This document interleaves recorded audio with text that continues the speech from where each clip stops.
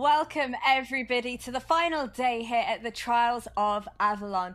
Group play is done and dusted, and whilst Team Huskers was leading the charge in yesterday's standings, others narrowly missed out to make it through here to day 3. It's been a learning curve for many, but one thing is for certain. There's absolutely no room for slowing down now. I am Veracity, your host for this event, and joining me on the broadcast, I have the squad themselves. It is Bryce, Ton, Infinity, and Enigma. Welcome, boys. We've now had 2 days of Avalon. I want each of you to give me your experiences, thoughts, and feelings about it so far. Brycey, I'll start with you. Honestly, just a lot of very good action all across the board. Realistically, we are seeing some of the top teams, though, pull away from the rest of the pack. But, truth being told, that doesn't matter quite as much today. All those teams that didn't manage to get into the top 5, well, today is a chance to take everything. With match point involved, it could genuinely be anyone who wins this. Yeah, I mean, it's been incredible, hasn't it? We've seen some teams really setting pace. We've seen drama with the final match point. What was it, a 0.6 difference of making it through for our final team in the top 25? We've had some drama. I'm sure we're going to have a lot more with match point finals coming up. Yeah, we started the week right with, I think, just us really enjoying what Black Ops Royale has had to offer. It's been a real fun, very different experience to pretty much everything else that's come before it with Warzone. And yesterday, I think things got a little bit more serious. We started to see a little bit more tactical play with all of the teams and really seeing what they're going to be like today. I think it's going to be kind of their final form with the top 25 teams in action today. Final form is probably the right way to say it now. No opportunities for slowing down. You are about to see the very best teams in the world square up for the Trials of Avalon. Very much looking forward to this. Going to be just, we've seen superstar plays. We've seen that learning curve that you've talked about, expecting it all to culminate into something special right now.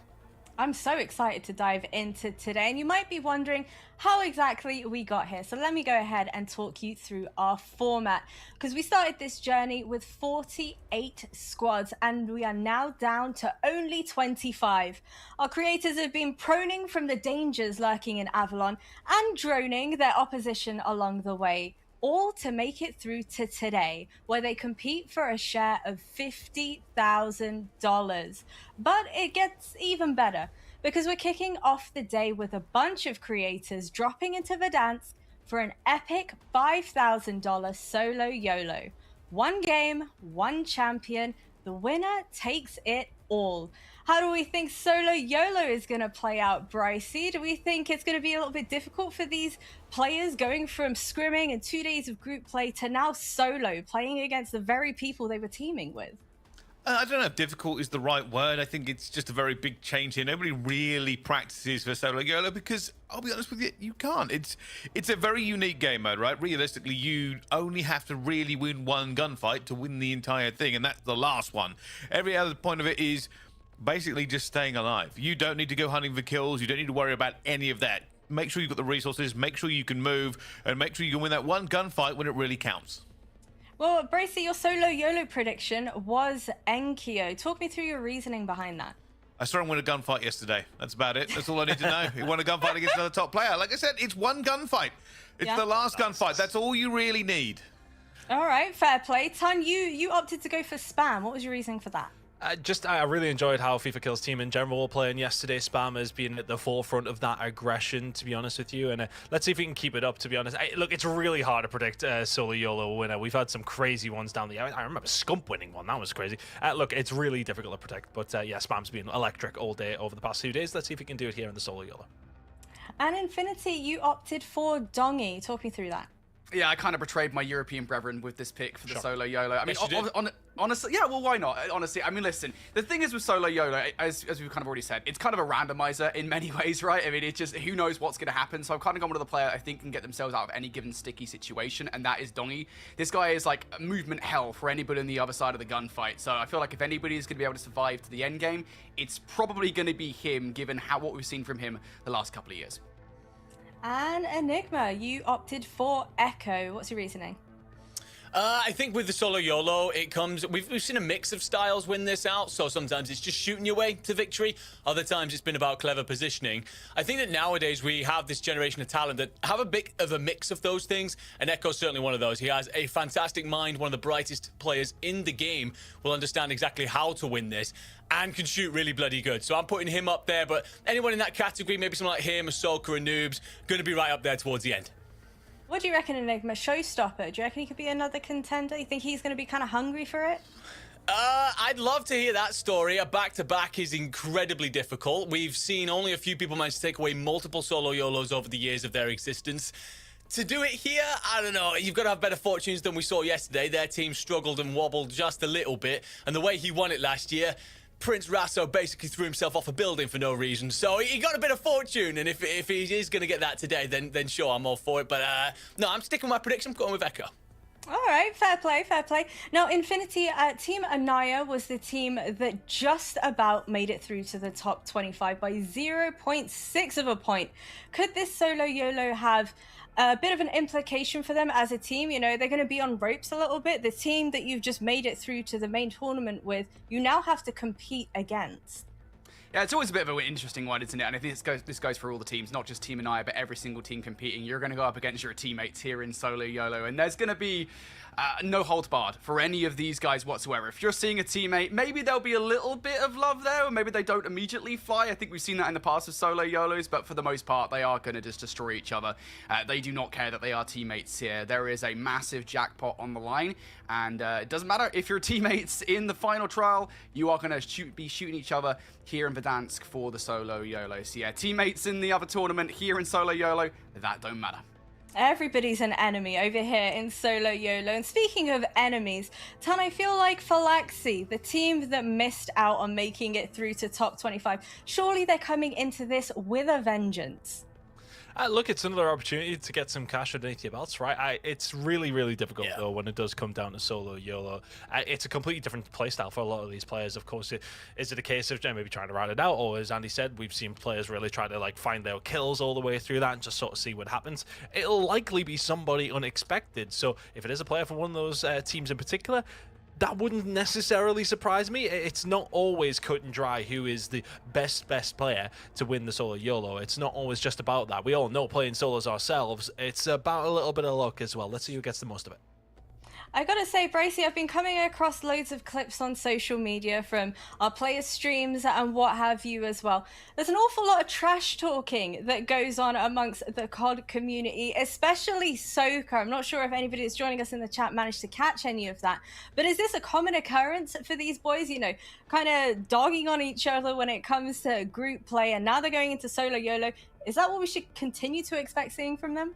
No, the COD community's lovely. That's the first time I'm hearing Said of no it. one Nobody's ever said anything like this. I mean, it's a lot of the time it's just friendly banter. I mean, the truth is, it's a game. People are going to try and get the win going down. And in solo YOLO, I feel like you can't really target your teammates or have any real beef here. Most of the time, you're trying to stay alive.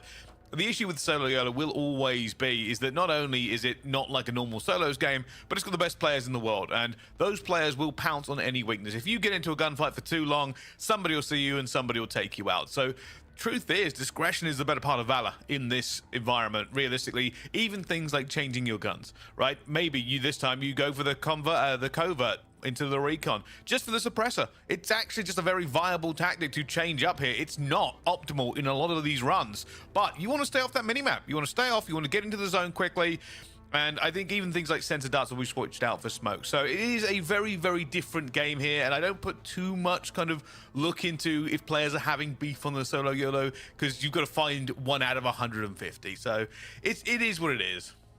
What do you reckon the best approach to this is, though? If you're dropping into solo YOLO, you know the teammates you're usually playing with are kind of nearby. You have a pretty good gauge of how they're going to look to approach this, how they usually play as well.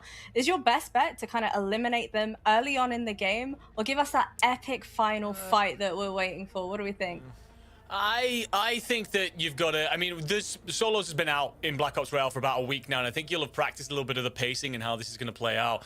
And this, I think, is going to come. There's not extra element to this, of course, because for the first time in these Solos, we've got the looting that goes on in Black Ops Royale, and I think that fortune's going to favor the bold. You manage to get yourself into a position to control a POI on that first drop and get a lot of loot. You're going to outrank so many of these opposing players. You can find a very easy path then in towards center circle, and with the redeploy token available, you can then go somewhere quieter if you lose. So I think for a lot of these players, that's kind of what it is now. It's kind of going in for that hop drop, trying to take the best that you can away from you in terms of your armory, and then starting to build up that path into the middle of the map. If you don't get that early hot drop, we might be seeing you for an early shower, because it's going to be very difficult to get back into the match from there. Tom, what do you think the strategy should be like heading into this? Going guns blazing. Please say it. Please say it. Well, yeah, I mean, for some of these players, that is going to be the player, but it's easier said than done. You are, as mentioned, in with another bunch of very, very good players. It's not like just jumping into a solo like you are normally going to do in Warzone. It is very much about jumping in a solo with another bunch of very, very good players. So, I think there's so many different ways that you can play this one. I think the quiet way is probably the more likely way to a victory, but I think what they're saying is, well, fortune may well favor the brave. Let's see if that is the case, though, when we do dive in. I'm super excited to drop on into it. Is there any other players that you think might really start to shine, especially when it comes to the solo gameplay? Oh, I'm gonna shout out FIFA Kill, because I've seen him do very well in these many times. So I think it should be a player that should go very well. I want to see if he can get a bit further. However, I did see him post a clip this morning where he landed on someone and actually got assassinated from behind accidentally. So he did rage quit the game midway through that. So hopefully you are The correct. false sense of security. He's letting the other players think that he's vulnerable. That's what he's doing. Genius. It's very You're smart. absolutely right, genius. We're on a wavelength. Are they just going to be treating this as a bit of a warm-up heading into the main event itself? Because $50,000 is on the line. What are we thinking? The main focus is going to be on that huge chunk of change, right? Yeah. I mean, it is a warm-up in a way, right? I mean, they are going to be very warm going into the final trial because of the fact they're playing the solo YOLO, but these things are so massively different that there's very little element of a practice here going into the final trial. I think these guys are just going to take it as there's money on the line, this is going to be a real fun map, and in the process, we can kind of warm up a little bit for that final trial. So yeah, solo YOLO is just so different that I don't know if there's much practice here whatsoever. Not much practice, but an awful lot of bragging rights on the line as well. Who do you think is going to be the most insufferable when it comes to winning solo YOLO? Is there anybody that's going to be rubbing it in everyone's faces, posting on social media? I mean, there'll be a couple of them. Oh wait, he's not. I thought you meant a ton of them. Honestly, if I'd managed to do that, then that would be actually more incredible than many other feats in my career. But honestly, for me, I'm looking forward to seeing how Len's going to do as well. That's another one to keep an eye out on. Obviously, the infamous clip. If we can have any sort of recreation of that would be wonderful. But yeah, let's see how he's going to do. I'll be interested. I'll be keeping an eye on his stream because it's always an entertaining one when the solo YOLOs do come through. So let's see how he does. Any other takers? Insufferable Hisoka. I love that guy. 100%. I was Because waiting for he's someone the to say it. entertainer. But that guy is a motor mouth. Accidentally spat on his PC screen yesterday in celebration of a kill. Accidentally. That he had to clean off because he's not at home. He's flown over to the UK to play in Birmingham. So this is a player that is going to get extremely excited. And if he wins, we will all know about it. Those of us in attendance at Birmingham won't stop hearing about it. Don't worry, that guy knows how to brag. Does that mean he spits on his monitor at home? I assume so. I wonder if he's got the windscreen wipers on the monitor. Hisoka's hygiene routine. I don't want to know any of that. I'm just hoping the screen wipes on hand. Yeah, I certainly hope so. Heading into Birmingham, though, do you feel like this event as a whole is a little bit of a breath of fresh air for some of our players? Maybe a little bit of a break, maybe an opportunity to have a little bit of fun before things get serious. How are they going to be looking at it? Yeah, I think practice schedules as well, maybe ever so slightly disrupted with it, but I think if some of these players, it's a really good opportunity for a different mode to get something in there and not just that repetitiveness of Resurgence kind of come through for some of these teams, in that sense of the imagination anyway. But yeah, it's maybe just a nice break from the grind, to be honest with you, for some of these squads. But for some of the other squads who haven't necessarily obviously got that far in the Resurgence series, it is a really, really important thing for them to go on through and try and get a chunk of what is a very, very big prize pool. So yeah, no, it's maybe a slight distraction, but a good one to say the least. Well, whilst we are ready and waiting for all of our players to join the lobby, let's have a little bit of a chit chat about the events that unfolded yesterday, boys. Any really big highlights for you? Any surprises thrown your way? I kind of want to talk about it. Oh, go on. Go on. I'll Okay. let you go first. I kind of want to talk very about British. team. I know, I can't believe it. I feel so nice. Team Anaya is probably the one of the talking points from yesterday. Oh, we had that conversation about teams in the bubble, right? I think, very often with these kind of group stages, early on, you kind of know, all right, you know who's going to be in the top, and you kind of already know that the likes of Team Huskers, Team FIFA Kill Team, like they're going to make it into the final trial no matter what. It's just kind of by what margin. Obviously, Team Huskers, we can talk about that in a second, how much a phenomenal day they had. But I think the clutch up from Team Anaya yesterday was honestly incredible. Like, again, I really don't think we can understate how brilliant that final game was. I actually went to check what that final game looked like at the beginning of today. So they actually got 12 kills, which actually isn't that much in the grand scheme of things. Like, it's a fair amount, but it isn't a massive amount. They got through because of the survivability, right? I mean, they knew that they were behind. They were below the bubble, below 25th on the leaderboard, so they needed to survive late into the game, and they made so many crucial decisions to survive late. Again, splitting up to a 2-2, just making sure that you have players so you get as high a multiplier as possible. I think that was just such a brilliant decision. And then, of course, we saw in those moments, in those final moments, that decision to go into the tunnel and just survive when there's 3 or 4 other teams on top of you. Even if you lose that final fight to Team Huskers like they did, it's just such a brilliant decision. I think they deserve so much credit for actually getting to this point. So massive shout out to those guys. They got that 1.8 times multiplier, and if they got lower than 5th place in that final game, I don't think they're here today. I don't know the exact maths on it, but I do not think they're here today in final trial. Well, I'll tell you something. I mean, moving on from, the bubble, as we've been calling it, to put it politely, I've got to take the easy one and talk about how monumental Team Huskers team was. And the reason I think it's fun to cover this as well is, obviously, we saw Team Enkyo do very well. They caught right up yesterday. They got themselves back into the top 3 and started putting themselves in contention. Team FIFA Kill overtook Team Huskers for the lead. And then Team Huskers put just a monstrous show on and completely took over and got multiple wins. This is important for several reasons. One, it's match point today, right? Which means you got to get to that point and then you've got to win. So Team Huskers have not only shown their capability of dropping huge numbers, but also winning game after game and taking out their #1 competition. In fact, I would go so far to say is that they are currently in a league of their own in terms of their play from the last 2 days.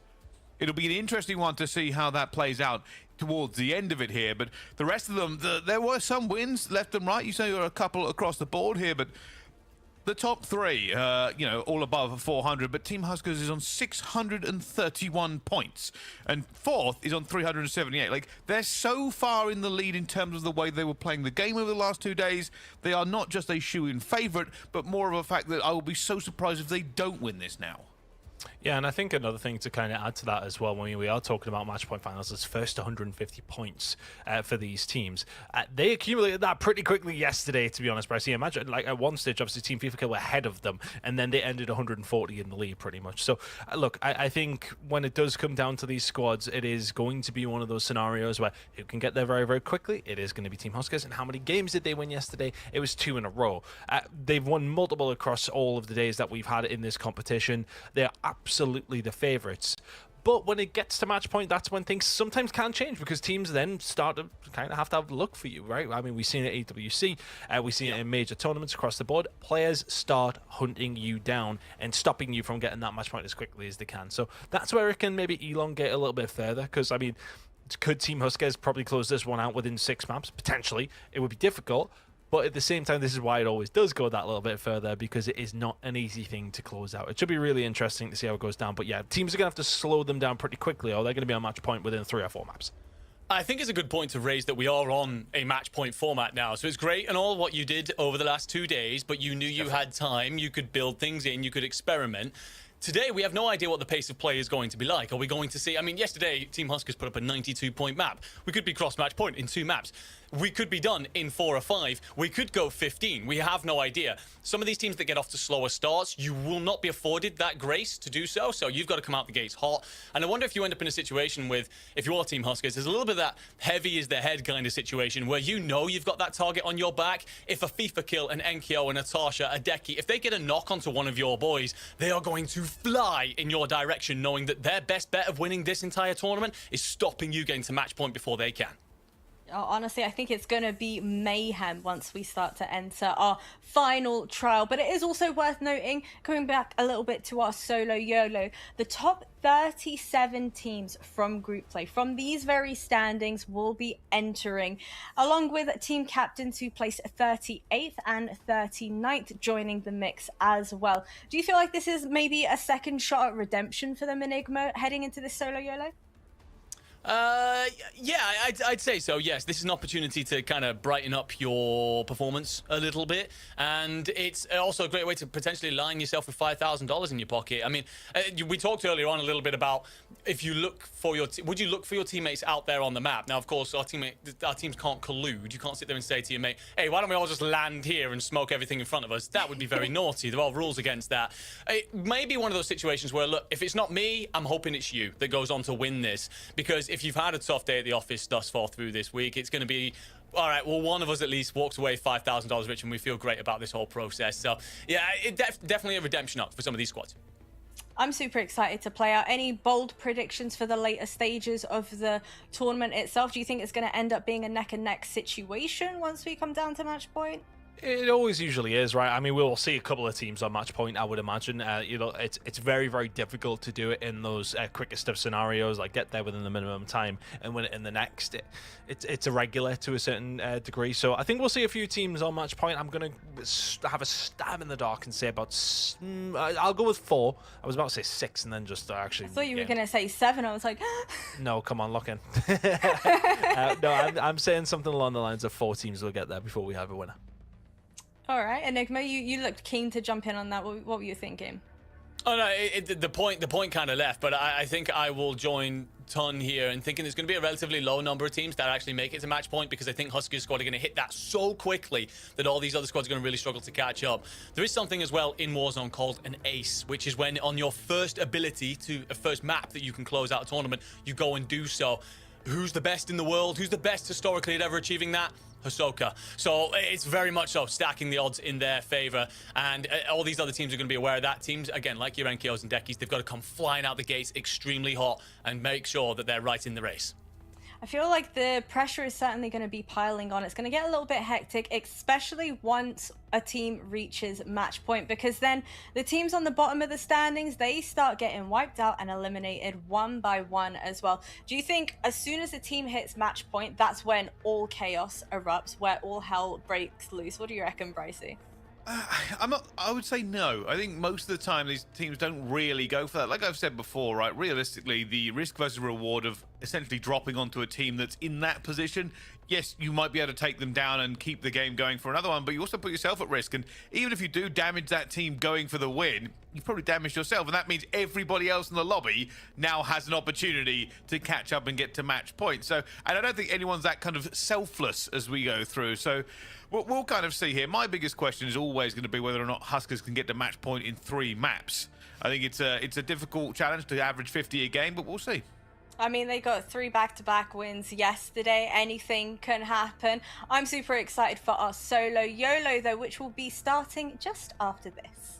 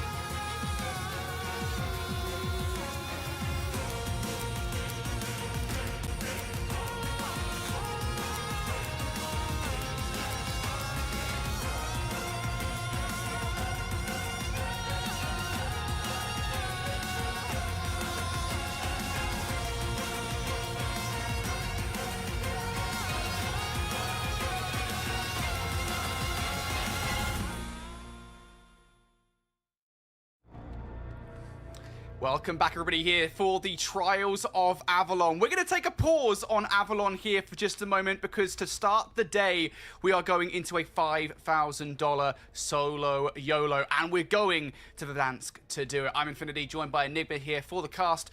I can't wait for my first ever cast of a solo YOLO. Yeah, very much so looking forward to this. For many of these players, there will be as well an opportunity to make their mark on this tournament because many of them will either already be out of the main tournament proceedings or staring down the barrel of a difficult afternoon. It's going to be tough in the finals. We've obviously hyped up some of those teams and players individually that are expected to do very well through today, but I'm looking forward to seeing some of the underdog story. And well, now is your opportunity to get that underway as we hop into Verdansk for the solo YOLO.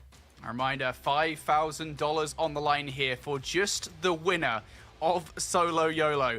And we're going to be seeing these players play this entirely differently. If this is your first time watching Solo YOLO, folks, I mean, it's just totally different. Everything, obviously, we're over here on Verdansk. That in itself is very different. But obviously, I mean, you're just playing by yourself, right? So you don't have any teammates to worry about. You don't have to share the loot out with anybody else, Enigma. It is literally just you loot up as fast as you possibly can, and then you just either kill what you can in front of you, or you kind of just play things super passively and hide. For FIFA Kill, unsurprisingly, it looks like it's probably going to be the former of those two things. Straight in for the heli. He knows the strats. He's done this many a time. Almond, though, straight into the gulag. We'll be up against Millsy. Not an easy fight. Still one that Almond will be considered favourite in. Frag will be popped down to the right. Didn't get as long as he'd like to cook it, though. Gets the initial taps. Reposition. Crack comes through. Beautiful work there by Almond. Patient in the play. And Millsy forced out into that engagement. Will drop. And we'll now see Almond back in. So our first player eliminated. And I say that actually, it looks like our second 127 of 129 remain. Couple of early eliminations here on Verdansk for the solo YOLO. This is a strat coming through from Havix. Just going to sit inside a tower. Did spot out a player across the way in the graveyard. And maybe that player has potentially spotted him as well. It's always an awkward one. I had a feeling the way that that player was looking, he might have at least got the audio cue that somebody had just flown down, parachuted in the vicinity. And that's one of the scary things, right? Is there's so many players on the map, you're going to get all sort of audio cues as to where players are around you. Even the minimap you're seeing right now, you've got 4 different players all in close proximity to one another. Whether or not they're aware of that fact is going to be interesting for sure. But we're going to get a lot of situations like this. Again, the thing is with this sort of situation, right, is that it literally only takes one bad fight for your entire solo YOLO to go awry, right? So just something nobody wants to do early on is take any fight they don't need to. The fight that you are certainly going to need to is going to be here inside of the gulag. Swizzens nade will catch Hollow Flush, and, well, the Frenchman deleted by his compadre. So you will see these numbers start to dwindle quite quickly here in the early stages. 5 gone quickly. Noobs in a fight now. Takes bullets into the back, but Ferric is turned and burned on. And will be sent to the gulag himself. He was keeping himself alive. That's his first kill. And Kyo. He's decided to take on the train strat. Simply lay low. Let this thing circle the map for as long as you possibly can. Stay out of trouble. But someone is approaching, very interested. Might actually be in a chopper, because we just got a glance to the left there. Appeared to be nothing of note. I think you're aware of this opposing player very close by. Could ruffle the feathers, and yeah, I'm going to assume there's a helicopter passing beyond. So Enko's going to have complete control. Elsewhere towards the gulag, we could be out to yet another player here. Gromlock versus Barney. Initial shots out from Gromlock. Oh, no. That's a big player taken out. The initial shots were good for Gromlock, but no, will get decimated by Barney on the return. So that's a pretty good player out. Of course, Gentlemates have done very well here in the Trials of Avalon. Gromlock, we know that he's capable of many great things, but he will have his time cut short here on Verdansk for the solo YOLO. Back to Enko we go. And if you've ever been train spotting, looking around, seeing what trains are about, we always see people kind of taking pictures of trains at various train stations. Thank you. Right now, real train tourist, just chilling like a bit on the train. I'm not sure exactly what happened there, but a perk drops onto the floor. So Enko will not be retrieving that. Salts has company, multiple players here. If you take a look at that mini-map, wins the initial against Crazy Snake, but is third-partied. I'm not sure who actually picks that up, because it was confirmed as a Crazy Snake kill. He put in most of the damage, but it was certainly not him with the final blow. Robstar and Stukex now in the gulag themselves. Pistols out. Frag and a smoke to work with. The initial cooks here. The intention is to get as much damage in early. Unfortunately, Robstar is found on the wrong end of the German frag. Now try and change direction for the fight. Crack's returned. Robstar now going to reset his health in this, but it's a bit of a dance and getting behind, run out of bullets though. Shaking left, shaking right, and does enough. Just about gets there. The young man from the UK keeps himself in the fight. Always good to see Robstar still in the action. One of those players that's had quite the story. I remember back in, 2018, 2019, he was playing Black Ops 4 in Malta at a LAN event and did some wild things over in that event.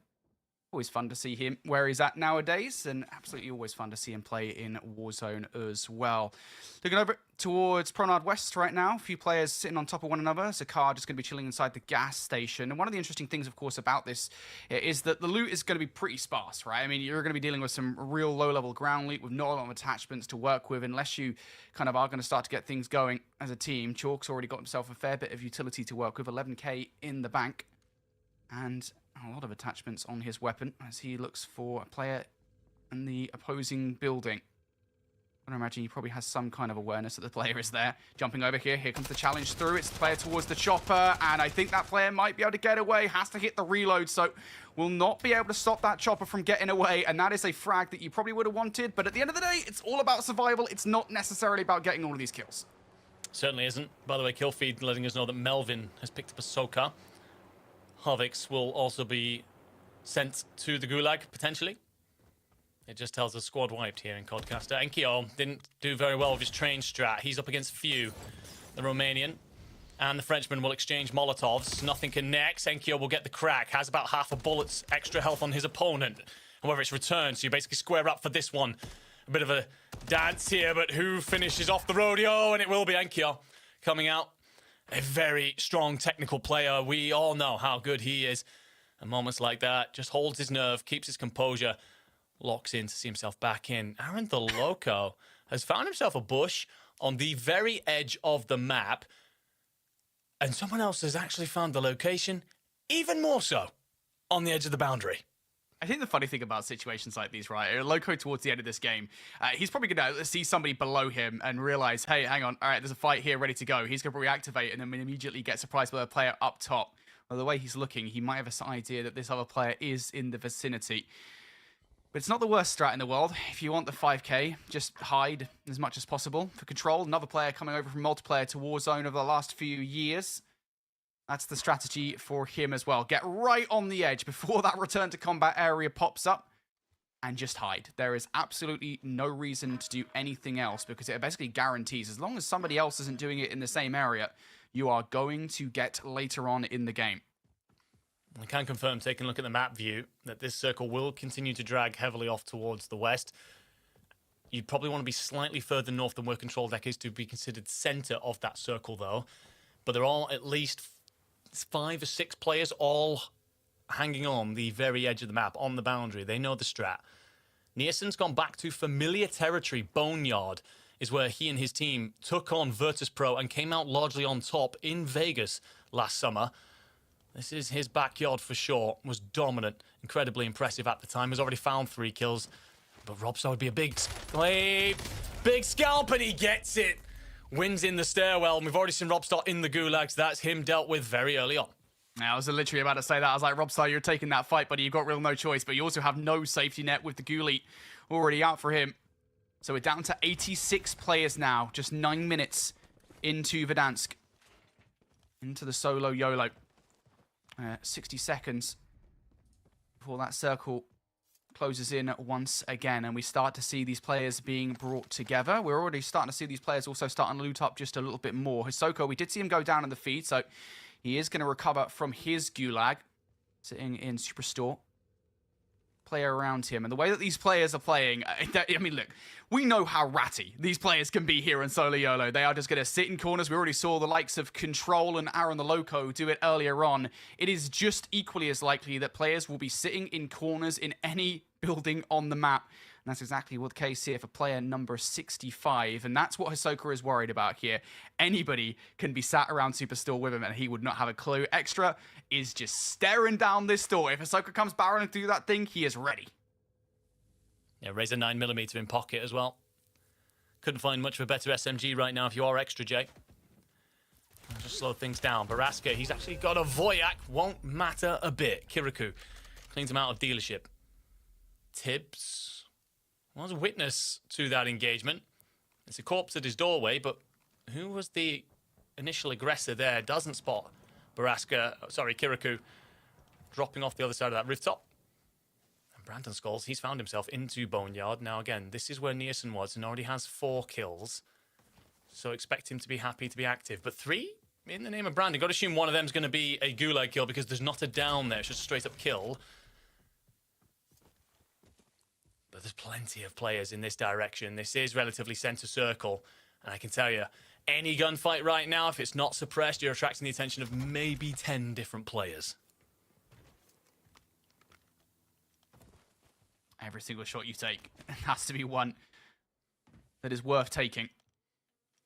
Skulls for the moment, I think he's just going to get an idea if there are any players on the horizon, of course. Again, he's going to be aware of the fact that there's probably going to be a fair few players camping near the perimeter of the map. No need to do anything particularly silly here. Just take some space for yourself. There's going to be a long time before anybody's going to force you into a fight here for the moment. So I think it's just going to be the strategy for a lot of these teams at the moment. Just pick a corner, camp it for the moment. There is no reason to get aggressive. Again, folks, there's no reward here for going ham. There's no reward for running around the map and hoovering up every single kill possible. It is simply who wins the solo YOLO that takes home the entire $5,000 prize. So something to bear in mind there. A lot of teams, a lot of players are going to be very passive here. Over towards the Gulag, though. FIFA kill. This is a big name that we were talking about. Bryce brought him up earlier as a potential winner for the entire solo YOLO. Puts shots in towards Pavel here. Good initially, but he himself is down to about 60% HP. Nade being cooked out and perfectly puts the player out of cover. Straight in the LOS of FIFA kill. It's so easy for the boy. Yeah, if it hadn't been the bullets from the Dravek, it would have been the frag.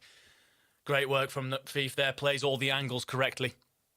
We'll get to drop back in, unfortunately. Obviously going to be lacking loot. 77 players, second circle. Still a lot of time to go about scarpering up bits and pieces, but it's far from comfortable when everyone else is going to be rocking considerably better equipment than you are. Interesting to see how this one's playing out. Now, obviously, very slow, patient. We expect that in a solo YOLO. But last year, the circle pulled over towards downtown. And as such, we had a lot of players being forced into bottlenecks together very early on, turned into quite a bit of a slugging out in some moments. Whereas here, we know it's likely to play around this boneyard and open field area on the edge of the map. And everyone's just trying to find themselves a little nook and cranny to hide behind. $5,000 on the line, but only to the last player standing. And it's moments like this. Bryce, for example, you've got 19k in your pocket. If that had come for a downtown circle, you could have filled your boots on UAVs, on streaks, on pretty much everything that sits inside the shop. Instead, pretty much worthless. Speaking of which, FIFA kill, $250, a base Dravik, and a dream.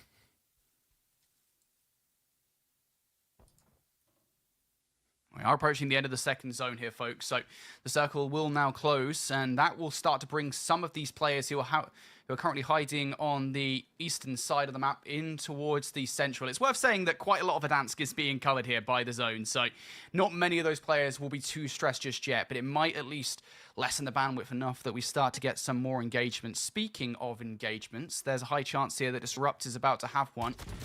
Speeds one. Oh, and he doesn't even get a look at Runzo before he himself gets run over, beamed, and that is Disrupt down and out here.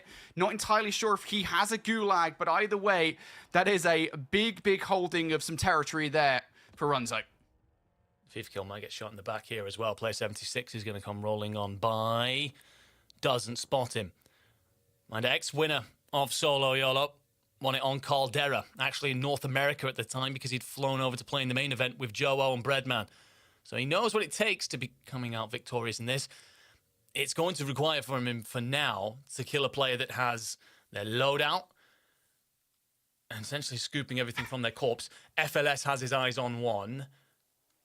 Is desperate not to attract attention, however, and he'd be smart to do so because there are 3 players slightly to his north and one just slightly inland from the player who's currently aiming at. You can just about see the light blue circle on the minimap top left corner. The second he rings out any shots here, he's going to attract a lot of attention.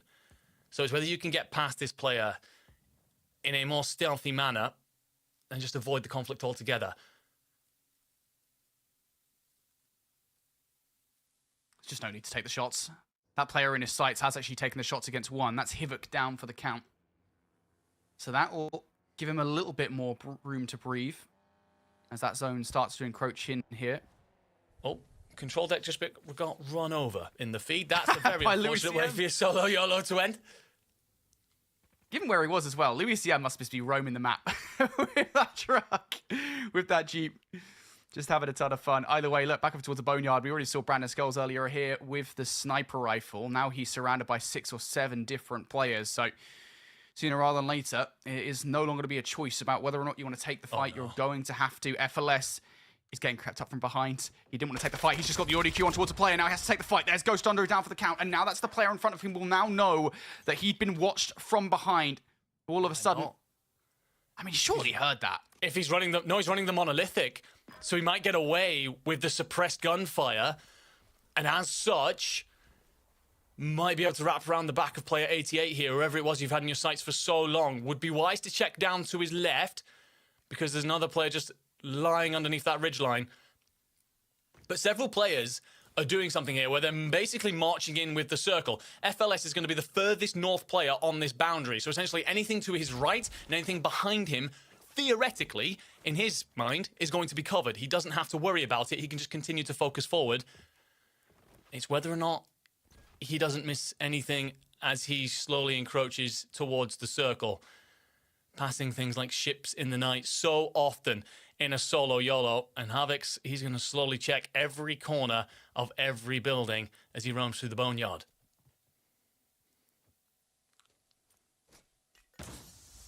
Smokes out. That will definitely be something they know about. He's going straight towards a buy to get some stuff. Yep. Armor plates have been accrued. All of his cash has been utilized now.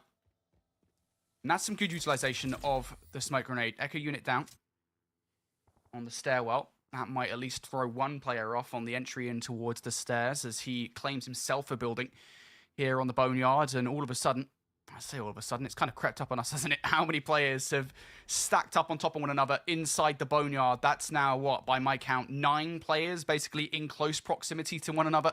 That doesn't count all the players you can see outside of your minimap. Elsewhere, Flexi seems to be having a good time in the feed. He's just got himself a couple of frags. That's going to make things more interesting for him, purchase him a little bit more space. The zone now starting to close in a little bit more. And all those players that were together in the Boneyard, they're going to start to feel hot under the color a little bit more, Enigma. I'm pretty sure that number 9, by the way, is FLS, and that was the player that we were speaking about a moment ago. He was the furthest north. However, he's actually sent himself beyond 3 players, and there's 2 more pushing towards him, so he might be in a spot to bother in a moment. That slowly approach, potentially not paying off. Brandon Skull sat center of the map. There's an opponent on the other side of that doorway, lit up in blue for us on the X-ray. Of course, Brandon has no idea that they're there, other than potentially a sound cue, some footsteps, maybe a crunching of glass. FLS, however, suspects an opponent in the rocks and just about gets there. Had the initial shots, but you're up against Doki. Hell of a technical player himself. Nearly does enough. It will be FLS who marches on here, and he will, well, the rich become richer as he scoops so many things from his body. Plates fully stocked. 2 smokes, 2 Semtexes, his loadout, and a PDS in case he wants to make a gas play. Plus a napalm off to the right. The Swede looking very pretty right now. He's got a lot to work with. That napalm's going to give him a ton of space to work with as well later on in towards the game if he wants to try and clear some space. Maybe a get out of jail free card as well. I swear, towards the edge of the junkyard, of course, these guys are going to have to move in with that zone closing. That's a long way to go for the player that's got the 87 tag to go. Runzo doesn't really have much cover here, just stuck between the 2 train cars. Okay, looking for it, and he's actually not going to use it to finish off the fight just yet. A simple reposition here. It gives him a couple of different options. Of course, he is going to run into other players. There's one up top here on the hillside. So he's going to go from one fight in towards another one, and Runzo does not have a clue where Wakie is just gone. So he's not going to be hunted elsewhere. There's that fight from Wakie's perspective, and that is Loco that was hanging around the edge of the perimeter. He finally gets punished now. He's done. Does that give him Renzo an opportunity to check back here? YK can only head so far west. You are approaching the boundary. Player 126 is going to sit directly on it. Player 5 slightly north of you is going to be the next one in your pathing. Couple of players reposition. as to where the circle threatens to go. Extra J will clean up Hisoka here. That will be the end of his journey. Spam, the next to fall. 49 players, make it 48. Circle gets smaller, everyone squeezed together. Watch that number trickle very quickly down. But everyone now just kind of weighing up. Where's this next circle pulling us off to? Is it going to be ever closer to the boundary? North or south? It's smack bang in the middle. It's player 116 sat right in the middle right now. But honestly, player 128, that kind of maroony pinky color off towards the west, they're in what is arguably the best location. They'll be able to look out over everything in front of them. And someone who will not is Master 5K, the Italian of Orland, delivering the final blow. Again, this Voyak, so good over range, came in this season and instantly made meta. Able to light up players at any range as long as you know how to shoot with it. And trust me, there are so many players here that certainly can. I will say, by the way, commiserations to Ton. Spam, who we just saw be eliminated, that was his prediction. Over already. Not surprising. My prediction's still in, by the way. We just saw Dongi get a kill in the feed, so he's still in this one. I'm going to go ahead and assume that yours is still in as well, Enigma. You picked Enkyo, right? Was your prediction for this one? I went with Echo. Oh, you went with Bryce went with Enkyo, I think, actually. So I don't know if those players are still in or not. We haven't caught up with them in just a hot minute. Either way, we did see Enkyo in the Gulag earlier, so we know that he was up against it. BR, this is a strategy and a half. Using a vehicle to try and get around. That thing's going to be set on fire, and that's going to leave him in a really awkward spot here. There's just not really a lot of cover. His only hope is to try and dip and dive using the movement. It's not going to happen. He gets shut down. Banny has a vehicle for himself for cover right on the top side of this hill.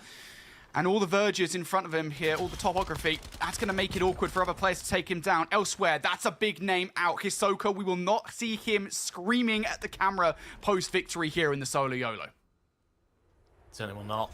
Vapulir, by the way, on 12. FLS, who's marched in from the north over some time now, has another fight on his hands. They both crack one another and just about gets there through the smoke. No aim assist, having to just guide that stick as much as possible onto your target. It'll be Viero to be cleaned up. Versadir, 1v1, one bullet left. Great snap out of Volcom. The man from the LATAM region is known for some incredible highlight reel moments.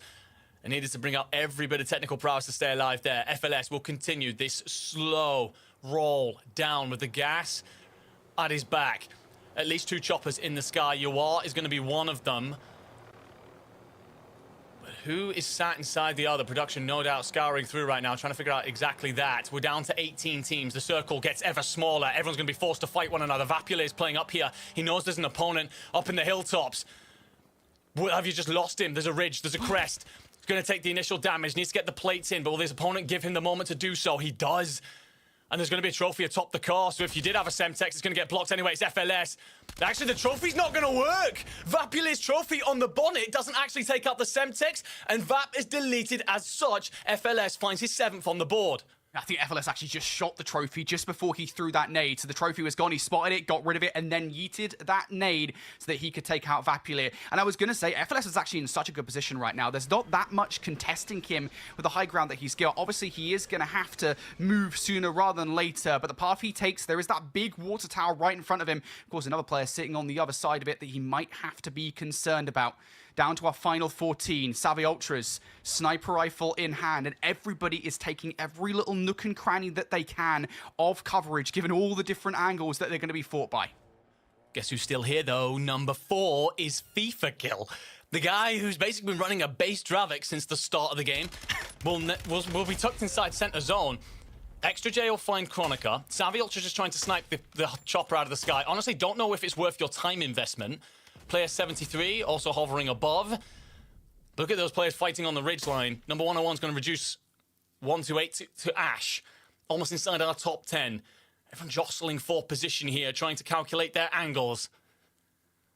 And a bit of motion will attract Savvy Ultras one more time. PDS is going out. They appear on the minimap, and so do vehicles. Very loud. Going to let everybody know that you're on the way. And that player dives out, but there's someone on the other side of the door.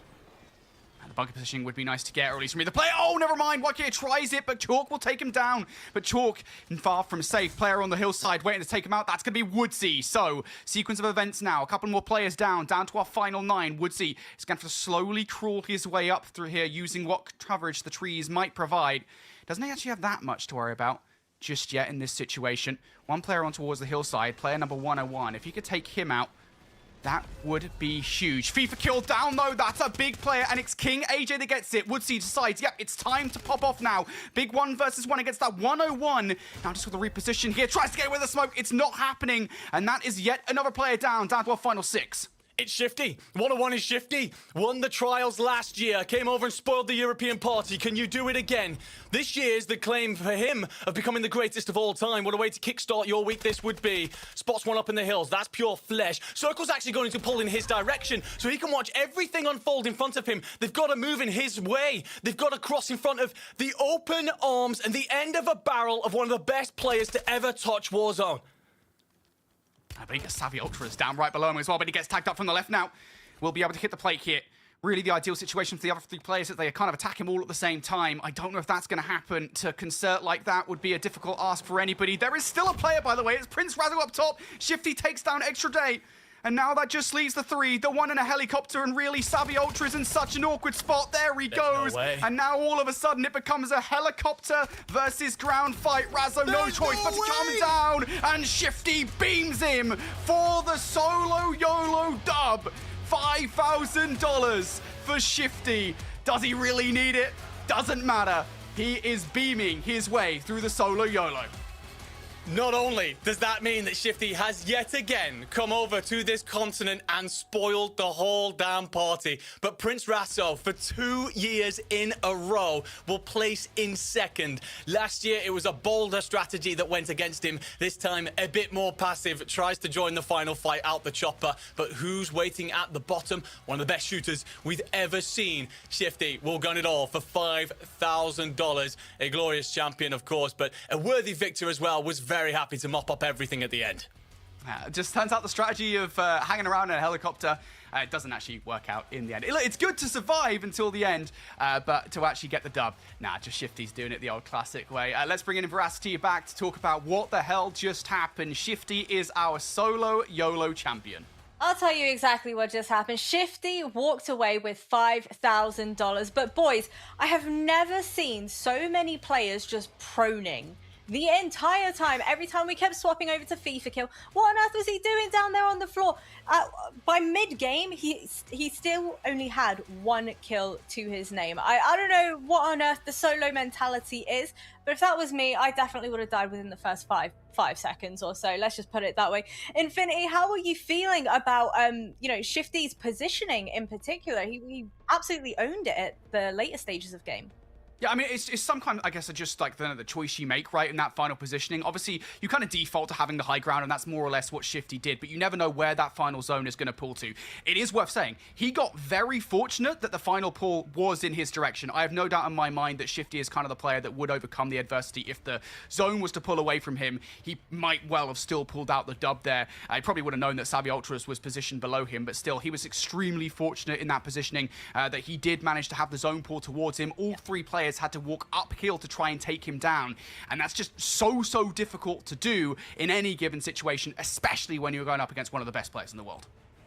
One of the things with Shifty there is seeing a classic strategy that has won him so many tournaments over the year, and that is essentially to march in with the gas. Some players try to put themselves center circle early. The problem with that is, even if you've got the boundary on one side of you, you're trying to pay attention to this all arc around you. Instead, what he is kind of doing is going, look, over the years, what I've done is I've marched in, let the gas kind of protect my back, and just picked off players in front of me because I believe in my ability to shut those things down. He does it again here. Just kind of plays in through the southern side, slowly moves his way forward, and every single obstacle, well, it didn't exist for very long. It does a great job. You are right about the fact that he gets a bit of luck with the circle pulling in his direction, but luck is where preparation meets opportunity, and he certainly prepared himself by ensuring that he'd slaughtered everything on the path to get there. When that opportunity presents, Shifty ain't gonna give that up, not for $5,000 in the W. He made it look like light work, let's just put it that way, guys. But you know what? That's where the luck ends, because after this break, we are going to be heading into the final trial here at the Trials of Avalon. So we'll catch you shortly.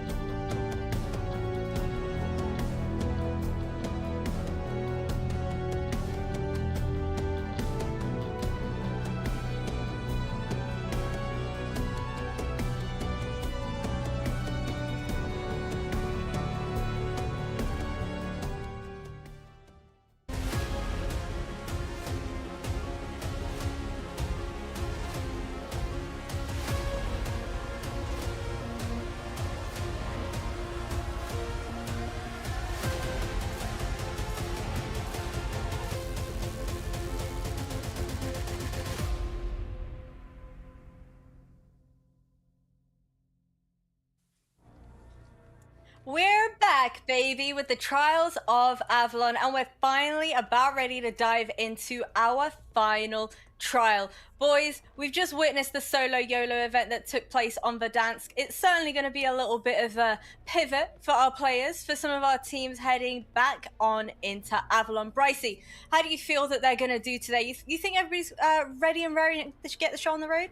Oh, I think they're more than ready. We had a slight technical delay, so everybody's been waiting to get into this one. Of course, with the solo YOLO, puts a bit of a pause on proceedings, but it does get the old heart pumping for several of these players. So yeah, I think everybody's now ready back in the lobby to go to work. So we should be on for a very good game. The question is, how many? Oh, well, that is the question on everybody's minds. And whilst we've already given away $5,000 to Shifty, we are ready to give back to you folks in the community as well with our lovely Scuff Bounty Challenge.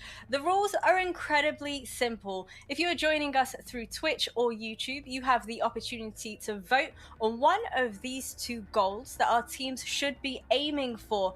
Our first option is either the highest score in a single game or the most assists in a single game. Ton, which one of those two would you be voting for? I'm curious to see the highest score, really, because that is something that can kind of differentiate. I think highest assists is more so just obviously about that team shooting, to be frank. But yeah, the score is maybe a little bit more of an interesting one, to be honest. There's different ways that you can get a hold of that. So let's see if some teams do go in that interest and if they are actually going to pivot towards that. I don't think too many will be today, but Scuff Control is up for grabs nonetheless. You know what that means. If they don't start to pivot towards it, everybody starts spamming away in the chat and remind them they are competing for 4 free Scuff controllers to give back to you folks in the community as well. But now, boys, it comes down to the final trial. Of course, it is going to come down to match point. The threshold our teams have to hit is 150 points, after which the team that hits 150 points then has to secure themselves a victory as well. But the difficulty doesn't stop there for them, Infinity, because once a team reaches the threshold, the team at the very bottom of the leaderboard then gets eliminated one by one by one. So talk to me about how you think this is going to impact the overall gameplay.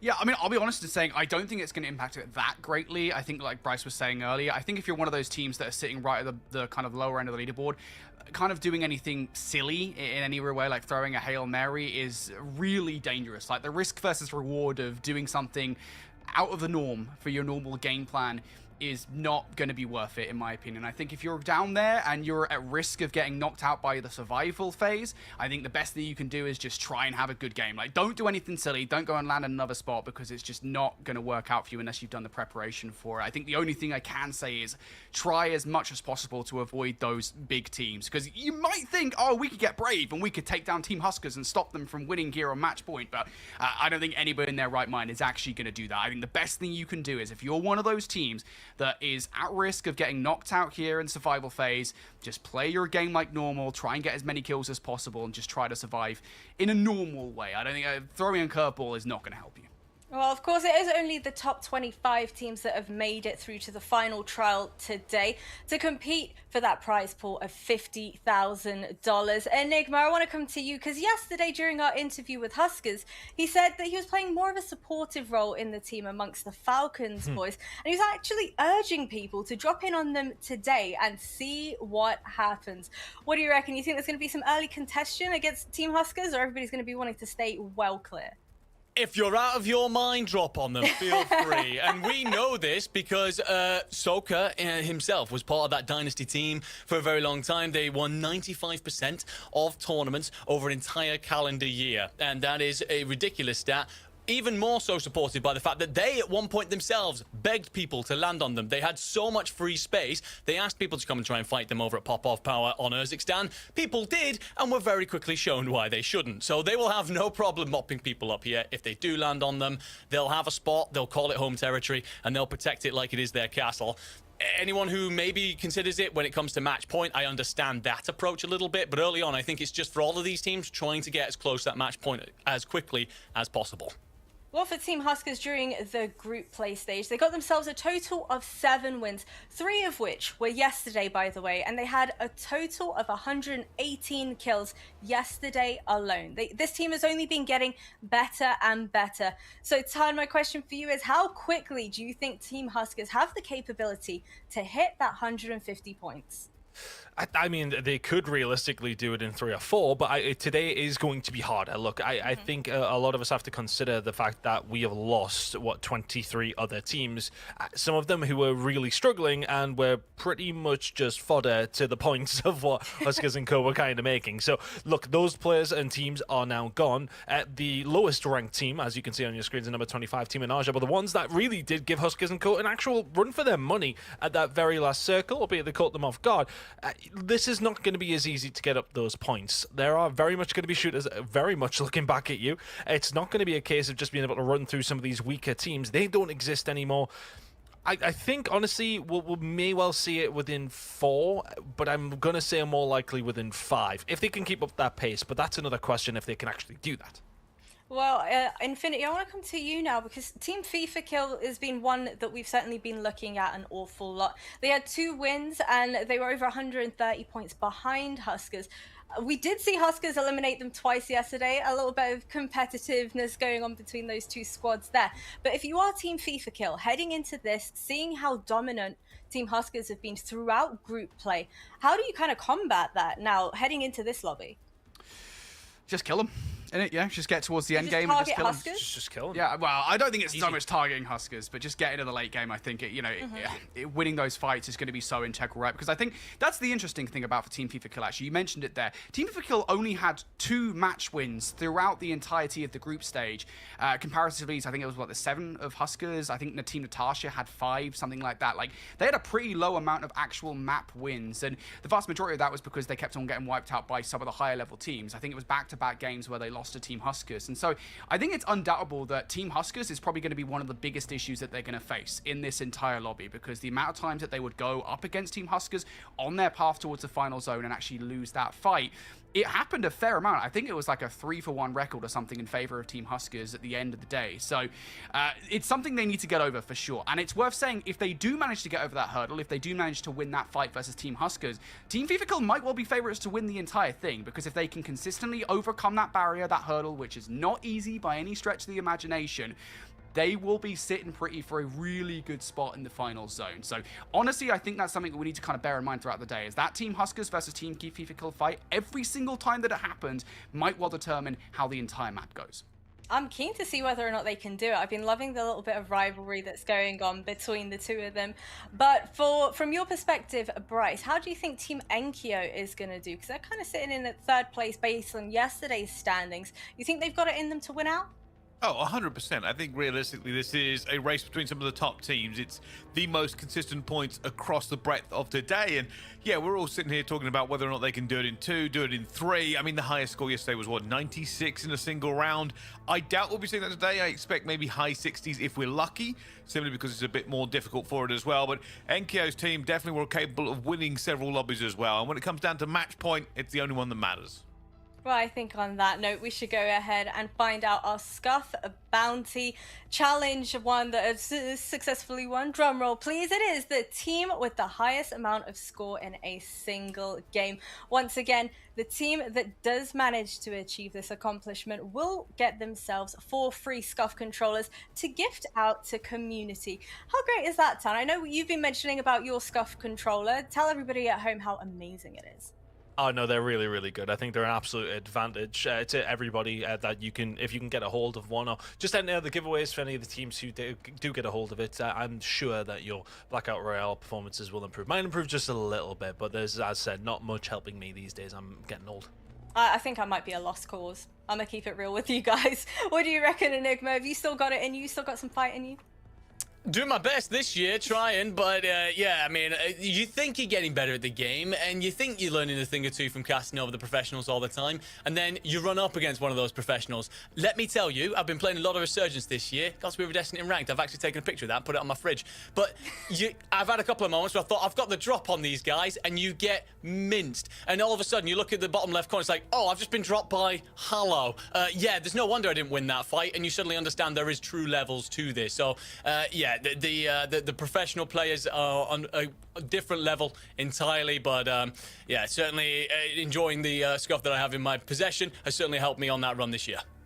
Well, guys, thank you so much for chit-chatting with me, but it is about time for us to dive into the $50,000 prize pool here at the Trials of Avalon. It is the final trial. Bryson Tan, take it away. All right, thank you very much. Yes, the first drop of today. No match point for this one, but we will see the teams start setting pace. This is very much all about getting those points underway, as you want to be in that match point as soon as possible so you can win one. You'll try and win every single one, but it matters just a little bit more if you are capable of winning the entire thing, Tom. Yeah, absolutely. I think having a good start is important. I think, you know, one thing that I kind of did want to chat about that we didn't have a chance to just there. I think as far as many teams are that we have who could actually go on to win this, I think it's probably a toss-up between the top 5 for me that did come out of those groups. There's definitely still some potential for some other teams to maybe go on a bit of a run, but this is the time to step it up. For any of these teams that you weren't throwing everything, you weren't throwing the kitchen sink at this in the group stages just to get through, it is now time to bring the fridge, the sink, the microwave, the kettle, the whole bloody lot of it, Brycey. We need to see everything coming through for these teams if they want to make sure they get themselves at that match point. I think a good start here for some of these teams, if we can get a win from like a Team Decky or somebody along those lines, then it puts your name in that conversation.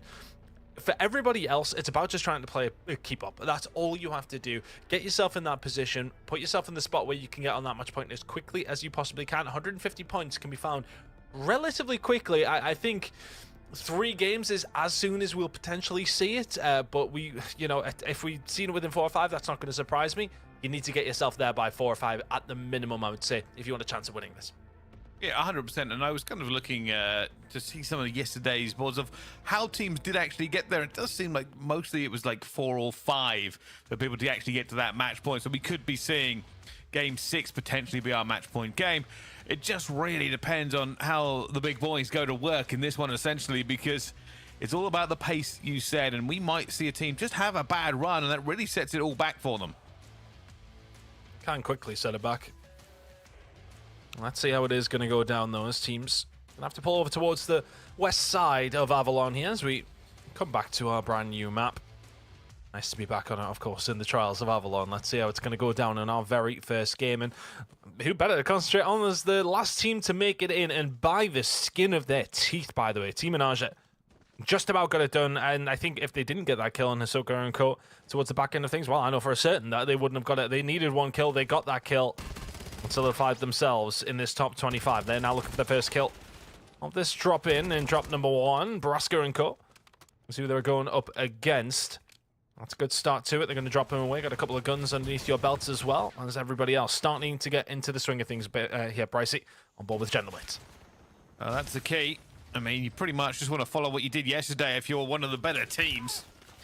Unfortunately, one of the best things for us is that the teams are all numbered in what position they actually came. So that makes things a lot easier in terms of talking about the top 3. This is one of them. Already a very good start for Team Enkyo. They look to just lock this one down. And for them, they're quite happy. Yep. And that's a good opportunity now for them to start looting up. Having a look over towards the minimap, there's a lot of room realistically here for the side of Huskers and Co. They have, well, pretty much just completely taken over Car Factory, Old Arsenal, and Chop Shop. There is nobody around them. They are currently looting up for free. That can't continue to happen if you are one of these other teams. Honestly, I think teams might have to start contending with them around their landing spot, but we'll see as time does go on. We're now going to fight between Team Woodsy and Team Chow H1. Chow H1's squad, honestly, would expect to do maybe a little bit better today. Let's see if they can start to put up some numbers. Big fan of that team, and it looks like they're just being a bit cautious about these fights. You already see that nobody's really engaging. Everybody's holding a corner. So we we go. Looking for the first one there. Going to be a crack. Doesn't get any more and has to back off. I mean, Sweden literally survived that by the smallest margin I've ever seen. Now into the other side as both teams started to change shots here, but it's going to be the first blood there. They managed to get a player down. Woodsy finds one, but it swiftly got back by Sweden as more players now dive into this one. And it looks like Team Woodsy now have the advantage. You can already see Team Chow 1 are leaving. Only one player left alive. That's a really nice job by the looks of things. That's going to be a fight won quite cleanly. Yeah, by Woodsy and Co. Chow should be dead to rights. They've chased him down, and there you go. Wiped for now, but they will have their redeploys this early in the game, you'd like to think, or at least some players will. So they live to fight another day. We're having a look at the circle shortly, but as I kind of mentioned at the top of the drop-in here, moving very westway. And the team that are probably set up the best for this are Team FIFA Kill. They're in a brilliant spot. But the different tactic that you kind of went for here, if you're team number 3 and Team Enkyo, you went for the kills. It's already been a really good start for them. 8 to their name already. And just to bear in mind, Bryce, looking at the positioning here of our number 1 squad in Team Huskers, they've barely seen anybody yet. The benefit is they'll have plenty of loot. The negative is they're 8 kills behind already.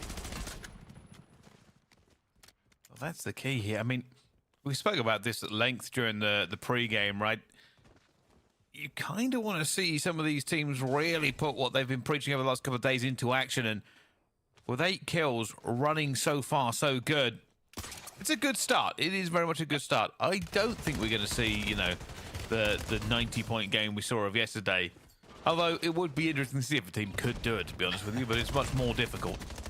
On board now with our solo YOLO winner and Shifty. Honestly, we actually all clowned ourselves by not picking him. Somebody should have. But a big fight here between Lennon and Co.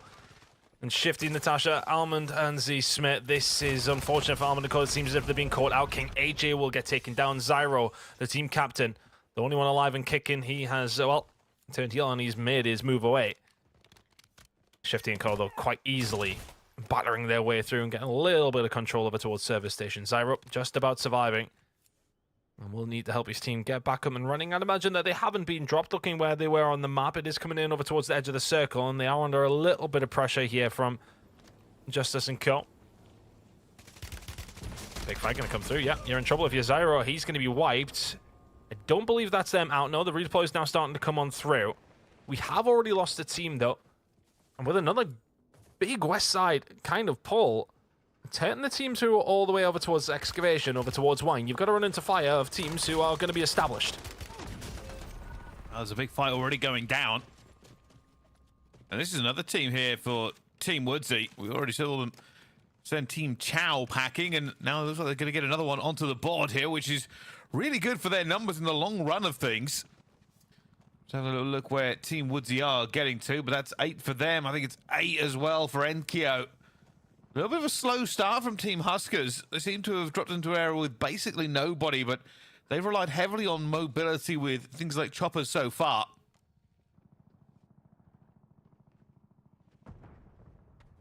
Now they're finally making a move. They're actually moving in, but on the map we can see Huskers and Team Enkyo might come under fire here as another fight kicks off for Team Woodsy. Resolve. Waiting for this push to come through here from Team Deki, who had a good day yesterday, had a better day in day number 1. Seems as if a drop has been found, though. Shukex Deki doing well. And they found the initiation into this fight. They found the engagement. Deki running around SMG in hand and just causing all sorts of problems. That is as clean as you are likely to see. May not be a full squad wipe, but if you are Team Woodsy, good start. And, well, you very much have met your match here, though, in Team Deki. Nice start for them as well. Everybody now just exchanging fire over the place. And, well, that's going to be Hisoka taking down AB Wiz. It's a big scalp to take. And, well, they find another one. Finally, this team is starting to really move here. A little bit of a slow start for them. And that might just be a bit more cautiousness, trying to find the weapons and armor that they need to make a bit of a difference, considering that this is a more competitive field than the groups that we've seen in the previous 2 days.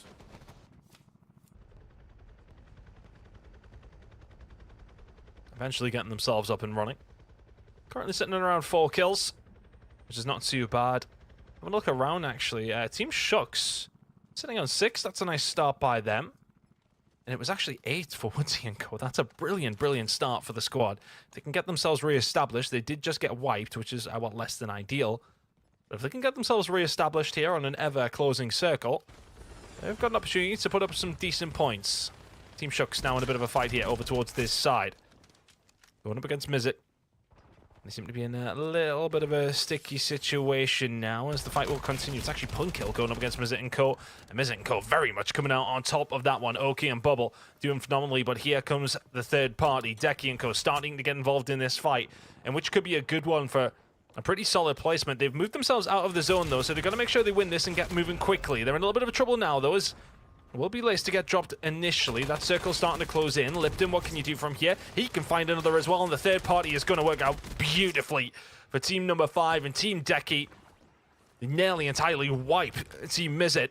They forced them away, but there's 3 kills to their name, and a good job to add to their tally. A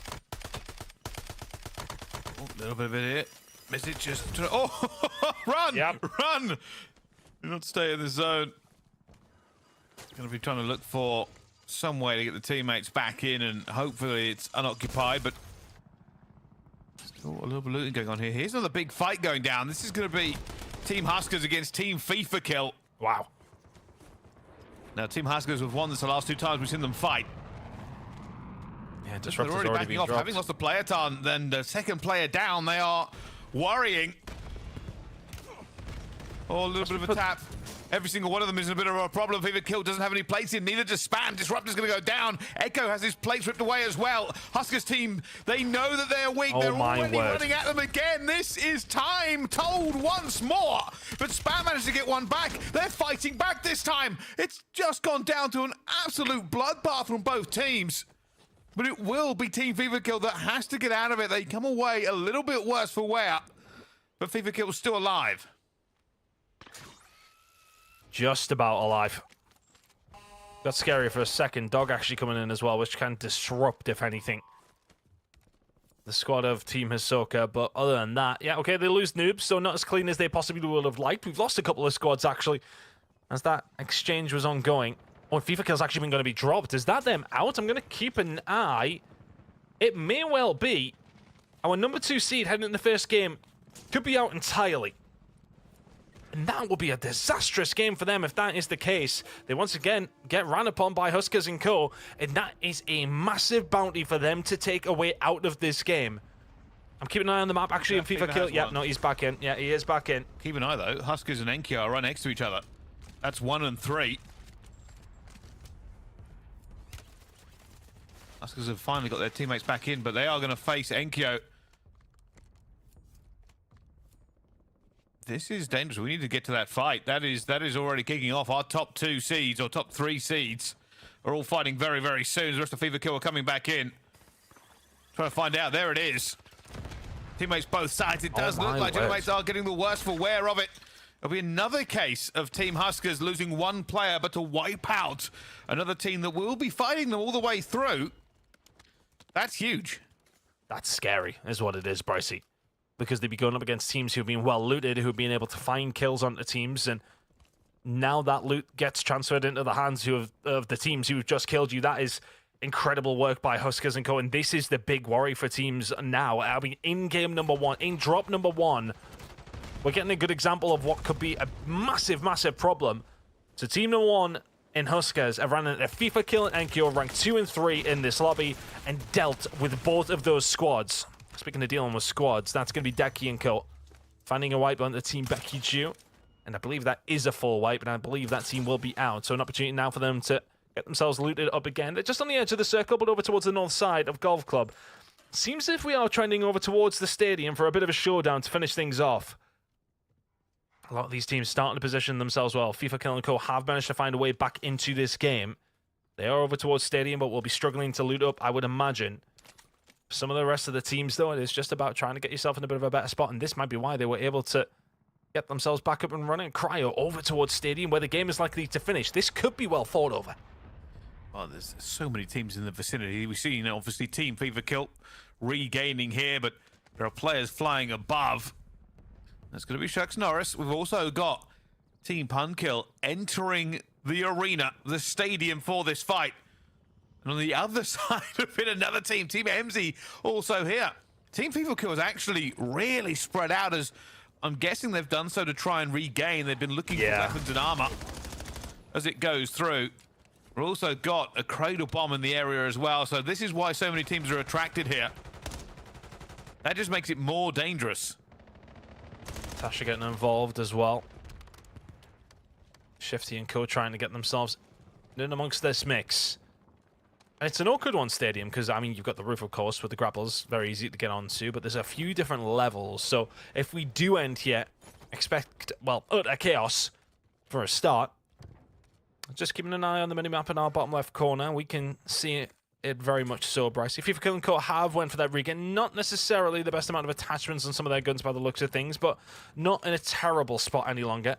I think armor's going to become a bit of an issue as the game does go on, though. That's where things start to get a little bit scary. Circle number 4 is closing, and it is about to close in its entirety. Let's see where this zone goes, because it's going to be really influential how this game does eventually pan out. Stadium still involved. Team's going to be fighting over the middle of that circle. We've got number team 2 and 3, FIFA Kill and Enkyo, right at the middle of it. And they may well be fighting for some position right now, because right at the second, you got to say, I don't think they've got a great deal of loot, so it could be a case of finding a good position and just trying to play for a win. Oh, Echo, I mean, they're not that confident. He's just pumping a war machine down the corridor until it's gone. This team, Chuck Norris, is not particularly happy either. They don't have all their players. He might be leaving here, but leaving alone, the teammate is still not going to be with him. Got to be careful with vehicles. I think Ahsoka and Co are on the way over in a helicopter, yep. You can see them over the top side. They're going to drop down on top around Stadium, actually. Not quite inside of it. Police station is something they maybe want to acquire, and that is what FIFA Kill and Co have a hold of. If you want to get a hold of some COD points, Xbox players on your right-hand side of the screen. Get that code in nice and quick. There's actually a 3-minute delay on the stream. I might just take it before any of you even know it existed. It's a terrible thing to say. I am not doing that, obviously. Oh, well, from one winner, which might be 10, to and some others, we can see FIFA Kill and Huskers also now in this area. We've got one member of Shucks Norris down below. But we do have C Bendigon as well. There is a player flying in. Who is that? That's going to be Savvy's Ultras team that is just basically going to go down instantly. They've dropped straight into a team. There they go. They're out already.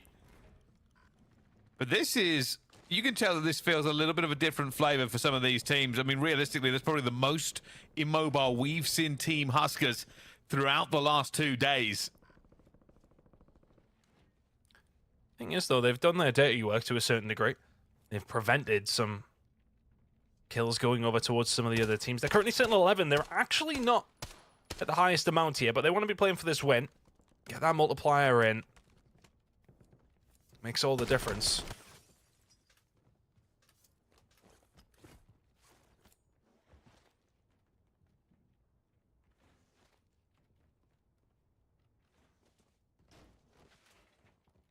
And everybody's just stalled. Looking at the map here, obviously it's dead center of the circle. It is the quietest we have seen Avalon. Everybody tense in the shoulders. Worried about what comes next. The pull has been made. These teams will still be more or less good. Those stadium teams are going to have to run in. They are the furthest ones away. They will run the gauntlet now. As I'm saying, 6+ teams, maybe even 7 or 8 teams if you take those with the water as well, looking to move into this one. This might not be a fight that kicks off sometime soon, but fights are kicking off. Teams are being reduced. I'm already seeing Shucks Norris' team down to 1. We see Vortex's team down to 3, I believe. No, that's already some teams gone as well. With the move going forward, people are really struggling to find their way. There's a couple of teams that have just been, well, surviving at this stage, starting to get themselves involved. Honestly, the multipliers start to really increase around that top 10 placement. We are 5 teams away from that now. Neeson finding the kill on the Vortex, though, as everybody else starting to get involved in this fight. Team Mizzet here up against Team Vortex, trying to find what they can. And Team Wizard, once again, have just been doing so well. Currently sitting on 14. They might be increasing that. Team Decky been having a wonderful time over towards Stadium as well. They're on their way in. I believe team number 3 and Enkyo are gone and out of this game, so it'll be a poor drop 1 for the Frenchman as we kick off day number 3. here in the Trials of Avalon, but everybody on the beach feasting right now. Some good shots coming in from Bubble, but it's not necessarily the best of positions. MZ and co going to start getting involved. The water's going to have to be used for cover. Hisoka starting the hunt, and here come team number 1 again. And FIFA Kill and co just must be wondering why they're after them time and time again, because every time they're wiping you, that's why. That's going to be frustrating. They just keep getting the underhand now. 4 fights, 4 wins to Huskers. On the other side of it, though, Sharks in the water. But are they in the good place? Because this is dangerous. Just a pistol and a dream. Bubble's going to go down. Jeanette is got the gun out, but automatically deleted. That is fish food. The rest of these teams starting to compress, as you can see. This is getting ever so small here. Nobody actually in the central position. Everybody round the outside. Oof. And almost nobody from the high-scoring teams left in this apart from, you guessed it, Team Huskers. Honestly, I think if I am one of these teams over towards the north side, I'm feeling happy about my chances here. The height is definitely further up in that direction. And some of these teams could start positioning themselves there just to give themselves a little bit of an advantage. If you're on Team Huskers, you're not necessarily in the best of spots, but they are picking up a couple of kills. They'll be making their move, and they picked up a kill on another squad who are doing very well. Team Decky, dead to rights. And for all they're not in a good position, they've got the gunny Bricey, so it doesn't seem to matter. They can find a way out. Grapples are going to be so crucial here. Smokes potentially as well. Robstar and Jukis had survived until this moment and will continue to do so. Team number 5 and Team Menage are doing well to survive as well, but we're starting to see them drop like flies into the top 5 we got. There we go. Only a few teams have all their bodies left. Team Rocket have 4. We're also in 11 and 12 going against each other as well. Pentagon and Jukis are fighting it hard, trying to stay alive. Team Huskers have said, hey, is there a fight going on here? Can we get involved? More kills for us. And they're actually going to pinch that team, squeeze them against the cliff. It's going to be bad for them, but Dongi's going to go down. The rest of Huskers are actually backing off. It looks like Team Jukis are going to win the majority of this fight. They have the high ground, but the zone at their back is pushing them ever so slightly forward, potentially into doom here. Revives kicking off at the same time as we go down to 4 teams. We can see 3 on a minimap on the bottom left corner, but team number 17 and Team Rocket still alive and kicking. Oh, so many shots ringing through. You can see where Huskers and Co are looking. It's right towards Jukis and Co. Pentagon's going to be the one that finds the kills, though, and all of a sudden they start to engage, and Vision lights them all up. Pentagon and FLS make their push, and they get dealt with. And now if you're Robstar, you need to start getting your team up and running. Team Rocket starting to get themselves involved, but Team Huskers going to start to make an engagement as well. Everybody flying in now. It's down to just 2 teams. Well, who would surprise it? It's Team Huskers already. Noobs looking for 1, though. Cracks 1. Managed to get that first kill. Down to a 2 versus 2. They have the lower ground here, Team Huskers. You can see Team Pentagon are going to go for it as well. There's 1 down. They managed to find him. Noobs is now out of this. It's looking like a 2 versus 1. They have the high position as well. Hisoka will have to pull off a madness here to win this. He's furiously trying to fight him. He's already got 1. Dropped him. Next one. Looking for him. Cracked as well. He's flying. For the grapple is in. Team Hisoka will win that one. Outnumbered, but never outgunned. I mean, how many times have we seen that this weekend? Hisoka has flown at people at any single given opportunity and does it to close out the game. It may well be a big one at that. Oh my word, I mean, the fact that they got involved so late in that one and still managed to come out with the win, no verticality in their favor, 0 cover, and still they are inevitable. Huskers and Co get it done. They will find game number 1, and with quite a few kills, let me tell you that as well. Even after a slow start, which it was fine for them, they were managing to loot up, they were managing to move forward, they ended it with a bang. Bricey, what a game number 1. An unbelievable series of events. I cannot believe they pulled that one off for that position. But we're going to total all the scores, get all the players back in the lobby to drop again. So don't go anywhere. More action right here on the Trials of Avalon.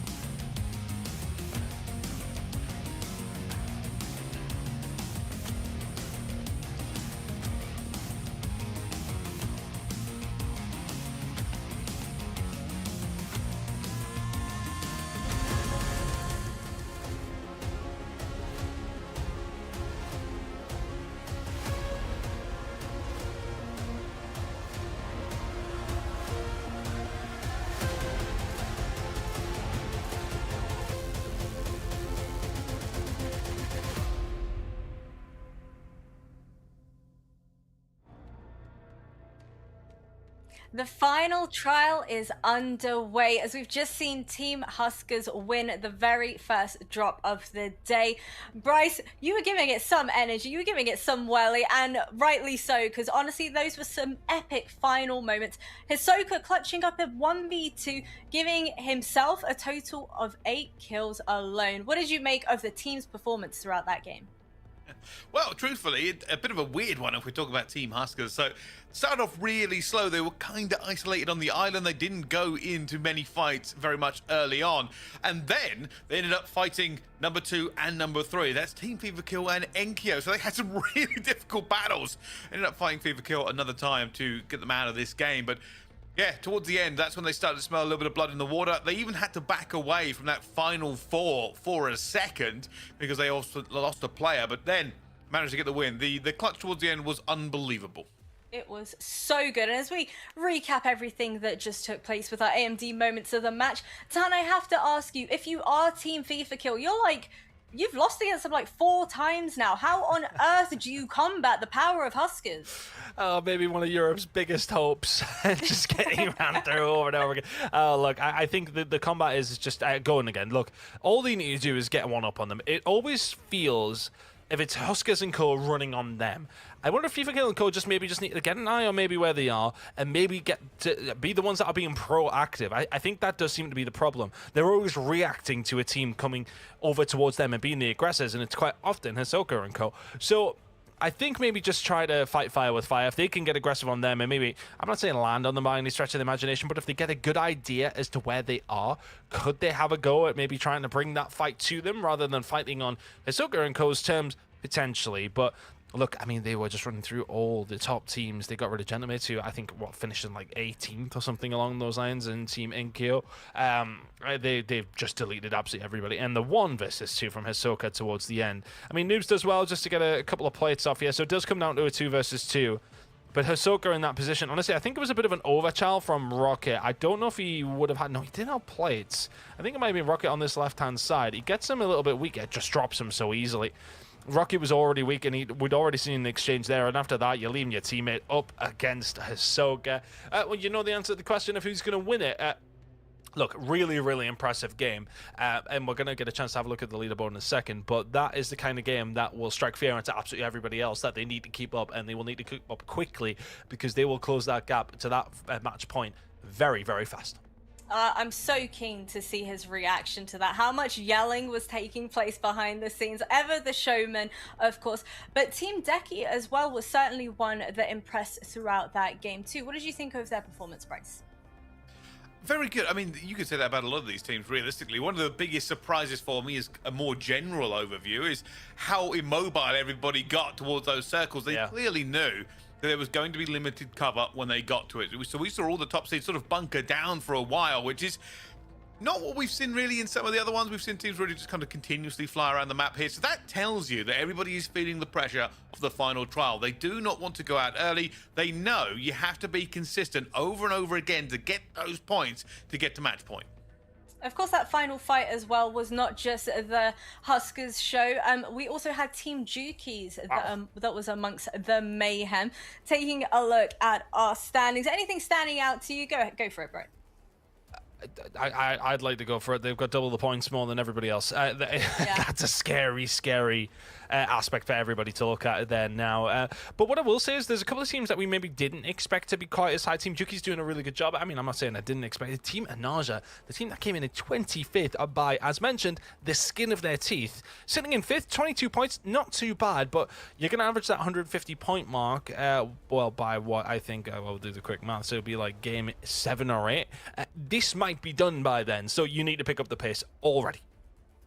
And how about Team Mizzet? I know they were certainly one that we highlighted during group play as well. Performed pretty well, if I do say so myself. How did you think that they did here in the final trial? And do you think they have what it takes to keep up a kind of a bit more of a dominant performance?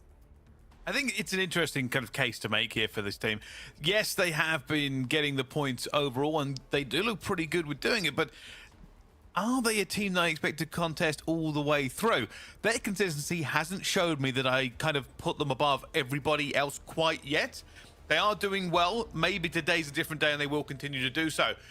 my main takeaway is always going to be that it's now a race. It's basically a race to shut down Team Huskers. We worried about it in the pre-show. We said, hey, how quickly are they going to get to match point? Well, technically a little bit behind the curve to get there by match 4, but a first win under the board might give them some confidence to start racking those kills up, and that's what's necessary at this point. 24 points means you're not going to get there for quite a while, and so you're going to need to get more on the board.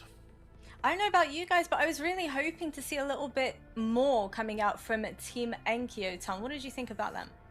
Well, they got run on by Huskers and Co. once again, and I think it's just one of those times where they never really got the ball rolling. They had opportunity, though, to pretty much, well, actually, it's a complete lie. They didn't have that much of an opportunity to set themselves up. They went aggressive early on and found themselves 8 kills, and honestly, I think it's probably a good job that they did. But I was chatting to Enigma in the break, and as far as he's concerned, they always do start things relatively slowly, so maybe you're going to be easing themselves into this tournament. Not the worst of starts, but you maybe would have expected a little bit more.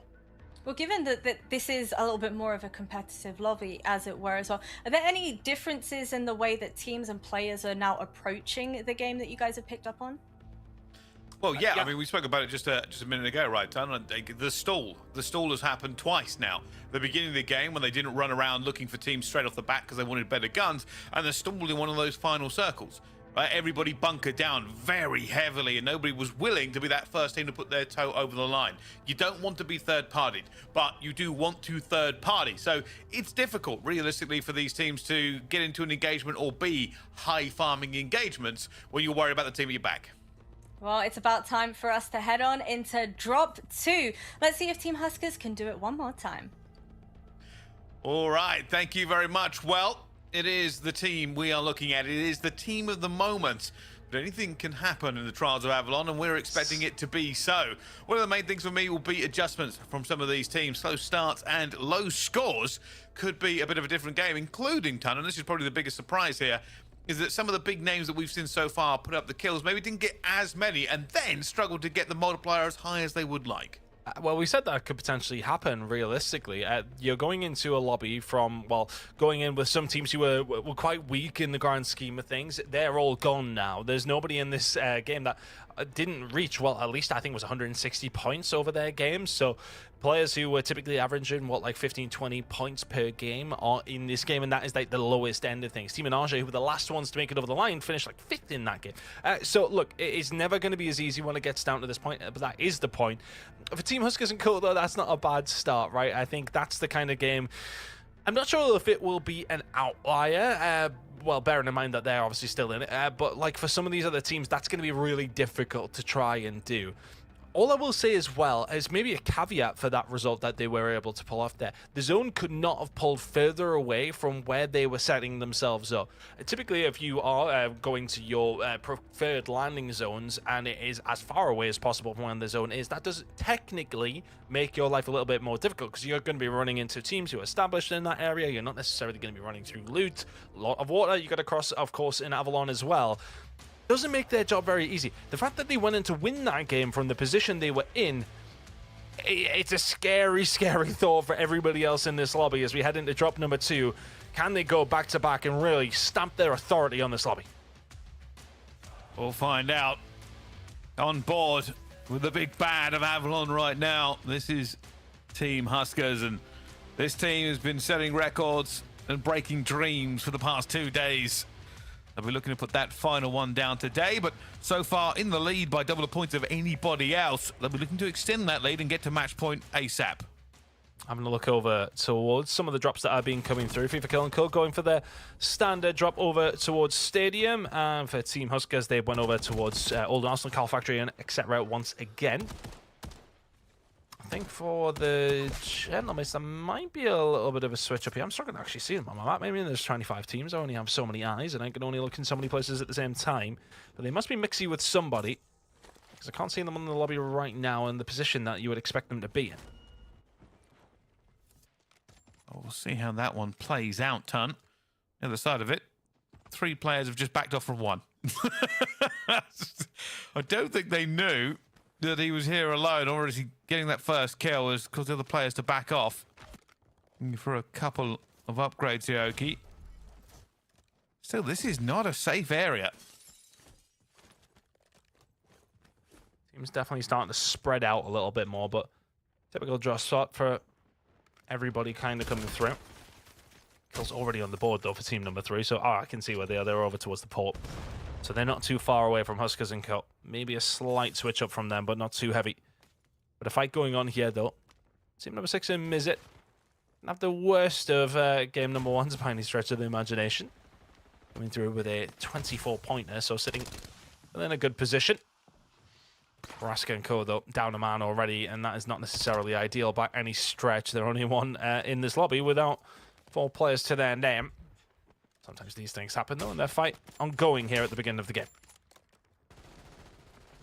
He's still looking here, but the rest of the team is now reinforced, and he was doing a pretty good job by himself, and the rest of them flying in here. Absolute no mercy. And Team Baraska, well, they've got to lick their wounds. I believe at least one player got out of it, so they will continue to try and regain into this one. But they were having a difficult time dealing with Oki, and now with the rest of the team, there was no hope. Looking over now to Team Zyro. Gonna have a better time of things, ideally, if they can. After that one, that wasn't necessarily the best of starts. Currently sitting, well, 24th, so terrible start. Let's see if they can get things back up and running. Well, already potentially doing better. They're going to kill the name, but AB Wiz is there to pick up the pieces. Louis CM will get taken down. And then now over towards the Pier District is good for loot as well. You can pick up a decent amount of upgrades, and as you can see, they're following a plenty for Enxion and Co here. Get themselves set up, and not too bad of a spot when it does come down to things. Pretty much towards the lower left-hand side, the middle of this current zone, which is pulling over towards the northeast at this moment in time. The circle is going to close for another minute and a half. We'll get a good idea of where we're heading. They're still going for that loot here, and well, that's trouble. Runs towards the house, finds 2 players coming out of the front door. Reinforcements now abound here.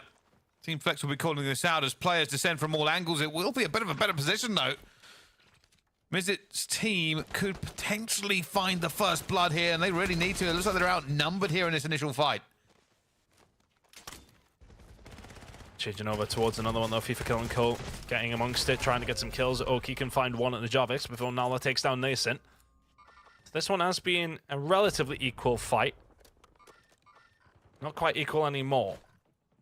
Bubble and Nascent, Oki still just surviving. Jeanette, though, has been dropped, and now all of a sudden, if you bubble, you need to put some pressure down. You need to be able to find a kill. They do have a little bit of a pinch, but that pinch is going to be eradicated because the grapple's coming through. The grapple not working.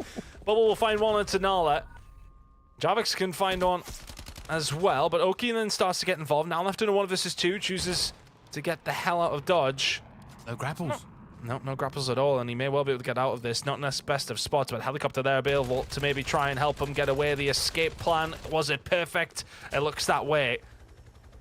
Oki will get himself away and may be able to get his team back in if they don't have those redeploys, which they do.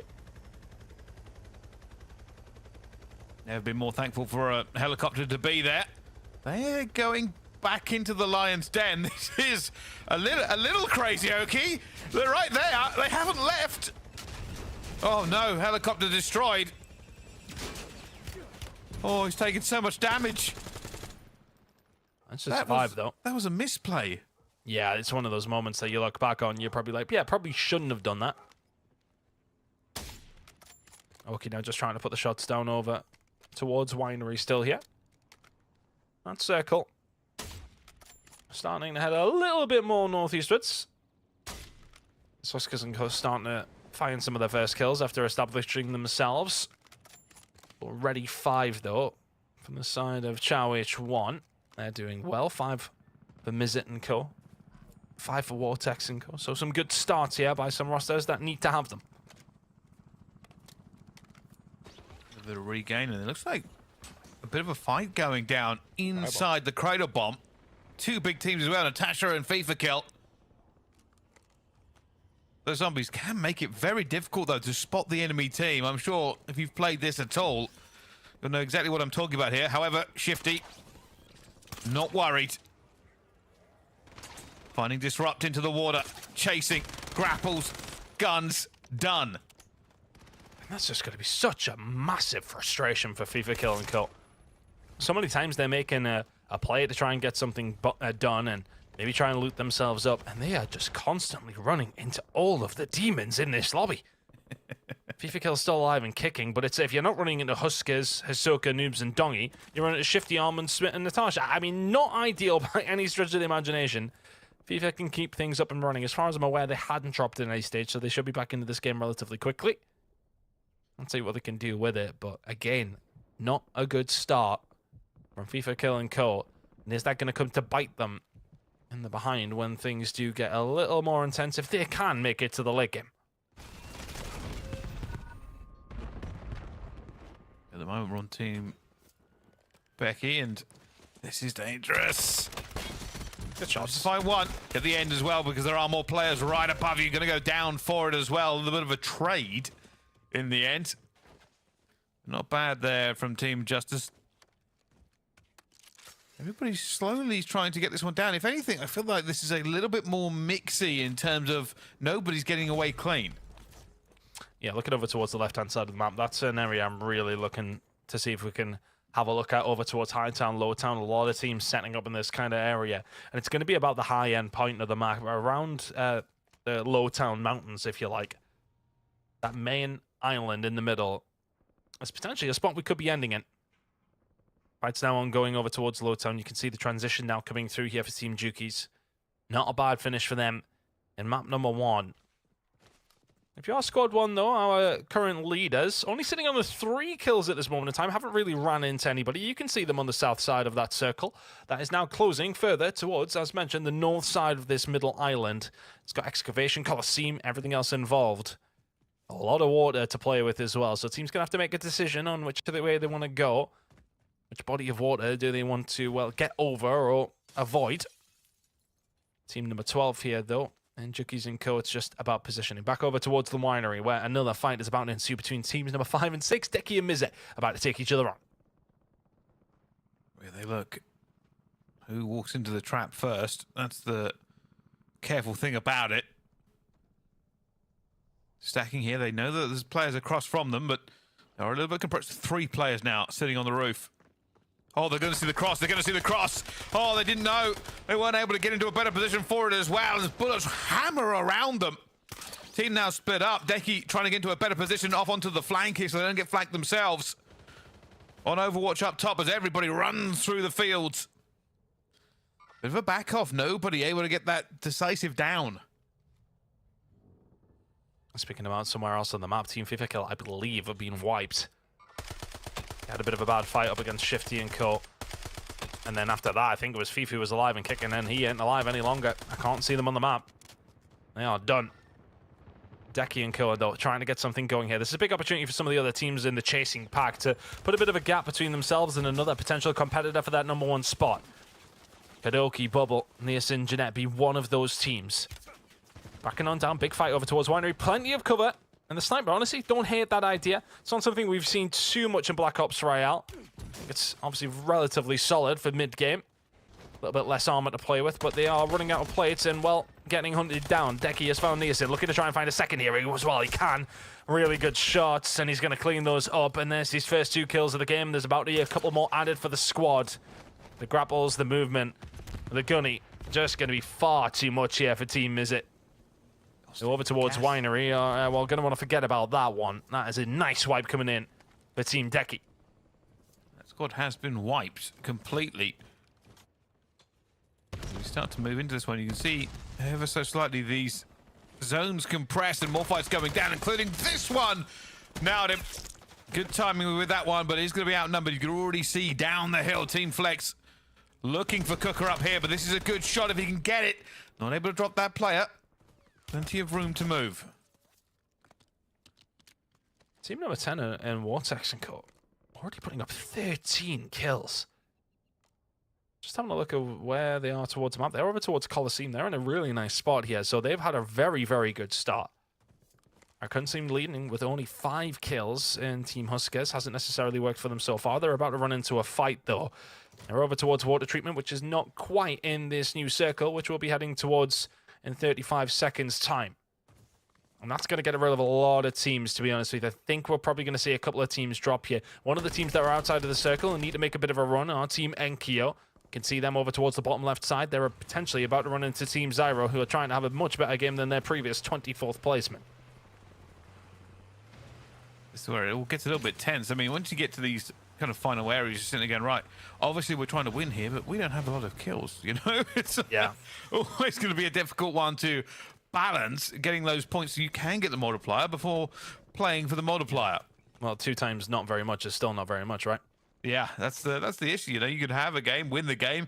If you've got 5 kills, you're only going to get 10 points, and you might find yourself behind everybody still.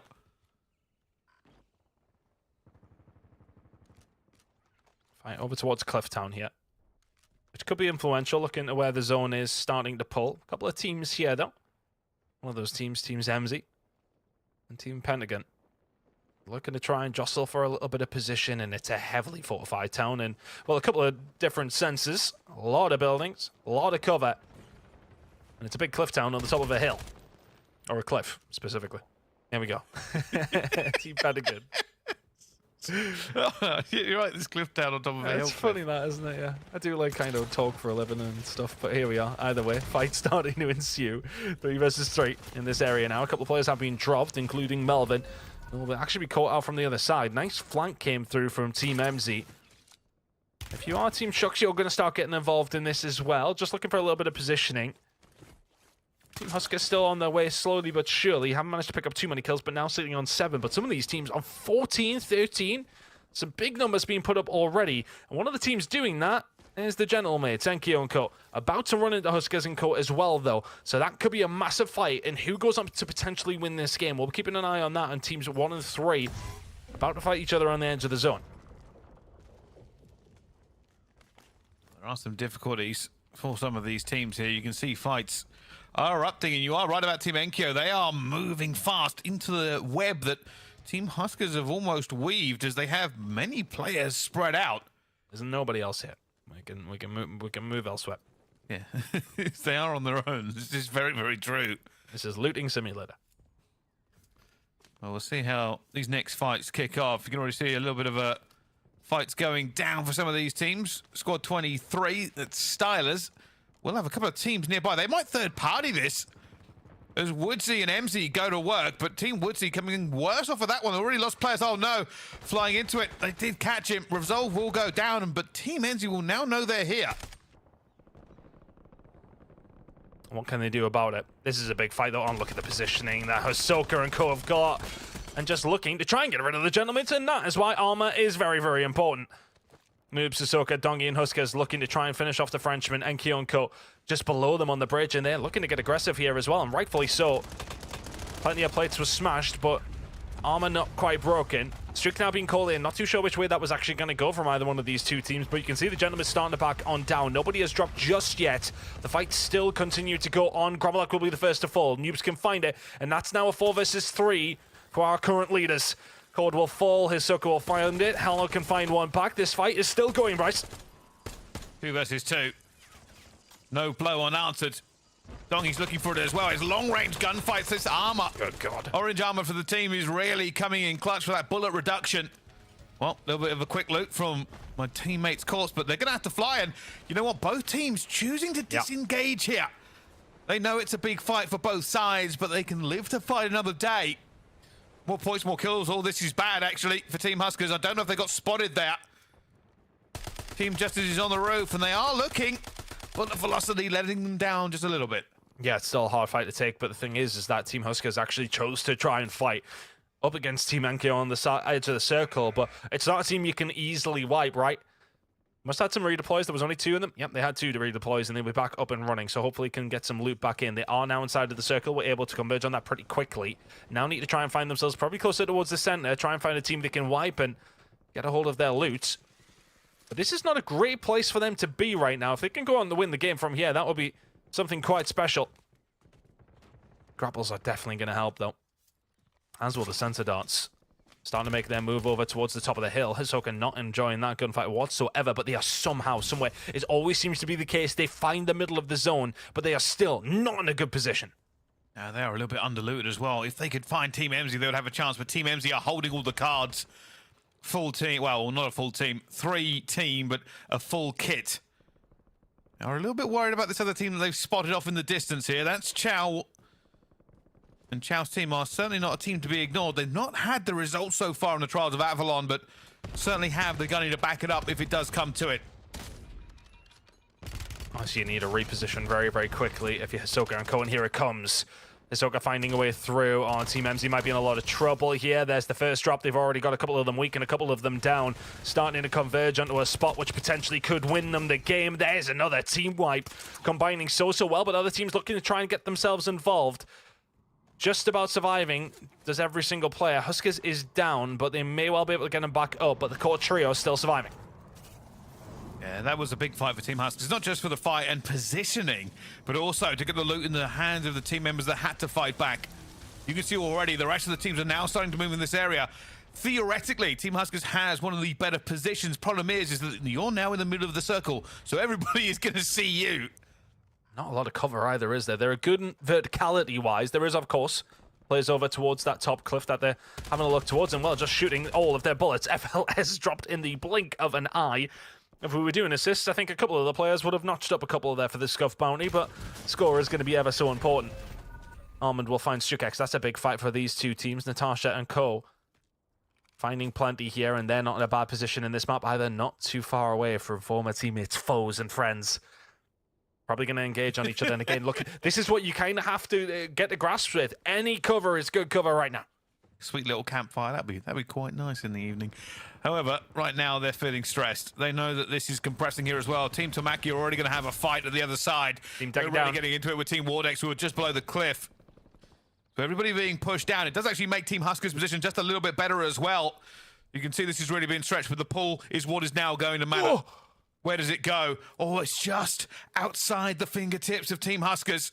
It will be Team Chao sitting pretty right in the middle there. They have the cover, but it doesn't mean everyone's going to move towards them. Yeah, they have got a prime position here, to be honest with you. Probably one of the only buildings, if not the only building in this area. The water is maybe going to get itself involved here. If you look at Teams 24 in the top left corner, if you're Justice and Co, you may well just play for the water and sit down low. They do have to make their way over the water, and whilst they do so, they have been able to do so pretty freely. Other teams with barely any players remaining. Veziri is here. Just trying to play a placement for his team, but he's about to run into a couple of players. Now Hisoka, Dongi and Huskers and Noobs now trying to make their move. Team number 4 and Team Natasha, though, are going to be their biggest enemies, you would like to think, towards the end of this game. They're parallel to each other, but both neither safe. Verticality is going to play such a huge issue for these teams. Towards the back end of this, Shifty has taken down Huskers, so that fight's going to start to ensue as well. Justice trying to get something going here over towards the bottom side. Teams just hiding and playing for placement right now. 7 teams remaining. Oh, this is perfect positioning for them. This They're is running a on little them. bit of trouble, but speaking of trouble, they're running up on them. Team Natasha are going for Team Huskers. Hisoka's on the outside here, going to be looking for the flank. Sees one, gunning, but down he goes to the storm. Now they don't really have a chance to win this one back to back. Team Huskers are going to try and stay alive. It'll be Noobs, the last one playing for placement. It does mean we should have a new victor here in this situation. Still a lot of teams alive, but everybody been just whittled down time and time again. Still, the best positioned team, Team Chao, we said it. They had the middle ground, they had the cover. This is their game to lose. Oh, that's huge. Swizm will take down Shifty. And Shifty and Co ran up on Hisoka. And the boys there as well. And yeah, okay, they managed to take them down for the most part. But they lost a couple of bodies whilst doing so. As mentioned, Noobs is still alive in this game. He'll do very well to win it from this position, but still 6 teams in a very small circle, and the ones still in that phenomenal position that they've been in for quite some time is Team Chao H1. They've got 3 bodies left on the map. They know where he is. They know that it's they not can just looking hold good. this. Another one down. Team Chao 1 are using this position to pick up some points. Oh, they're going to try and take him down. Noobs, I think, is in serious trouble. They know where he is. The rest of the team, they're going to go for him. They said, enough is enough. Get out of here. We don't want you at the back. That is squad 1 gone. Team Huskers is now out of this. Team Chao 1 back up to the top, but they smell the blood. They know they have to move anyway, so why not take the fight? The rest of this team now piling in. Team Justice is right underneath in this 1 versus 1. 3v3. That's a 2v3, actually. Only 2 players remaining from Chao H1 and Co. 3 players from the side of Team Justice down low. Oh, they are compressed. Sometimes verticality isn't great. It doesn't mean you have to jump down here. They are waiting for the move. Guns above. Better position here for Team Chow, but they don't have the numbers. Players already getting out. He's going to look for the first one as well. Guns the first one, takes them down. They're now going to fly for it. In with the grapples, in with the fight, in with the W. Team Chow H1 take that victory. Huge amount of points for them with the kills they picked up in the late game. Incredible work from Team Chow H1. It's all positioning once again, putting themselves in a fantastic spot to go on to win that game and getting it solidified. The zone works in their favor. They get it up and they will get themselves some hellish points there. Bryce had some good amount of kills, played well through the mid game, ended it strongly as a big game for Team Chow H1. It certainly was. Sometimes it's better to be just a little bit lucky, Tan. And, well, with that pull, that's exactly what they got. You could kind of see they was just sitting in a sea of enemies, but they had the fortress to back it all up. And in every opportunity, they were picking off any player who dared to make a move. I mean, you really couldn't even create that scenario in your dream here. You and your team have a fortress. There are 1 or 2 players having to kind of crawl through no man's land. And you have ammo, gear, kit, and everything else you need. It's a big deserved win for Chow H1. That should make a little bit of a difference in the standings, Ton. It absolutely should, and those standings are going to change all day long when we head into the further drops. That's drop 1 and 2 done. Let's go for a break. We'll see drop 3 on the other side.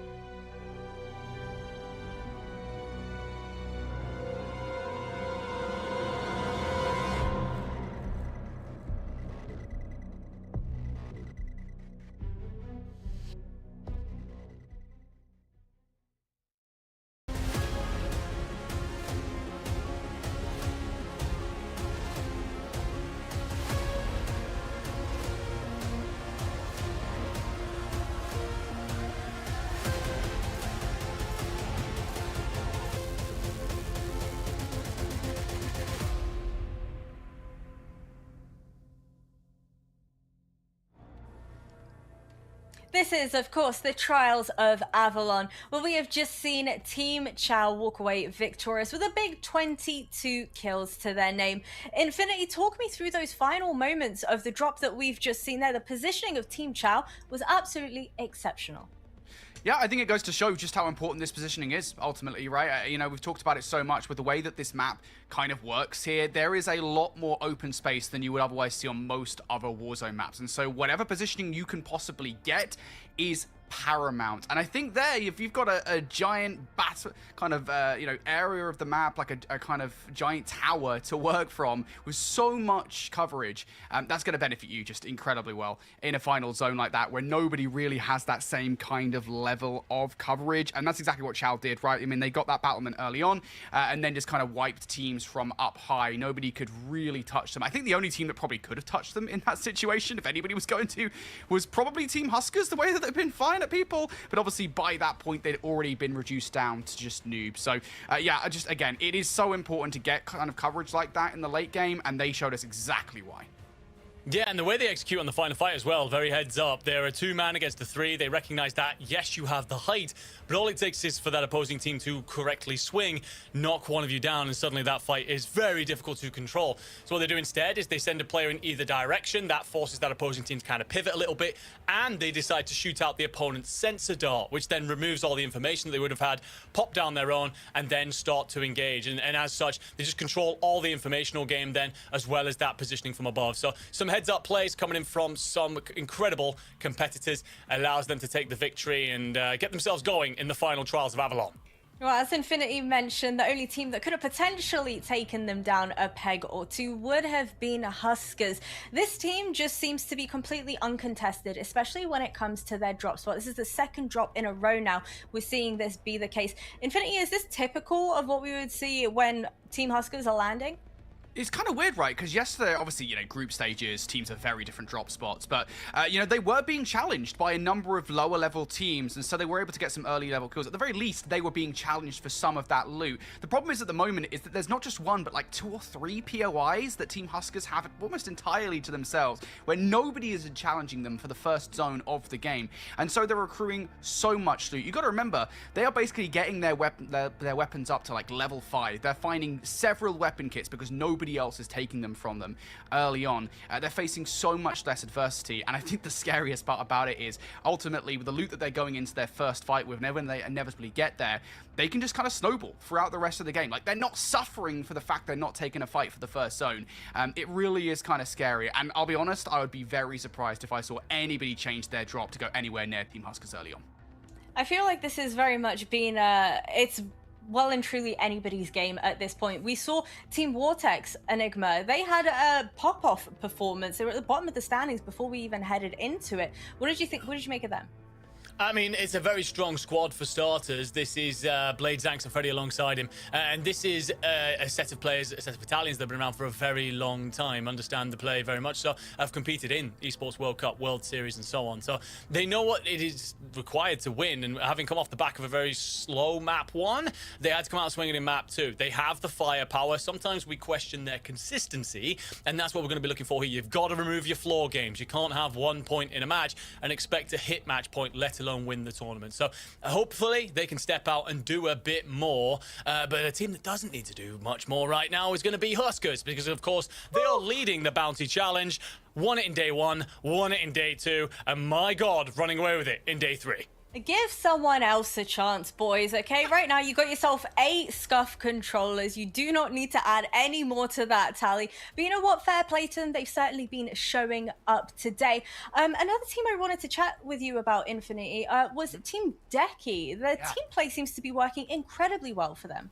Yeah, absolutely. I've really enjoyed watching Team Decky over the course of the first couple of games. This is a roster that's been consistently dropping around the golf club, and they've been consistently wiping teams around that area as well. Their coverage of that northern side of the map has been exemplary, and, but go back to the first drop, it was kind of interesting the way in which they were kind of going up and down. They were dropping up towards the northern side of the map, taking out teams, coming back down towards the golf club, just clearing that entire area and really staying static around there instead of going crazy and going straight in towards the zone. And just that that kind of first and second zone action that they managed to get accrued them so many kills. Even wilder, perhaps, is the fact that we get to the second drop and they do more or less the same thing. They go in a different direction. This time they head east and they wipe so many different teams, including Team Mizzy on their path in towards the zone. So Team Decky are doing a really good job at the moment at claiming their territory.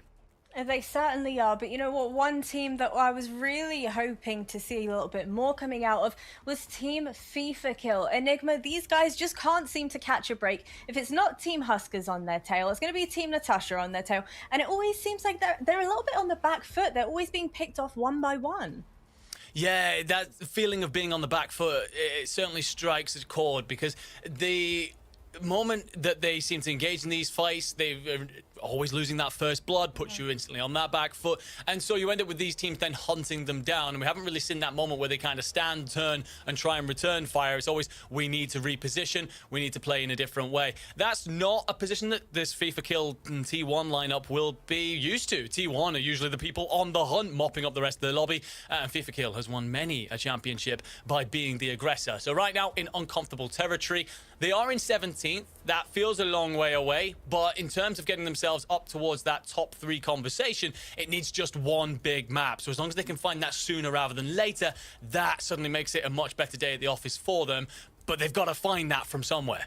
Yeah, it has to be said as well. I mean, we talk about them having one big map and it will get them back in the swing of things. You talked about their flaw, though, and that 1 point game in the last drop is not going to help them whatsoever. I think the thing you have to remember here at the end of the day is this is a race to get to match point, and right now they are slugging behind by quite a large margin. So they're going to have to work really hard in these next few games. And the thing you've got to remember is, even if Team FIFA will have a good game, right? Even if they drop 20 kills in this next game, they get all the way up towards the top 5, they get a massive multiplier, and they put some numbers on the board, the rest of the lobby are probably going to do the exact same thing. Like, I don't see Team Huskers slowing down. I don't see Team Natasha slowing down, Team Decky. No. There are some big names in this lobby that are setting real pace and doing it consistently through the first couple of drops. So Team FIFA Kill, they've got a lot of lost ground to make up for. How about Team Enkyo? Because I know they had a big kill game in the one that we've just seen as well.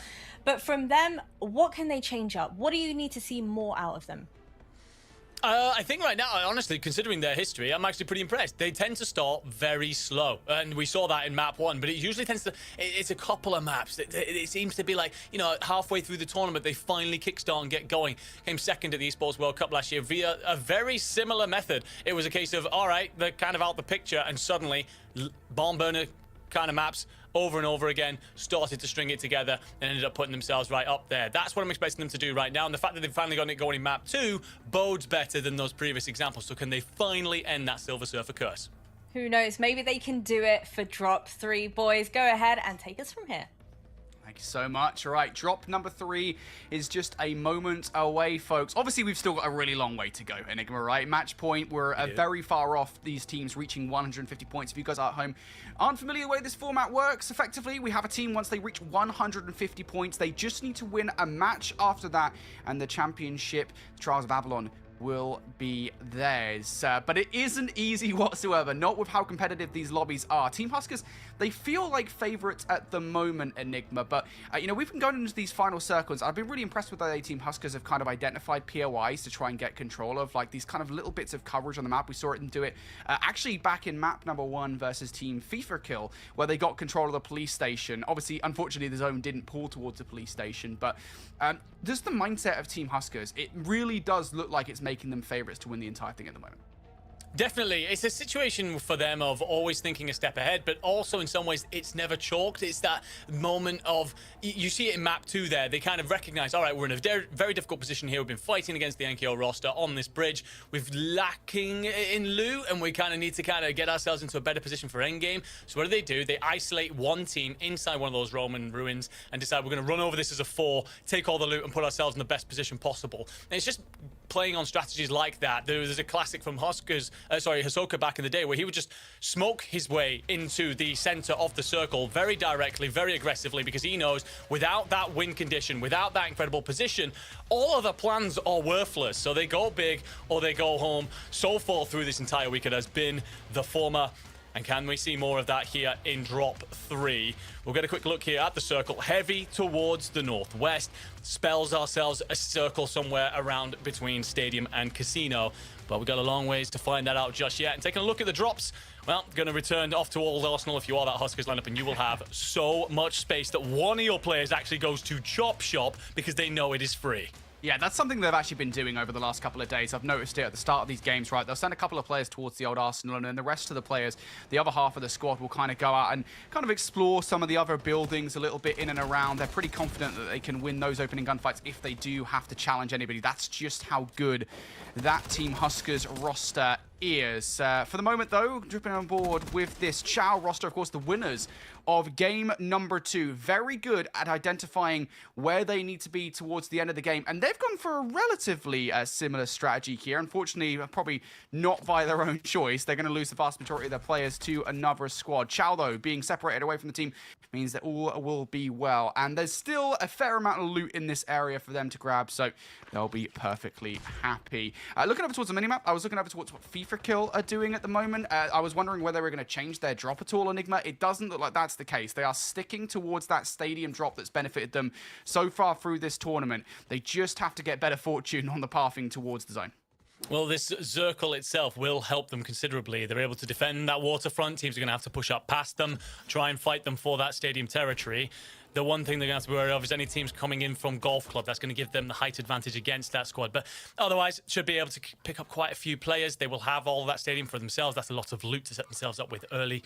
So potentially a ways to kickstart your afternoon and a run towards the top of the leaderboard. But we've got action here at the casino. Team 24, that is just SDX and Co.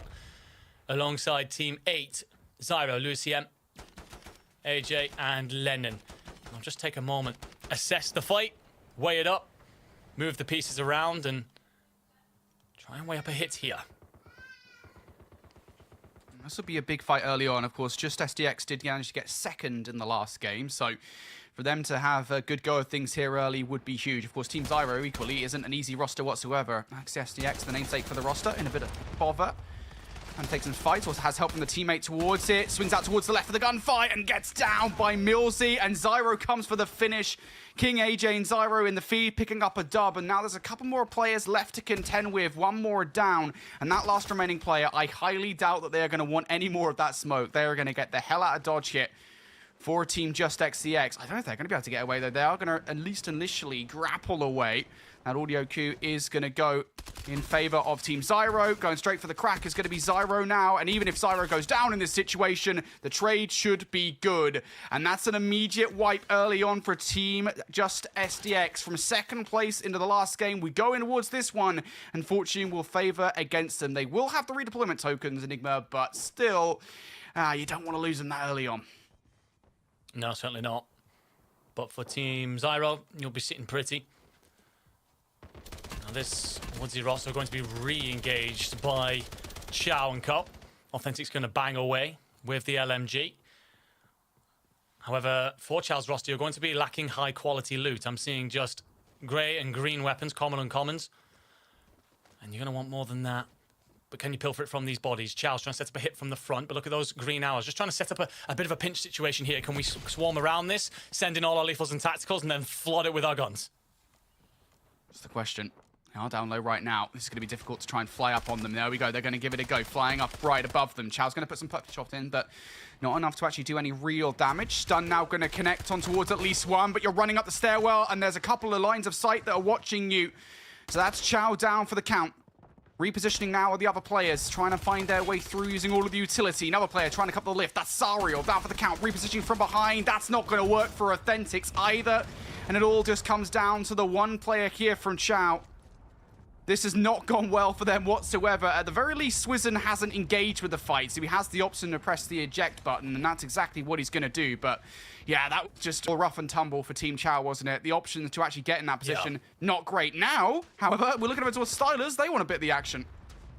Certainly do, and this opposing team will be softened up, at least in economy. They'll be lacking plates, so if you draw this one out, it will benefit you. Chronica's going to slide, and well, 4 bodies find resolve tucked away in a corner. Surprise, surprise, brother. Sit back down. Habini is going to play the stairwell here. Now we're just going to figure out where the rest of these players are going to be. Falcon will be the first. Finds Chronica. Makes it a 3v3 situation. Passing each other on the zip line. Habini's looking back, worried for his teammates, and might he well be, as Extra J finds Stylers amongst the madness to turn it into a 3v2 very quickly, but there's yet more company. The Gentlemates have arrived in force. The Frenchmen are here to pick off every single kill they can. Gentlemates, they want to try and get things going here. Right now, just 1 kill to their name early on, so this would be a brilliant start if they could try and take them down. Helicopter also in the mix, potential exit strategy. Now another team. What is going on? It's like a party. What are these guys handing out over here? This is crazy. Another team into the mix. Now it's going to be Team Decky, another roster that really, ideally, you do not want to be fighting. And what looked like a really favorable position here for Team Enkyo, while of course Team Enkyo, it still would be. They now have a couple of different squads to fight. Team Decky going to be pushed away here for the moment, and Gromlock's going to get down in the process. That's going to enable Team Enkyo to focus in on the roster below them. This now becomes a 4 versus 4 once again. Of course, there will be another squad in the back of their minds, but still. Woodsy and Co. sitting right below. They are well aware of the fact that there is a team right on top of them. How much utility do they have off the back of the last couple of fights that they've had to take? Well, they've got some point turrets down. That's going to soften up a couple of players on the re-entry here, but neither team, I think, wants to be too aggressive here on this push. Well, the problem for Charles' squad last time is you pushed it blind. Now, for the Gentlemates here, you need to find some intel before you activate. Ideally, a pick. Banging a door open, trying to check all your angles is one way of going about it. And while the calm before the storm settles here, keep an eye on a couple of attempted flanks. Just trying to peer in through one of these windows. Or do you have anything in terms of recon? I'm seeing a sensor dart on Hallow, but it's just the one, so you've got to invest it wisely. Do you want to use it for this fight or not? Gromlock. Just keeping an eye out on the top there. The general commanding his troops in toward battle, but also trying to protect that back line. Enkyo plays close. I am seeing a lot of sensor darts here, and down goes the first, so you know there's a lot of bodies in this room. Yeah, I was going to say, you've got a lot to use now. Going to immediately bring the munitions down for more. Point turrets down. Oh, that's not going to help. The second one will land, though, and again, that will just soften up the players. Almost immediately gets swapped out, but again, it's all about making these guys nervous here in the moment. Initial entry has not worked out. Perhaps a reposition here. Switches over towards the grapple hook. I think that's going to be the play call for Enkyo. They're setting themselves up in position for it. The audio cue's been heard from Woodsy. Enkyo, tagged up, cracked. Gonna have to back away here. Immediately gonna do so. On the other side of the fight, though, Hallow's got himself involved. Woodsy gonna knock Gramalock. There goes another one for Cord. Hallow trades almost immediately out here. Got the push coming through, and Enkyo and Cord get it done. Pincer movement set up on point. Just one player gets away, but it doesn't matter. You're getting the better of that team. You've got the kills you wanted. Yeah, Hallow does incredibly well there. He follows in, and the fight's actually flipped against the Frenchman. It's now a 2v1 essentially inside that room. Hallow's by himself, hoping that Enkyo can get involved. So after Hallow gets the trade, he backs off, baits that final player in, knowing that he's weakened up and that his prince will be over his shoulder in a moment.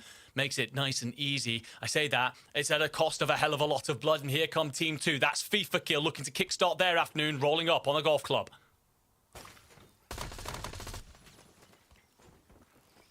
No way. This is a huge fight for Team FIFA Kill here.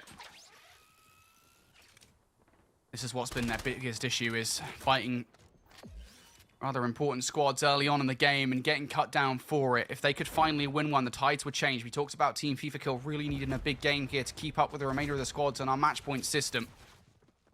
They're hearing all of the action that Team Enkyo are potentially bringing their way, and they are fighting. They are hunting for these kills. Every different level of this block is being covered by them. Spam gets tagged up now. Gonna have to back away through the window. Echo keeping an eye on the potential crossing. Sliding out, and that was an egregious target from Echo. Is gonna pull M8s through towards the entranceway. Couple plays through. Enkyo gonna fly out, picks a couple of them up, and that is everybody from Team FIFA Kill wiped once again. It's another engagement they're gonna lose. It's the impact of the hand cannon. It's the decision on when to use that kill streak. And who better than the man with some of the best technical accuracy in the game to light things up. That thing's a one-shot headshot from anywhere, and I think you see a couple come through in that moment. It's the instant drop on FIFA kill. That's the moment when that squad suddenly realized, hang on a second, we're not just fighting a regular weapon in this moment. They tried to back off. They took themselves inside the shower cubicles, but it will be their last dance inside the golf club. They will now have to reset if they have the redeploy tokens available. The Gentlemates will continue to hold that lay of the land. They'll have so much space, relatively center circle, and a hell of a lot of loot to build with, let alone the kills you've just managed to pick up. However, we're not done with Mizzy's roster. Saw them go out early after being picked up by Winery last time. That was by Decky's team. Found a later position this time, and they've made it across the water towards the main island. But, well, FIFA Kill's roster, if you are going to want to try and regain and reset up, who better to square up against than Huskers' team? They're on the hunt. Oh, this just couldn't get any worse, could it, for Team FIFA Kill? They fight Team Enkyo, they lose, and now they're having to fight Team Huskers. On the bright side, if they do manage to win this fight, this would be pretty good for the overall implications of the tournament. Disrupt's going to take the first shots, first blood, maybe second as well. No, runs out of bullets. Immediate trade coming out from Hisoka. It's a pinstripe kill feed through here, and now all just down to one player. It's FIFA Kill. Spam has been down. And even Team Huskers will go away licking their wounds for a moment, but how quickly does everything change here for Team FIFA Kill? They go into survival mode. It is now just the team leader alive. Team FIFA Kill went into this map knowing they needed a big game. And now everything rests on FIFA Kill himself to try and procure it. It's easy for us to say this because of all the information at play, but honestly, I think if FIFA Kill sticks around for that fight there, they actually win it. You find 3 knocks come through, Soka gets cracked, FIFA Kill's down to 1 plate, would have had the advantage in terms of armor, probably disadvantaged when it comes to weaponry, but I don't know, I think there's a timing window there to win that engagement, but there's a lack of faith, and so FIFA Kill backs off, as you says, enters survival mode. Unfortunately, that roster continued to suffer today at the hands of the biggest sides. They're losing those engagements to your Huskers, your Enkios. Tough day. But if they're going to win this tournament, they're going to have to go through the very best. And speaking of which, Huskers, Soka, they've been sat down already. Gabs' team have rolled up. Shucks, though, has been knocked. Turn it into a 3v2 by my counting. Got a lot of different points of interest to watch here. Noobs has to watch down low. Dongi keeping an eye up top here. Now all 3 players on the former of those 2 things. Prodigy going to get Dongi, and now it's all just down to Noobs through the stairwell. Having to hit the armor plate. Can he do anything in this situation? No. Overwhelmed from a multitude of angles, and that is Team Huskers down and out for the moment again. We're pretty early on here, so there's a good chance they will be able to come back through, but still, big gunfight coming through here for Shucks and Co to take down Team Huskers. Even if they come back, that is a huge disruption to the match point leaders. Oh, without a shadow of a doubt. I've seen those teams pull off incredible comebacks before, but Black Ops Royale is so punishing purely because of the loot element. Soka's going to drop down here. You've got yourself a common pistol to work with. And while this guy has closed out many a miracle, it would need something truly from the heavens to see yourself into the late stages, and with a big map here, they can obviously breathe a bit of a sigh of relief in the sense of you get another opportunity and you're leading the tournament. It's not the worst case scenario, but they'll want to do a hell of a lot of work and very quickly to stand a chance. Let's take a look over at Casino. This is going to be Decky's lineup against Zyro's team. We saw Zyro win a fight early on here, and they're setting up an action with that numbers advantage to try and smother this German-Austrian roster. I was going to say, looking at where the zone was, I wouldn't be surprised if this was an important POI to take control of early on, and you can see now with the new zone popping. Yep, that's definitely true.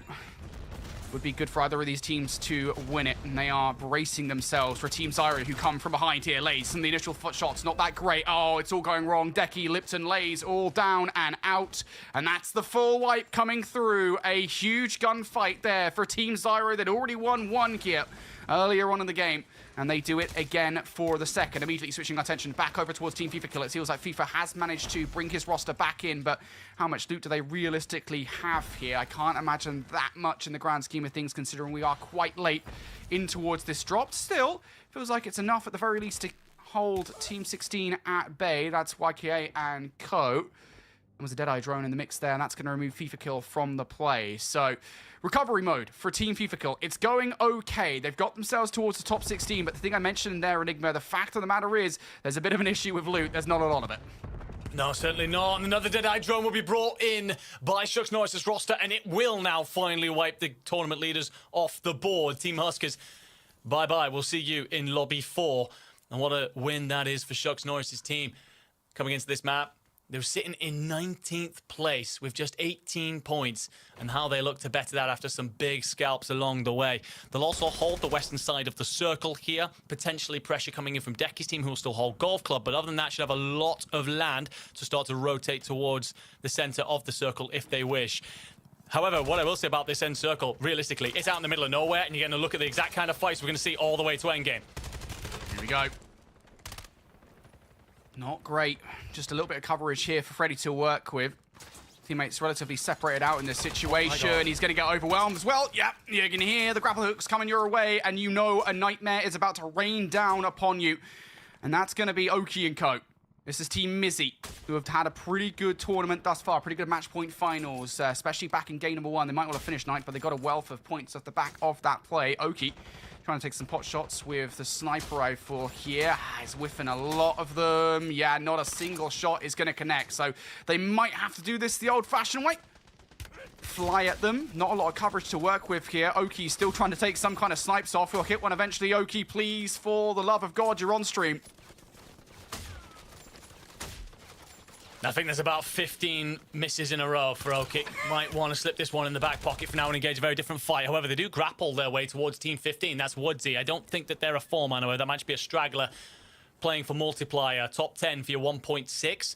That's what everyone's slowing down for. There will be that stall that Bryce talked about earlier very soon, as everyone just looks to get the bit of free point that you can get for simply outlasting someone else. 17. This is Cooker and the rest of the roster. Vehicle will scoop him, collect him. SEAL Team 6 action. It's the Gentlemates pressuring, but they've attracted the attention of Team Natasha as well. If you take a look, that was the blue circles rolling in. You do have all 4 up in the fight, but it's a tough team to face. Could be massive for endgame implications. Yeah, not a lot in the way of coverage either for either team here, so just going to have to use the terrain.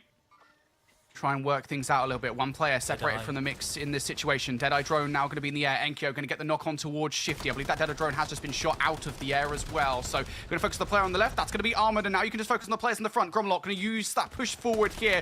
Again, not expecting the little wraparound. All just down to one who's trying to get away.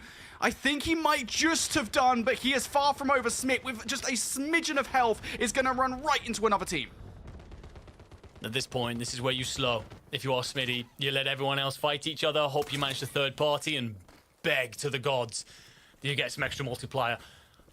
The French will get themselves into this little set of rocks here. However, I'm seeing very little in the way of plates. Your economy's been shattered in these engagements. Picked up a lot of kills. Made some great progress there. It's now about making the most out of that. You want at least top 5 for that 1.8. And there's a plate box. How they be blessed. There is a player, by the way, from Team 15 in Woodsy. Just kind of looking over at them might cause a bit of trouble should he engage at a time where they fight someone else, maybe third party from the back. So I like this rotation coming through. Create some distance. Let everyone else begin those engagements. See what you can pick apart. Has to be said, by the way, we have a very open final zone on our hands here with 8 squads left. There is not a lot in the way of redeploy token cover. Right there. There's a redeploy beacon right where we're standing right now. So, I mean, sure, try and activate it if you want. I think you'll quickly gain the ire of everybody in the lobby. For now, it's just about standing your ground. I'm still waiting for the player to get no. Oh, there we go. Finally, they've been found out. We'll actually take Cora down with him. That's Extra J from Team 15. I can't imagine long for this world. And you can see, I think, the skull on the money up. Yep, Extra J is down. So, Gentlemates will take that kill all day long. But again, they're out and towards the open here. So, just going to have to use all the plates they just got to attempt to get away. One player down. Reduces Gentlemates down to just a couple. Team Mizzy ready to fight Rocket, who have control of that redeployment tower. They kind of need to take them out before crossing across the way here. Again, the zone is pulling everybody out in towards the open. Gentlemates now going to fight Team FIFA Kill, who have managed to find their way in towards the final 5, and they're just going to back away again. They do not want to fight Gentlemates at this point. That's not the squad you want to fight when there's 5 left. No, and they certainly weren't in the position to hang out for long. So, yes, correct to reposition. Gentlemate's now going to turn their attention more towards center circle. Looks like we've lost yet another set of players in this. There will be Team STX just hanging out for a moment, but their bodies are quickly falling. You're pinched between a rock and a hard place, and some of the best shooters in the world. Spam going to bang bullets over the top with the AK-47. Reposition coming through if you are this T1 roster. Considered checking their backside, worried about the Gentlemates, but actually no, focus forward now, not just SDX, but do you fly forward? It would put you in a hellish position. Might be worth it for the points. Yeah, I think you just want it just for the coverage, if anything. Go for the kills, then you can use these kind of areas just to try and keep yourself covered from the rest of the team. They're going to do exactly that. Kills coming through here for Team FIFA Kill. Now it's going to be FIFA Kill on one side, Gentlemates on the other, and one remaining player from Team Rocket sandwiched between them. There goes Team Rocket, and all of a sudden it goes down to Team FIFA Kill versus Gentlemates. A 3 versus 2, or 3 versus 3, excuse me, in this fight. They're all sandwiched on top of one another, and they're just going to back away here for the moment. Ready yourselves, stead yourselves, take as much coverage as you possibly can. Sniper rifle in the hands of Echo across the way as well. Enkyo with the first down. It's the hand cannon once again. Enkyo has already done a madness once in this game. He's taken the longest range shots with it. And Grommelok there for the follow-up. Oh, the hand cannon gets it done. It is Team Enkyo coming out with a dub here in drop number 3. Yeah, great stuff there by the team. They do lose that player. We talked about it. Was Extra J going to get involved at any point? Yes, he does. He shoots Cord in the back. With all due respect to Cord, fine player by himself, but it meant that the core of that Gentlemates roster was still intact. As a 3, you can see them kind of weighing up their options. How to reposition this? How do we want to play this? They're just trying to clear the edge of the circle here. So then they know, basically, we've got half of this controlled. All the other teams are on the opposite side. We can kind of walk in off the back of this third party as much as possible, and when we so wish, we will activate our kill streaks and go very big yet again with the hand cannon, showing everyone why it's one of the best kill streaks in the damn game. We were asking for it. We were asking for the hand cannon. We wanted to see it in action. We get it not once but twice here in drop number 3.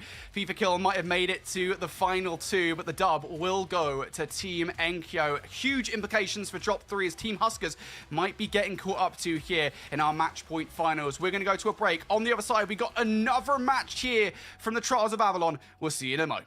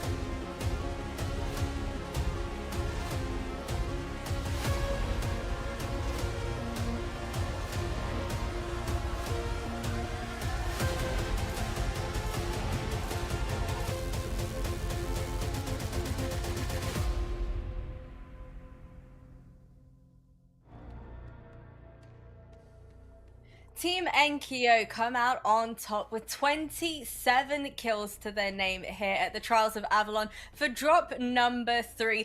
Enigma, I see you beaming from ear to ear. It's a feel-good feeling. I'm sure the vibes amongst the team are good as well. What did you make of that epic performance? I think there's a lot of things to kind of talk about there, where we could talk about, you know, some of the flashier moments and all these bits and pieces.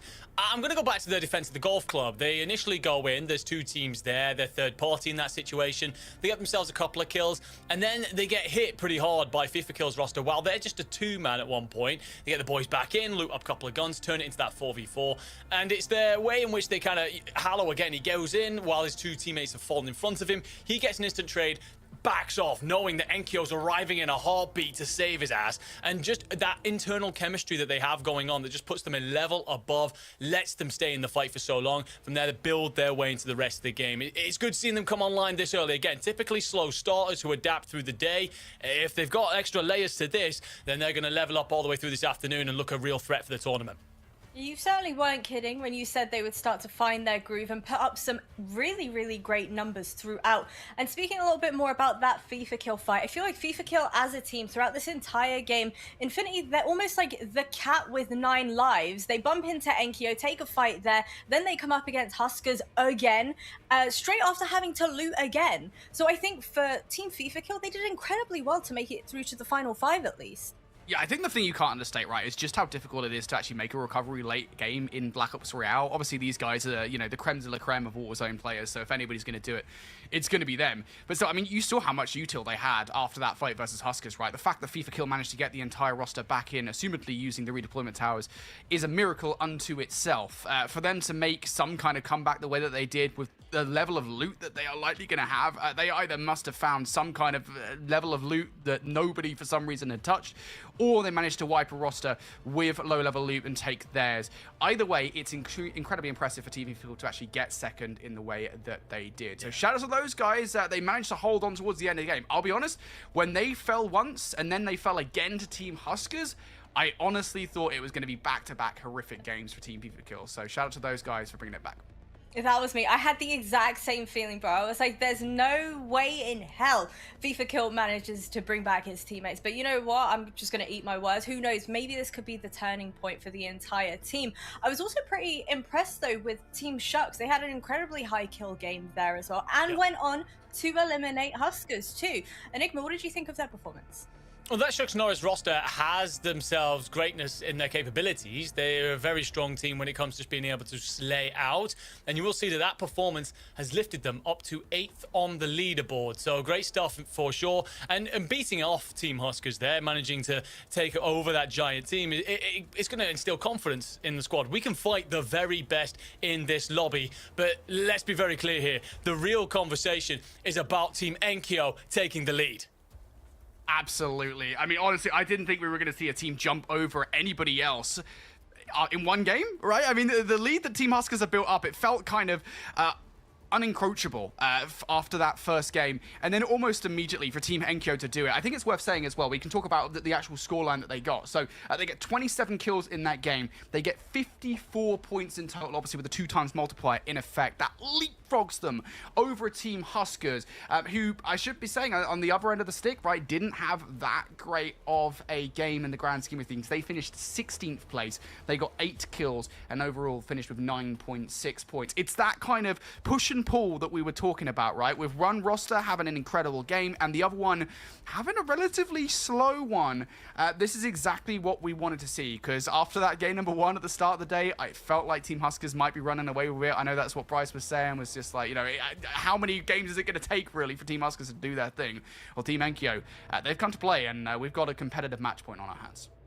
No messing about for Team Enkyo. I don't know about you guys, but when I was taking a look at the group play standings, given our top 3 teams were Huskers, FIFA Kill, and Enkyo, for you, Enigma, if you are Team FIFA Kill and you're heading into this next drop, how on earth do you just begin to turn the tides? I think it's all about mentality. I think that you have yourself a slow start to the afternoon. Sure, we know that these can sometimes be long afternoons in match point tournaments. Got to remind yourselves of that, and that you can build your way through. How do you adapt? You have to look to your leaders. Someone like Echo, he is a big voice in that room, and he's got to reach around and go, look, we're going to be okay. We've got a strategy, a game plan, and we know the quality in our ranks Don't worry, come into our next map and just focus on what we can control. Well, let's go. Let's get to it. Drop number 4 is about underway. Thank you so much. Alrighty. Drop number 4 then. I think this is a big game, again, for Team FIFA Kill. No matter how many times we often say it, it does feel like, look, if Team Huskers have had a game like that where they've dropped just shy of 50 points, if Team Enkyo have managed to reach over that threshold, then surely the third roster in that trifecta that we were talking about yesterday is having a sensational group stage in Team FIFA Kill. They can do it too. We make it sound so easy. We really do make it sound so easy. But I know this roster, obviously, you know, you've had so many chances to cast this roster, Enigma. They are capable of such insane heights. They just need to start consistently winning some of these fights against the best of the best. They are, and the thing is, I talk about this T1 roster. This is Echo, Spam, Disrupt. Echo himself has led this team through some really rocky patches at points. There's been scrims recently where they've been getting contested by 3 or 4 teams. They've been bottom of the leaderboard halfway through the afternoon, and they've managed to come up very strong in the end, smelling of roses, purely because of the bright minds that they have, the willingness to adapt. And Disrupt and Spam are very willing to follow their leader into battle. Whatever he calls, if he says jump, they simply say how high, and it ensures there's a lot of trust in that roster. So yeah, a great team that will come better and better through the day. FIFA Kill himself, of course, has won out many a tournament. He's got the experience. He knows exactly what he needs to do. And they are getting better as we go forward. Obviously, some work still to do, though. But it's one big game. What we've just watched Team Enkyo do, right? How many points was that on the board? If FIFA Kill can match that as well, that puts them right up in the conversation. Yeah, it does feel like we're really starting to talk about some of our best teams at the moment. Of course, we're almost halfway through the day, it feels like, as teams are starting to reach 80 to 90 points or so. A reminder, folks, it's 150 points. That is the threshold at which teams need to meet before they find themselves on match point. Once they do, it is just one victory, and Trials of Avalon, well, you will be the champions. In towards drop 4 we go, though, and we talked a little bit about that contention for Team Huskers. They'd had old Arsenal, Chop Shop, and Car Factory for the longest time to themselves. Well, now that's no longer going to be the case. Team Zyro have landed over there, and that's a bit of contention for Team Huskers they probably didn't want. No, certainly won't be a thorn in the side that they'll have to go and clear out. And the map view will tell us that they're already considering that. They know the squad landed in that direction. Don't want them to be around for too long. But it will be on Paquette that we pay attention to for now. This Spanish roster, they'll be up against Barasca, fellow Spaniards. So a little bit of loving on top of each other here. But a siesta for a moment as we slow things down. And Flexi just listens out for everything, assesses exactly how they weigh up this next hit. But there's a sneaky player on the wall who has the best angle of everybody. It's going to be somebody from Team Barasca here. The Hunter. The issue is, right, with early game guns, it's like, do you want to take these fights? You're not exactly going to shred through these players, so any fight you're going to take has to result in a kill. If not, it's going to be worth taking it. Here we go, finally from behind. There's the down. You've got to quickly get the second player or get the finish for the freebie. There it is. There it is, the kill coming on towards Flexi. Can you escape? No. But honestly, I think you kind of take that trade. Like, yeah, you might use your redeployment token in this situation, but like, you've now got a kill on the board, even if it's a 1-for-1. Problem is, you've lost 2 of your other players in the following engagement. Initially, it looked all right, but it goes from bad to worse. But actually, Yolo will walk away with Yavix's corpse, so that's a couple of points on the board. Plates will get to go in as well. The problem is you're being collapsed on by Team 11. This is Pentagon's roster coming in from the other side. Nala's just going to look over this. Has the opposing player gotten away? Well, that smoke will make things ever more confusing. And Nala repositions well into a spot where his teammate can cover, and Unpaquette delivers. You are dealt with. However, have you read that there's going to be these 2 players from that Pentagon roster rotating over? If you're not prepared, it's a very strong team.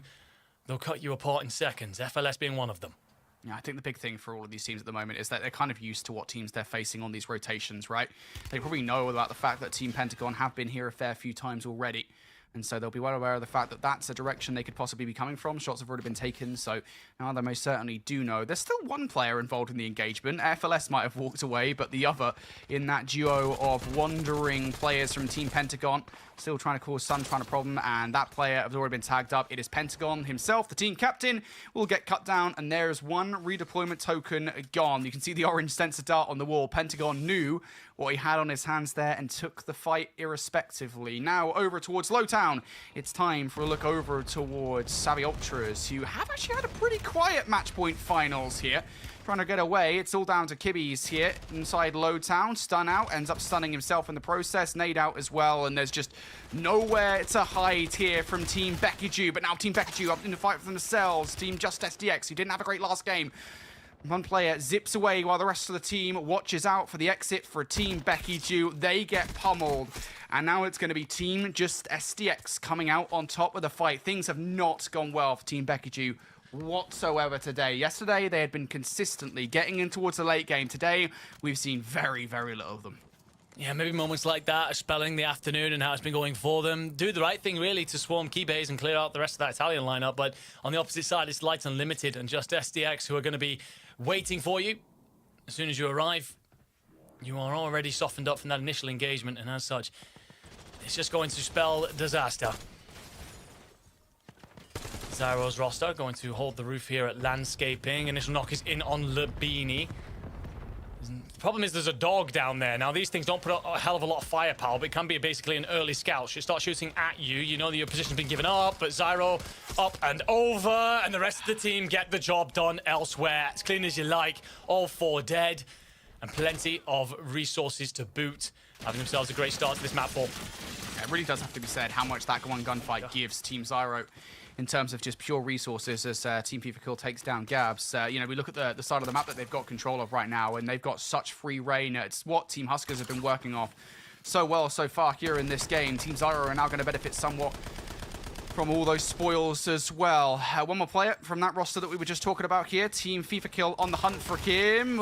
Running into the wall. Disrupt knows he doesn't necessarily need to take that fight fully just yet. Will get knocked regardless, but it's okay because he's got more than enough trade ability with the rest of T1 over here. Spam trades things out. Prodigy down for the count, and they almost immediately get themselves another target via the bounty. So things going well for Team FIFA Kill early on in this game. They have themselves a move in towards the zone. It's what they've really struggled with, and it doesn't really look like they've got that much in the way of those top teams that have ailed them in the past few games. So things could go well for Team FIFA Kill. Spat looking for the first. Plenty of damage. The cracks on Flesh. A crack onto a second as well. The problem is a lot of bodies headed in your direction. Spam needs coverage over from a teammate. Gets it with FIFA Kill finding the knock. There's MXRs banging away at distance. Will find you too. However, these opposing players have parted ways and headed off in different directions. Nala will be clean, but just one sailing off into the distance. Circle's going to push him back in though, so if you get ahead of this, couple of grapples, you'll find your pathing to cut this opposing player off, and sure enough, sure not, can we? FIFA Kill, make it interesting, but Unpaquette tries he might, eventually sent back and dealt with. Still 25 rosters up in this apparently. Must be a couple of stragglers still knocking about, because for all the wipes, that must mean redeploy tokens are still active. By the way, you do lose Echo amongst all that. You're down to a 3-man, and a whole other roster in Pentagon has come knocking. Yeah, I was keeping an eye on this on the mini-map. You could actually see Team Pentagon floating their way over. I was talking about a top squad not really being in their way. Well, Team Pentagon in themselves, maybe not one of the top 3, but still a very big roster to try to take down, and they've already removed Spam from the engagement now as well. Last couple of players desperately trying to go away. Spam will take one down with him.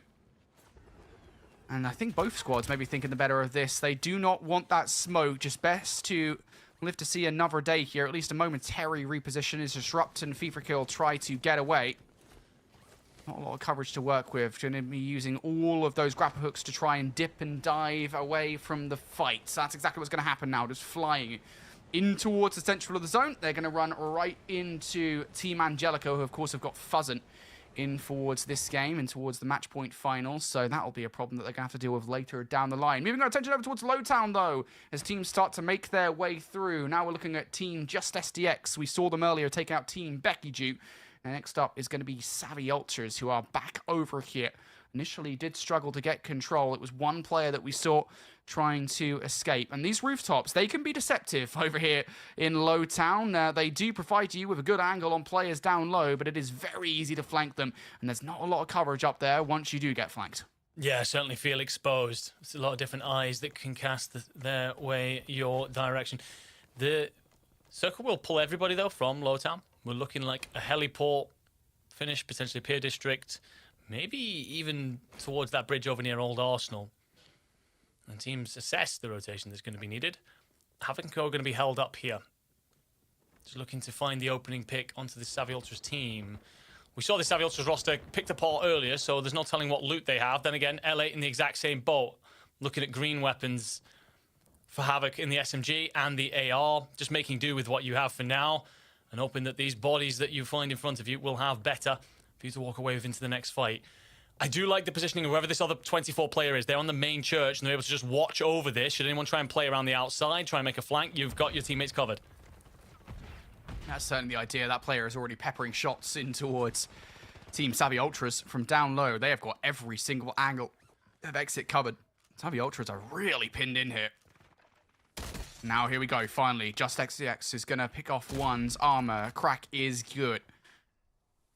I'm wondering whether somebody from Team Just XCX is actually just going to go for it. Every single time they peek a leg or an arm out of a window or a door, they're getting peppered up, and both has been offered up towards Havoc. He gets a couple of downs. Savvy Ultras for the immediate trade out, trying to dip away here. He's the last remaining player for the squad on his legs, and he just cannot get away from the Raiden. Millsy takes them down. It was a surgical approach to that fight, to that elimination for Team Just SDX. They will win it, and Lowtown is momentarily at least theirs.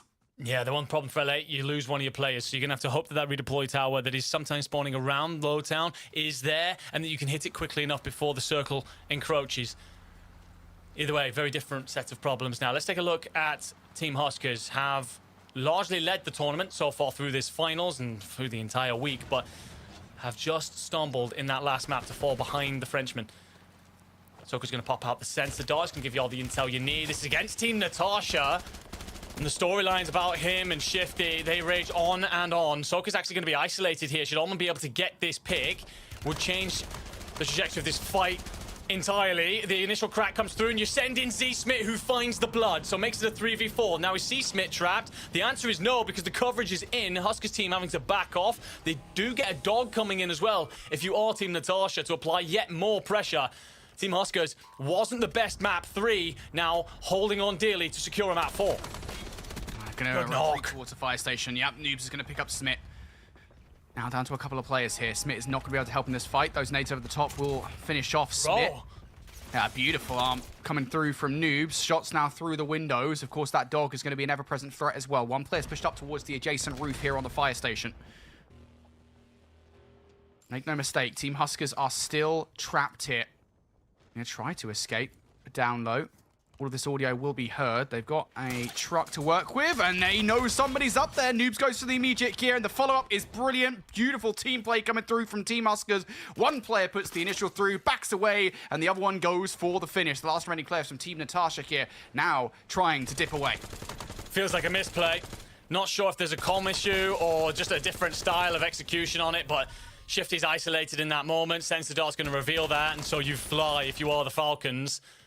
Almonds tried to back off to spare his team's blushes. Z-Smith will get back into the action. I've got to assume there will be redeploy tokens on the teammates as well. But it'll be the lack of utility that you now possess. You're sitting ducks, anyone that wants to go on the hunt. We are only circle 4, so there's time to recover. And you do have a little bit of space. The team north of you is going to be Decky. And obviously south is the remnants of that Huskers roster you've just been fighting. But of those two juggernauts that you're sandwiched between, you will likely be in the worst position and lacking in numbers. Has to be said how compact we are right now, by the way. I know you said we're kind of relatively early in this game. We're down to circle 4, but there's still 21 squads left alive. Feels like there's still a couple of less left in this game at this point over the last few drops. So I think teams are being significantly more cautious than they otherwise would be. One player who is being cautious over here is the player from Team Shucks.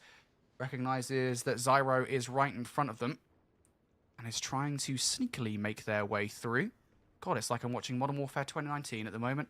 This is the slowest paced thing I've ever seen. Okay. For Team Zyro.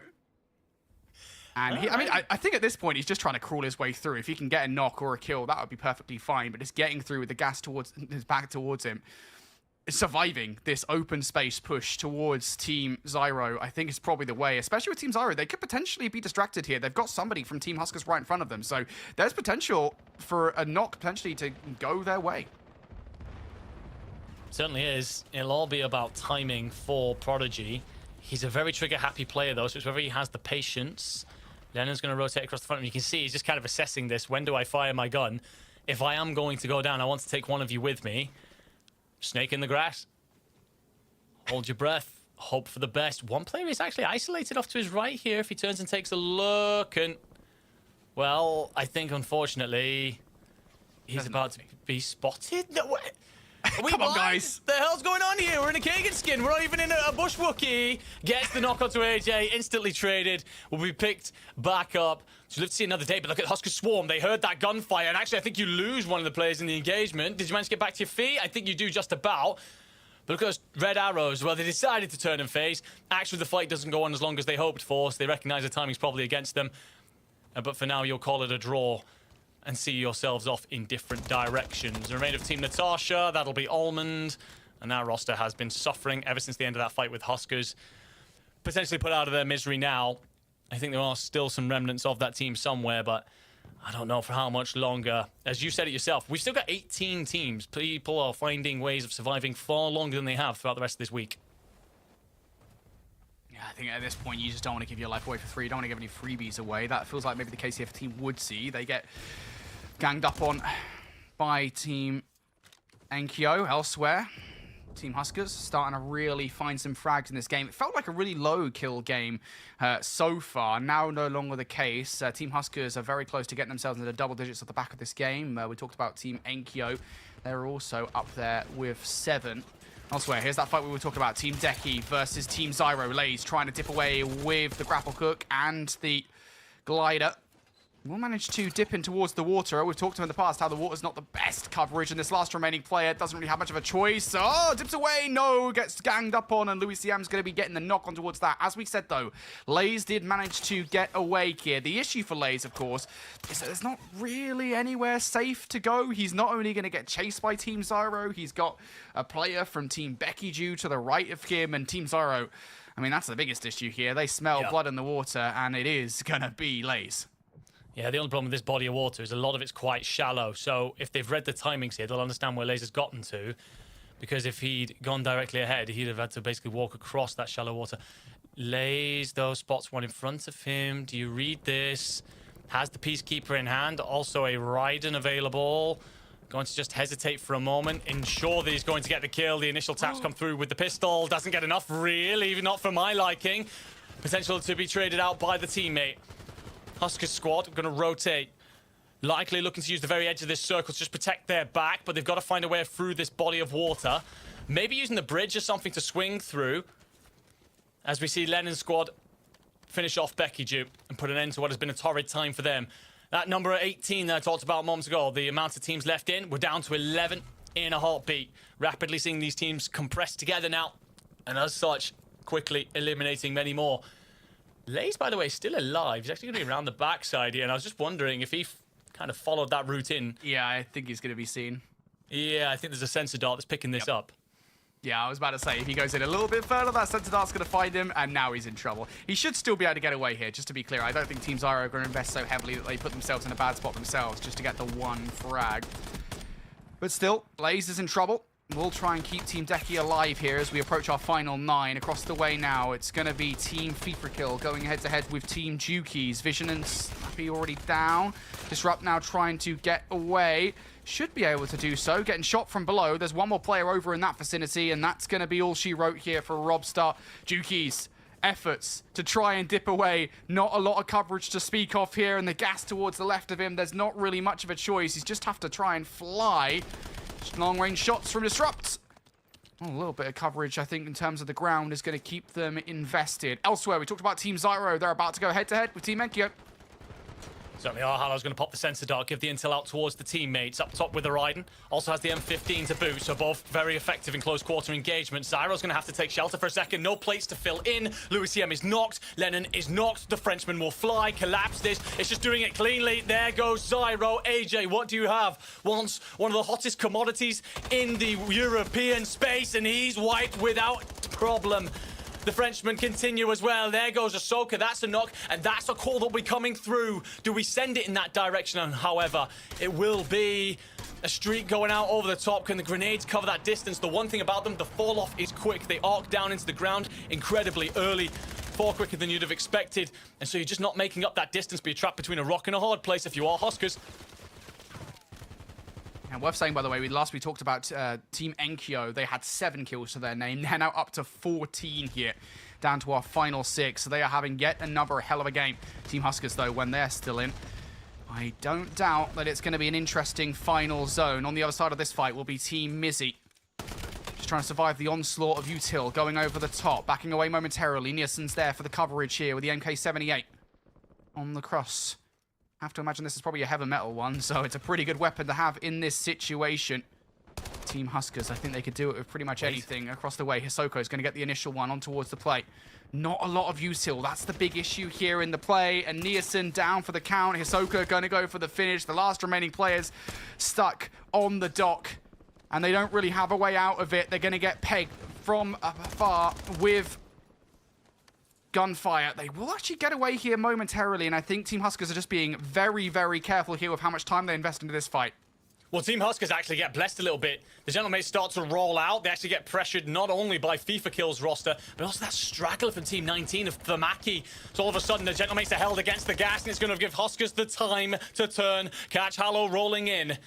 Just one player remains, and I think that is all she wrote for the tournament leaders then. And how the COD gods and the timing, the tables, they've all turned in favor of this foursome. The Falcons will be lacking utility, though. No plates really to put in, so they want to clean these fights up quickly or loot bodies, and they won't get the opportunity. Spam, Echo, find kills in the feed, and with that initial knock, surely they send soon the finish onto Huskers and Noobs, and then this foursome setting up a firing squad to cut down the Falcons just as it felt like they were about to enter mid-flight. Will be a little bit of a return from Oki for a moment, but there you go. Clean here for the end of map 4.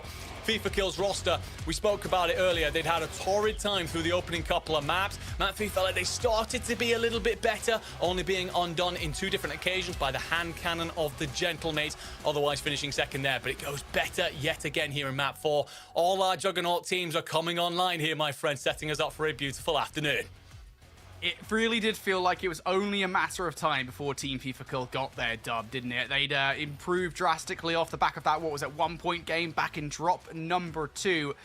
For them to really bounce back in the last game, getting all the way to second place off the back of an incredible recovery, and then they finally get the dub that they wanted. We are being served up some prime Call of Duty Warzone at the moment with 4 different victors in our first 4 drops of the day. Things getting interesting here in our match point finals.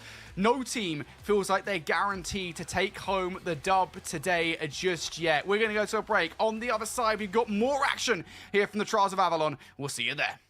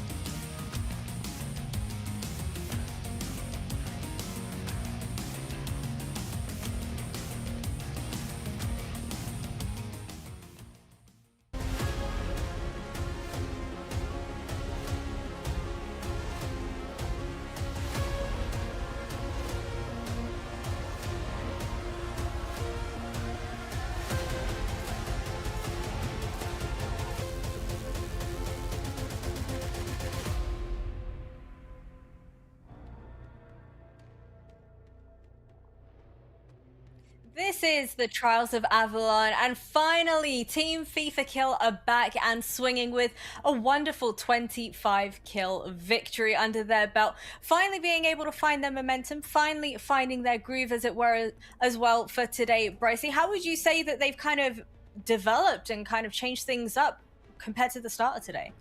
Hey, sometimes it takes a couple of games to get going. It can be difficult, you know, if you're unsure about how everybody else is playing, but strength and adaptation is key, right? You want consistency over time, but if you could improve over time, that's actually even better. So yeah, running into this game here, the end goal is now somewhat in sight, so it looks like it could be a good run.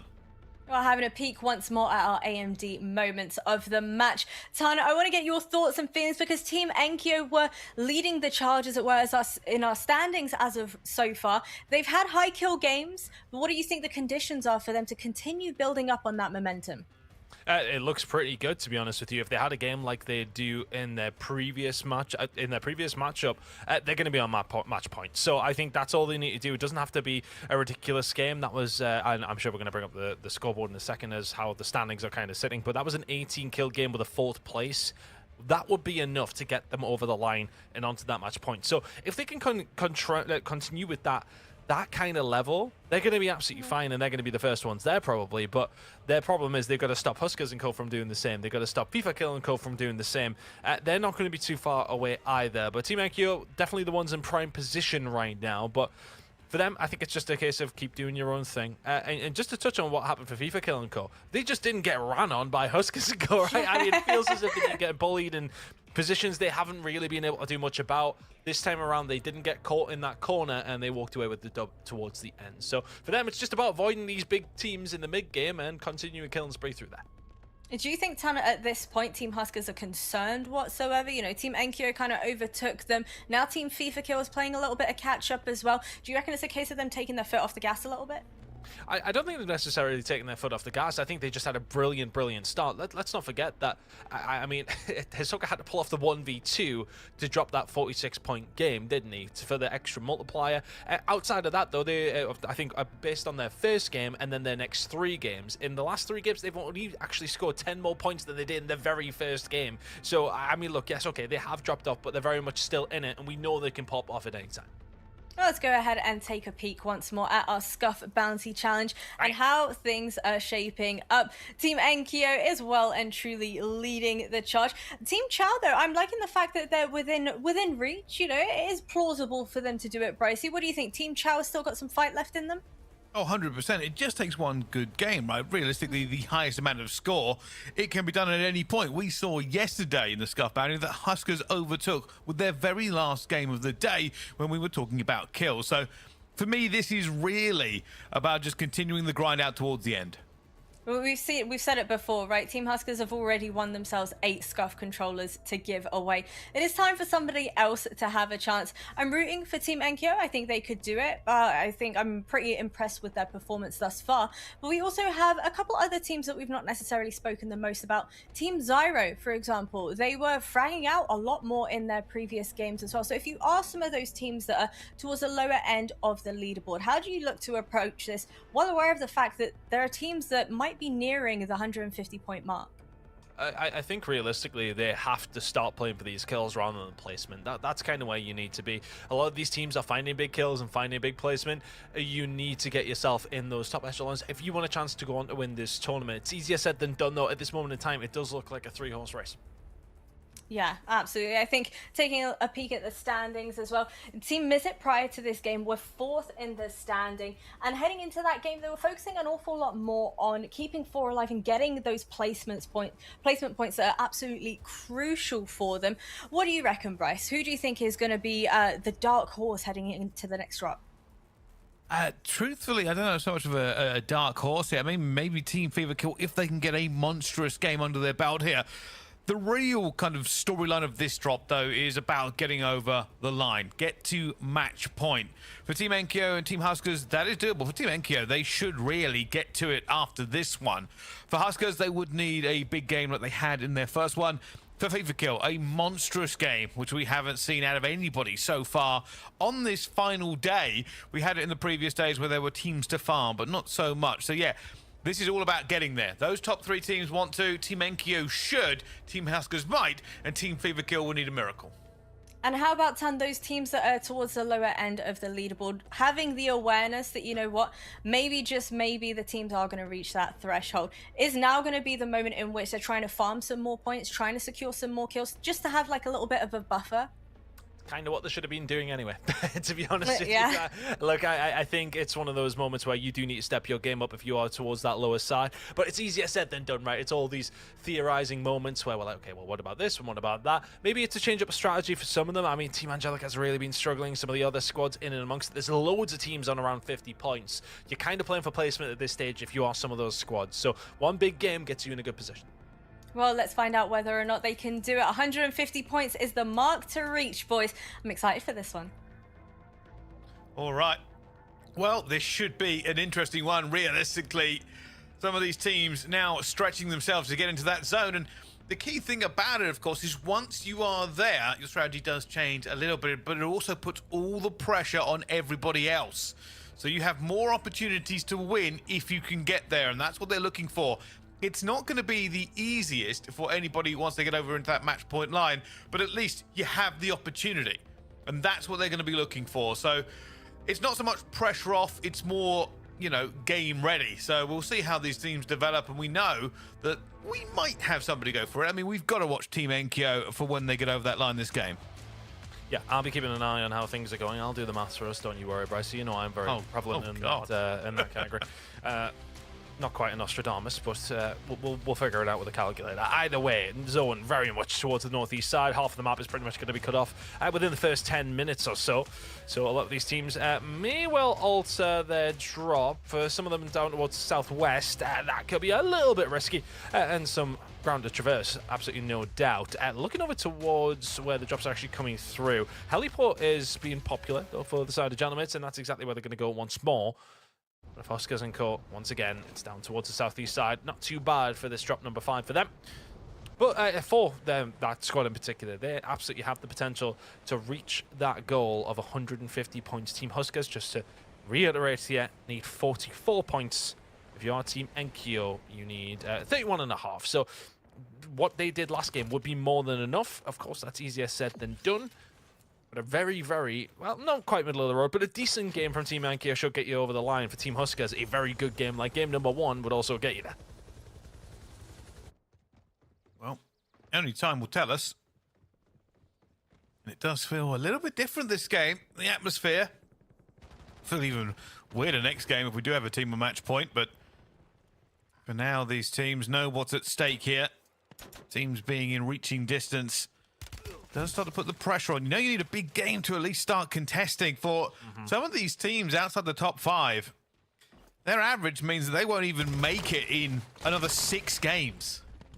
Yeah, that's a tough thing, and I think you know, Jasmine asked the question rightly, but in the sense of some of these teams, you are kind of just playing for their placement now, really, aren't you? It's one of those cases of if you haven't been able to keep up through the first 4, it's going to be really tough to get yourself in that situation. I mean, it's definitely not over for teams like Team Deki, Team Chow, Team Izzet. Like, potentially, if you have yourself like a 40 or 50 point game here, you're back in that conversation. But that has been very difficult for a lot of these teams to be able to do so when Team Enkyo, Huskers, FIFA Kill are all kicking about. They have shown themselves to be leagues ahead pretty much of everybody else. And are they going to be able to do a great deal with it? Keeping an eye on how the game has kicked off here, though. Some of these squads just doing what they have been doing. Typical drop coming in for Team Enkyo. Typical drop for Team Huskers. Looking over towards what Team FIFA Kill are doing. Yep, same old for them as well. So if it ain't broke, do not fix it. Team Huskers drop, by the way, is egregious. Like, they've done this every time. They send one player to, like, each POI. Like, they are spread out across, like, 2 kilometers of this map, and they've never been punished for it. And that's the thing, right? I mean, if some of these teams, I think the onus is more so on teams like Team FIFA Kill and Team Deki. Obviously, Team FIFA Kill are about 20 points in front of them. But if they can stop Team Enkyo and Team Huskers from getting towards that match point, that should be an objective that you kind of chase. It's always a difficult thing to really call. I mean, so many times we see it when it does get to that match point scenario, you definitely do have to start playing around some of these teams potentially. When they're close to it, it's a risky situation. Because if they're close to it, they ain't a bad team. We know that. And it becomes a bit of a risk to run on them if they do potentially have a bit of a setup. It can be a bit of a coin flip. But say, for instance, that Team Huskers dropped on Gentlemates now and had a bit of a 50-50 fight there. All of a sudden, if one of those teams comes off badly, if Huskers, who are behind, come off badly, you're then further behind, and you may not have the opportunity to close that gap as much as you would have liked to. It's a difficult conversation to have, and it's kind of what makes the difference for some of these very top teams. These risky moments and the risk-reward situation. Let's see how it's going to go down, though, as teams still just trying to develop in and around low town. Seeing how things are going to work out here for Team Savvy Ultras. Looking to try and get something rolling. Haven't necessarily had the best of times today. No, certainly not. And that's kind of the key here is with having a couple of bad games, the last couple of days wasn't too bad. You could always recover. Now, as we get into, I'm going to say, firmly the mid-game of today's tournaments, starts to become a bit of a worry. Is technically, this could end next game. I'd be really interested to see if we do get to match point after this one. For what it's worth, I actually believe we might. If we do get there, what do teams start to do then? That's what I want to wonder. Are you going to start thinking about landing on them? Especially if you're close to that match point scenario yourself. Or do you concentrate for them on the mid game? I'm not too sure. Anyway, fight going on here for Team Decky. Try and get a bit of a chase down here on Woodsy and Co. Kind of got them cornered as well, and this is just the hallmark of a great team, though. Look at how they've positioned themselves around them. It's not a one-pronged attack, it's a three-pronged attack. They've got somebody else who may well want to get involved here, though, in Team FIFA Kill. They're on their way over as Lipton will take down Woodsy, and they're trying to collapse and find these kills as quickly as they can, but as mentioned, Team FIFA Kill want to get involved. Have a little look. This third party is always a good way to go. You can see some teams automatically taking them down here. They've chosen not to engage straight away. That fight has not really panned out the way they go. You can still hear bullets ripping. It's clearly being called out here. Come over this way. We might be able to take them down. They're looking for more damage. Bleed these resources out. They're just trying to come back in and, well, not quite land on their loot, but keep themselves involved in this kind of situation. But Team FIFA Kill & Co. happy to chase this one down. You can see this from Disrupt. You know, Team Woodsy was over towards that other side. His team has started to engage onto this. But now he's being challenged by one of the players on Team Decky, who were in a really good position not long ago. Trauma Kit ain't going to save you there, and Decky gets taken down. Disrupt continues to survive, does not have much backup. If he manages to survive this, he'll do extremely well. And extremely well he has done. The backup is on its way, but it's not close enough to maybe stop this from inevitably happening. Layers will be there. They'll pick up Disrupt. And Team FIFA Kill faltered during that fight. Kind of got caught between two teams. Third-partied it. And both teams turned around and started staring at them. Sometimes that's just the way it goes.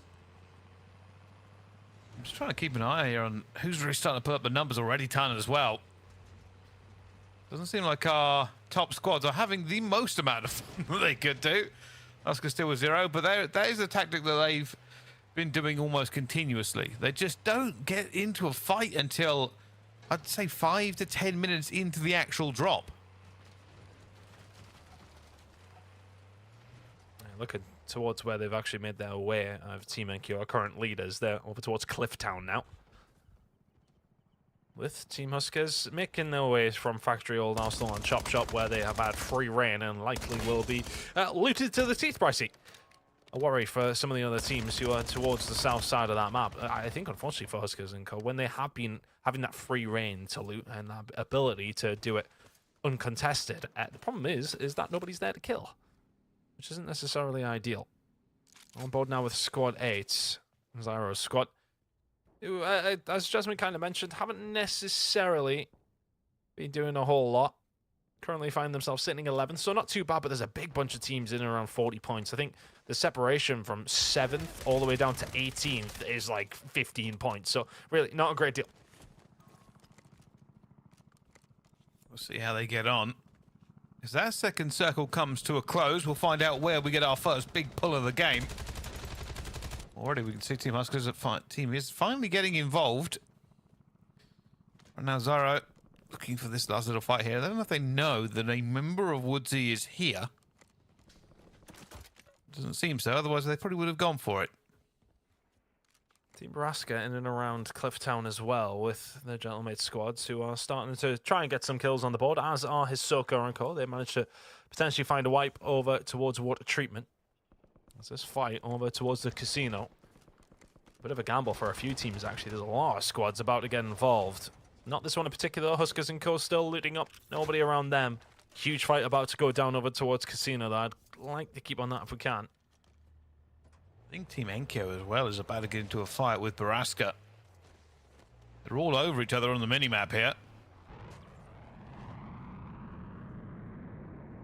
Well, they do know they're in the area. You can see they're looking for the player in the water.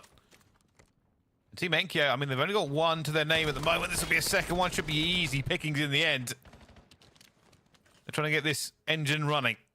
For them, they do need a fairly substantial game. They'll be looking for about 20 kills and then the best multiplier they can. And well, there's the start of it. Not sure if that was a full wipe, but either way, Clifftown is now very much theirs, and with where the circle is heading at this moment in time, it's probably not a bad place to be in. Soka Huskers and Co trying to catch on to Naja and Co, who are actually managing to hit a bit of a redeploy there, so could be chasing a couple of ghosts, so to speak. But a big fight going on here, though.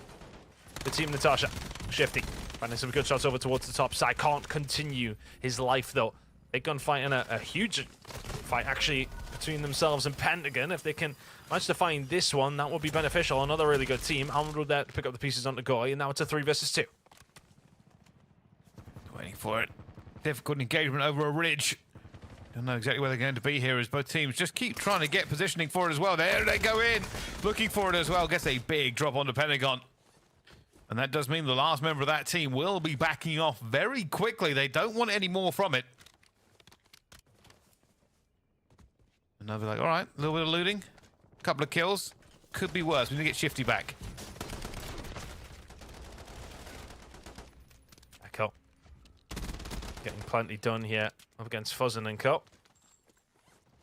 Managing to find plenty, so good job from them. Over towards the winery, nice and safe, and find themselves in a good position. 3 squads have been dropped, and I think for them it's crucial that they get themselves a decent game here, to be honest with you. They are faltering behind ever so slightly. I'm not talking like a 50-pointer, but somewhere between 30 and 40 would be a really good job at closing that gap. They'll hope for a 50-pointer. Hey, if realistically, they'll be hoping for a 70-odd point and get themselves straight in a match point, but that is not that likely, especially with teams picking them off here. Natasha has the better position. Oh, they're being ruthless. Difficult to get at this range. A little bit of bullet velocity could be an issue, but fully upgraded MX-17 will help.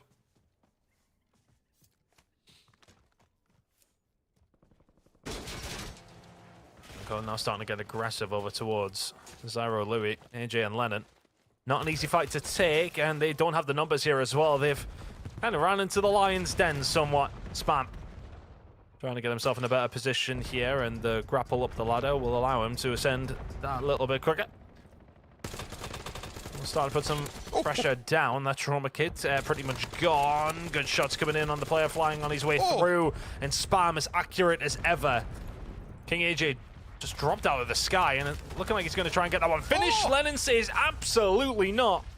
Heads up play takes him down. Redeploys will have to come through for FIFA Kill and Co. Had a good start to the game. He wiped out by Zyro and Co.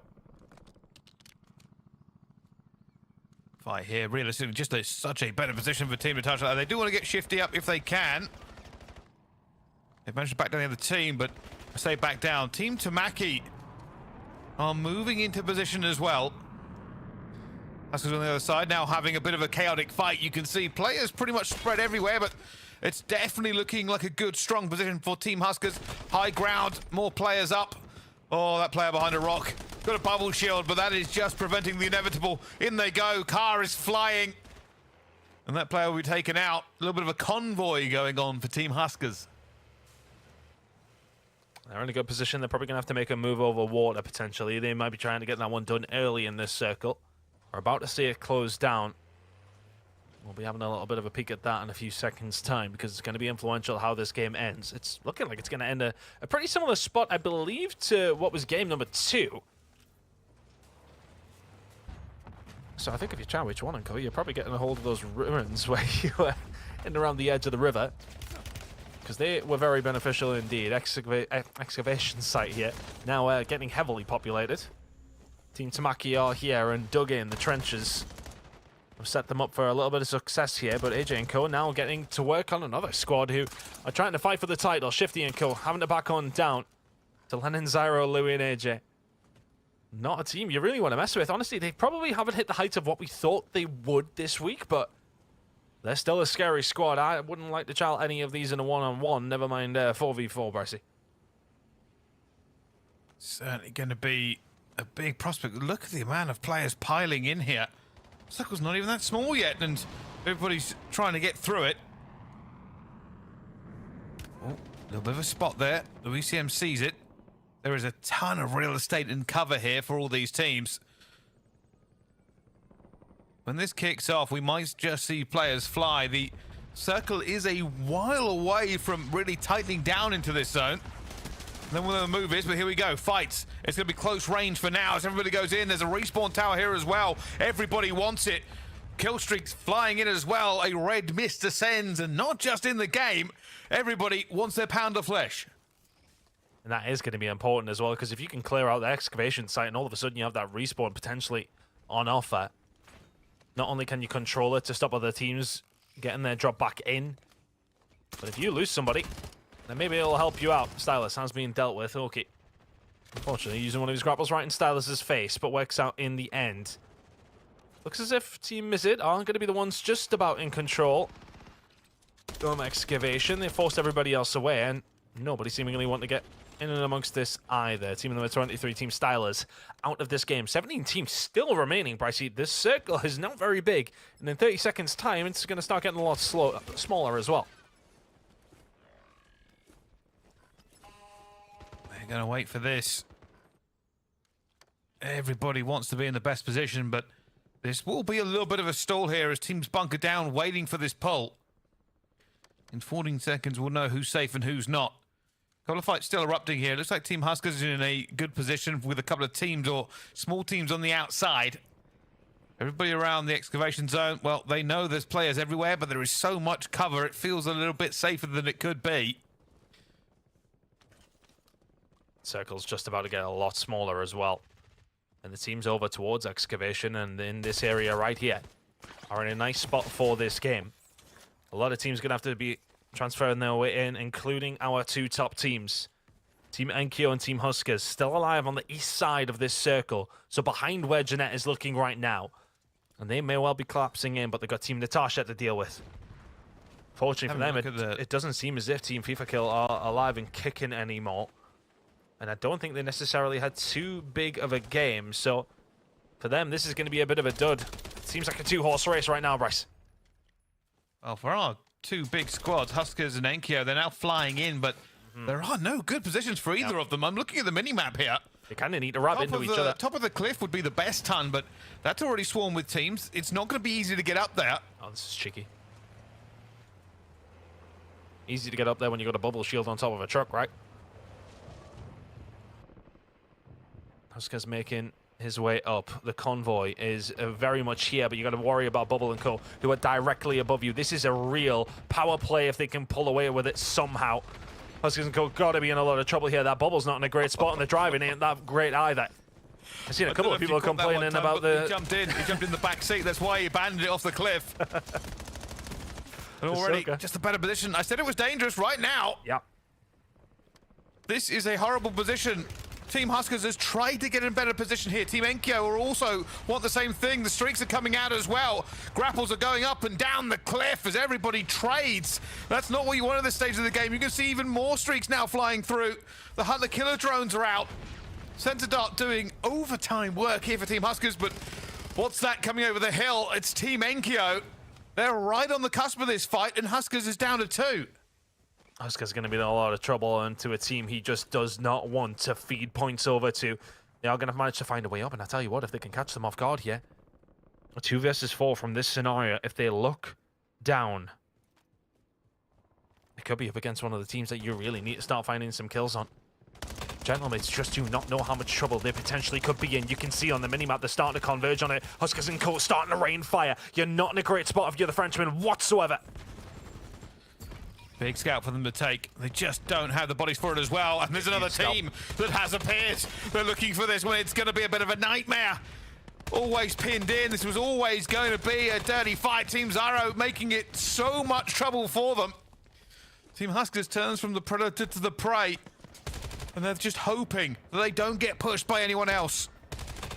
Oh, good shots coming in. Louis, he'll take down Huskers, and only one player remaining. I believe it's going to be Donkey. Honestly, if he can pick up any points, just get rid of somebody down on the other side of Gentlemates. That would be a bonus. They get absolutely nothing. And if you're the Gentlemates, if you are Team Enkyo, you are thanking your lucky stars for Team Zyro, who got involved, took them down, and now it's a 3-horse race for that #1 spot. Best position of this one so far is going to be Team Zyro. They have all their members up. They have the high ground at the moment. That team down there is absolutely pinned. There's nowhere to go. Team Chow is all hiding behind one rock. Team Enkyo, they're not in a good position. They want to move as well. Louis CM says, all right, there's one. Thank you very much. They jump on him as well. The grapple is going to pay off here. The teammates now desperately trying to rescue theirs. Hasn't worked out as Team Enkyo, well, they're in the firing line. Down they fall as well. Only one left. Only a couple from Team Chow. This doesn't seem like it's going to be a win for Team Enkyo. It doesn't, but honestly, a second place might be enough to carry them over the line. 2 teams remaining. Grommelok will fall. At 3rd place, I'm not sure. We'll have to double check. I'm not doing the math too much in that case. It's going to be very, very close to getting themselves on the match point. But if you are Lennon, AJ, Zyro, and Louis, you've done phenomenally in this game. You're going to close out the win as well. Team Zyro, get one on the board and put their name back in the conversation.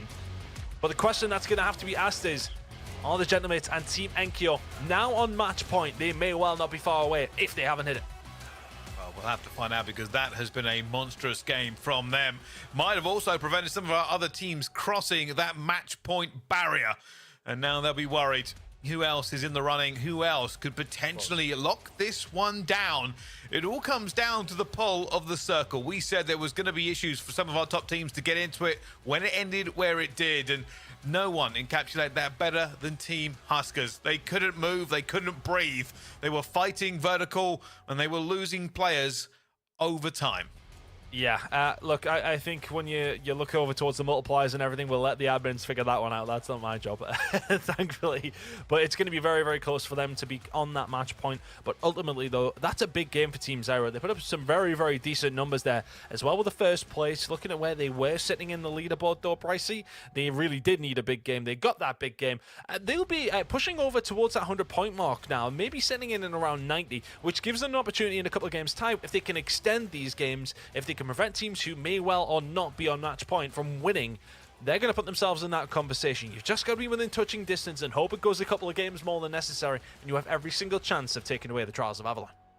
Oh, you certainly do. We will obviously be waiting for these numbers to come in here, but the big question is, did anybody get above match point there? I am very unsure. The multipliers really will make a bit of a difference for that one, but we will find out all that and more coming up after the break. Don't go anywhere for more Trials of Avalon.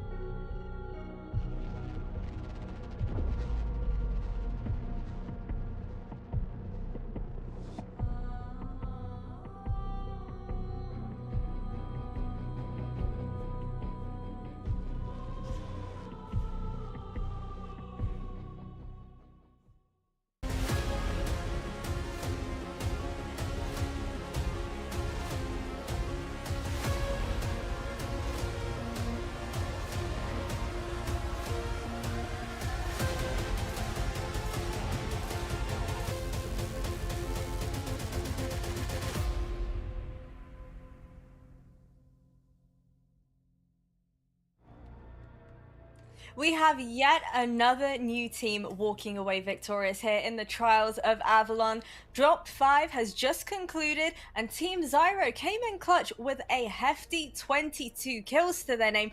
Brycey, was this a team you were expecting to see pop off?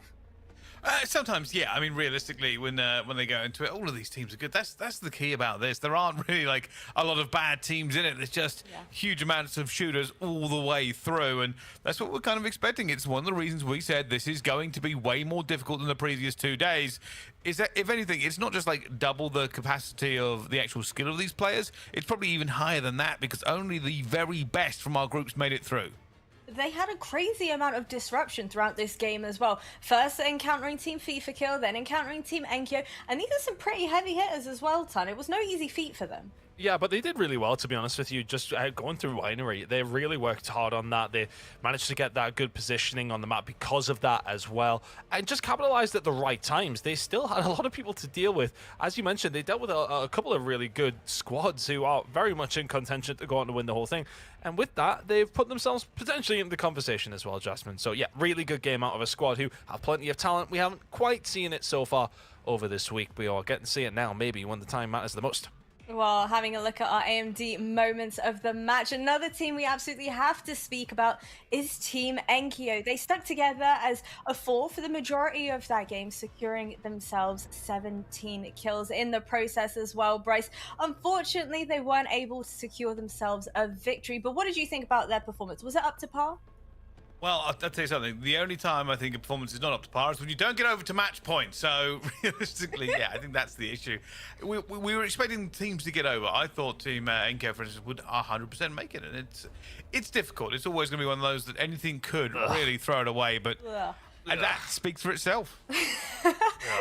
You just got to be tilted at that point. Being 1 point off, Ton. How on earth do you come back from this? Mental's gone through the roof. I wouldn't say mental's gone. They're still in a really good position. They're still leading. They are still, well, I mean, they are absolutely going to be over it by the next drop. I mean, I would be astounded if they couldn't be. I mean, literally just get a kill. Doesn't really matter. I think for them, the question is now for me is whether or not they choose to disrupt. Because, I mean, it doesn't matter what they do. They're going to be able to pick up a kill somewhere along the line to get them over that threshold. Team Huskers, they're not too far away, of course, only 15 points or so, just over. I'd expect them to get there as well. But look, I think if you are the Gentlemates in Enkyo and Co., if you can mess with Huskers and the gang there, then maybe it's an idea. I don't know. Maybe I'm being a little bit bold in this situation, but I think they probably would have to admit that both of them are going to get it over the line here. FIFA Kill and Zyro would have to have an astounding game to get there, but if they have 2 decent games, they'll be there as well. So we could have 4 teams in a couple of games' time who are very much in and amongst the mix and over onto the match point. But yeah, for Team Enkyo, the Gentlemates boys, question is do you get silly with it, or do you just play your game, get your kill, get yourself over, and go again and try and win it in the next game? What do you reckon their best bet is here then, Bryce? Do you reckon they're better off going for the Team Huskers, trying to take away their chances from them? I think it's one of the only kind of times that you could say that would be a viable strategy. Look, Team Enkyo are going to get 1 point, and then after that, it doesn't really matter. So they can do whatever they want. They could they could just leave the game if they wanted to and go and have lunch and come back and then actually start playing. Many strategies for it. I would say the smart thing would to be shut down some of the other teams. Huskers' team would be quite difficult because you'd have to find them, although we do know where they drop. To the point where I'd say maybe even just go where they drop. We've seen it many times, right? Just try and take them out straight away. Then you can look at what, like FIFA Kill and Zyro, and see if you can take those down. But there's not a lot for them to do here. They can't really lose, so it's kind of feed up time. What about for Team Huskers in that previous game that we saw? They had a little bit of a questionable vehicle usage throughout that as well, making things a little bit chaotic. They did, but look, it nearly worked. They had to do something because unfortunately for them, they just weren't in a position to do anything on the map. They were in a really, really sticky spot with how the zones kind of went. So for them, look, it was do or die. Didn't necessarily have a terrible game. What they picked up 28 points in the end, which is still a very, very decent effort, of course. So for them to be able to do that, if they do that again in this game, they'll get it over the line as well. So yeah, look, they had to make a move there. That's just one of those cases. You weren't quick enough for the zone. There was other teams in better position. You lost out because of that, nothing else really to it. So yeah, I think for them, just same old, do it again, what you've been doing, and you'll get it over the line. That's all they've been focusing on. Well, in the late game of the drop that we've just watched, streaks were a huge part of those final moments as well. Bryce, how did you feel that it really changed up the pacing of those final moments? Oh, it's what they're used for, right? It's what you 100% need to have. I mean, we saw all kind of things being pulled out here. The bubble shield in a car was a particular favourite of mine, but it did get kind of countered by a player getting into the back seat and shooting from inside. So all of these streaks are going to be kept in the back pocket. It's good for now, and it's good for the teams looking for match point. For teams that look for it when they get to match point, though, that's when it will be the absolute necessity. When you're trying to eke out a win, you will need the X factor to get it. And depending on what they get through here, the bombardments are okay. They haven't looked particularly great here. Sniper drones have been great at picking teams off. The dog, I'll be honest with you, doesn't do an awful lot for me. I don't think it's particularly menacing in some of these fights. So I think, yeah, they've got to keep them in the back pocket. It's essential. We are now getting into crunch time. Teams, after this, will guaranteed be at match point. My question for you both now is, though, once you do hit that match point, is it very much all eyes are on you? Do you think teams are going to be starting to target the ones that have already reached match point? I think especially if it is Team NKO, the only squad there, then I would anticipate teams might start to get a little bit aggro onto them, especially some of the teams at the top echelons of things who maybe don't need a certain amount of time there, or a certain amount of points, I should say. So if FIFA Kill and Co can have a good game here and they need like 20 over the line, they may choose to disrupt and maybe go for something there, but again, that's risky. There's so many situations where we're kind of looking into. It depends how many teams are out there. It depends how many teams are close. It depends if anyone wants just to be a bit of an ass, to be honest with you as well.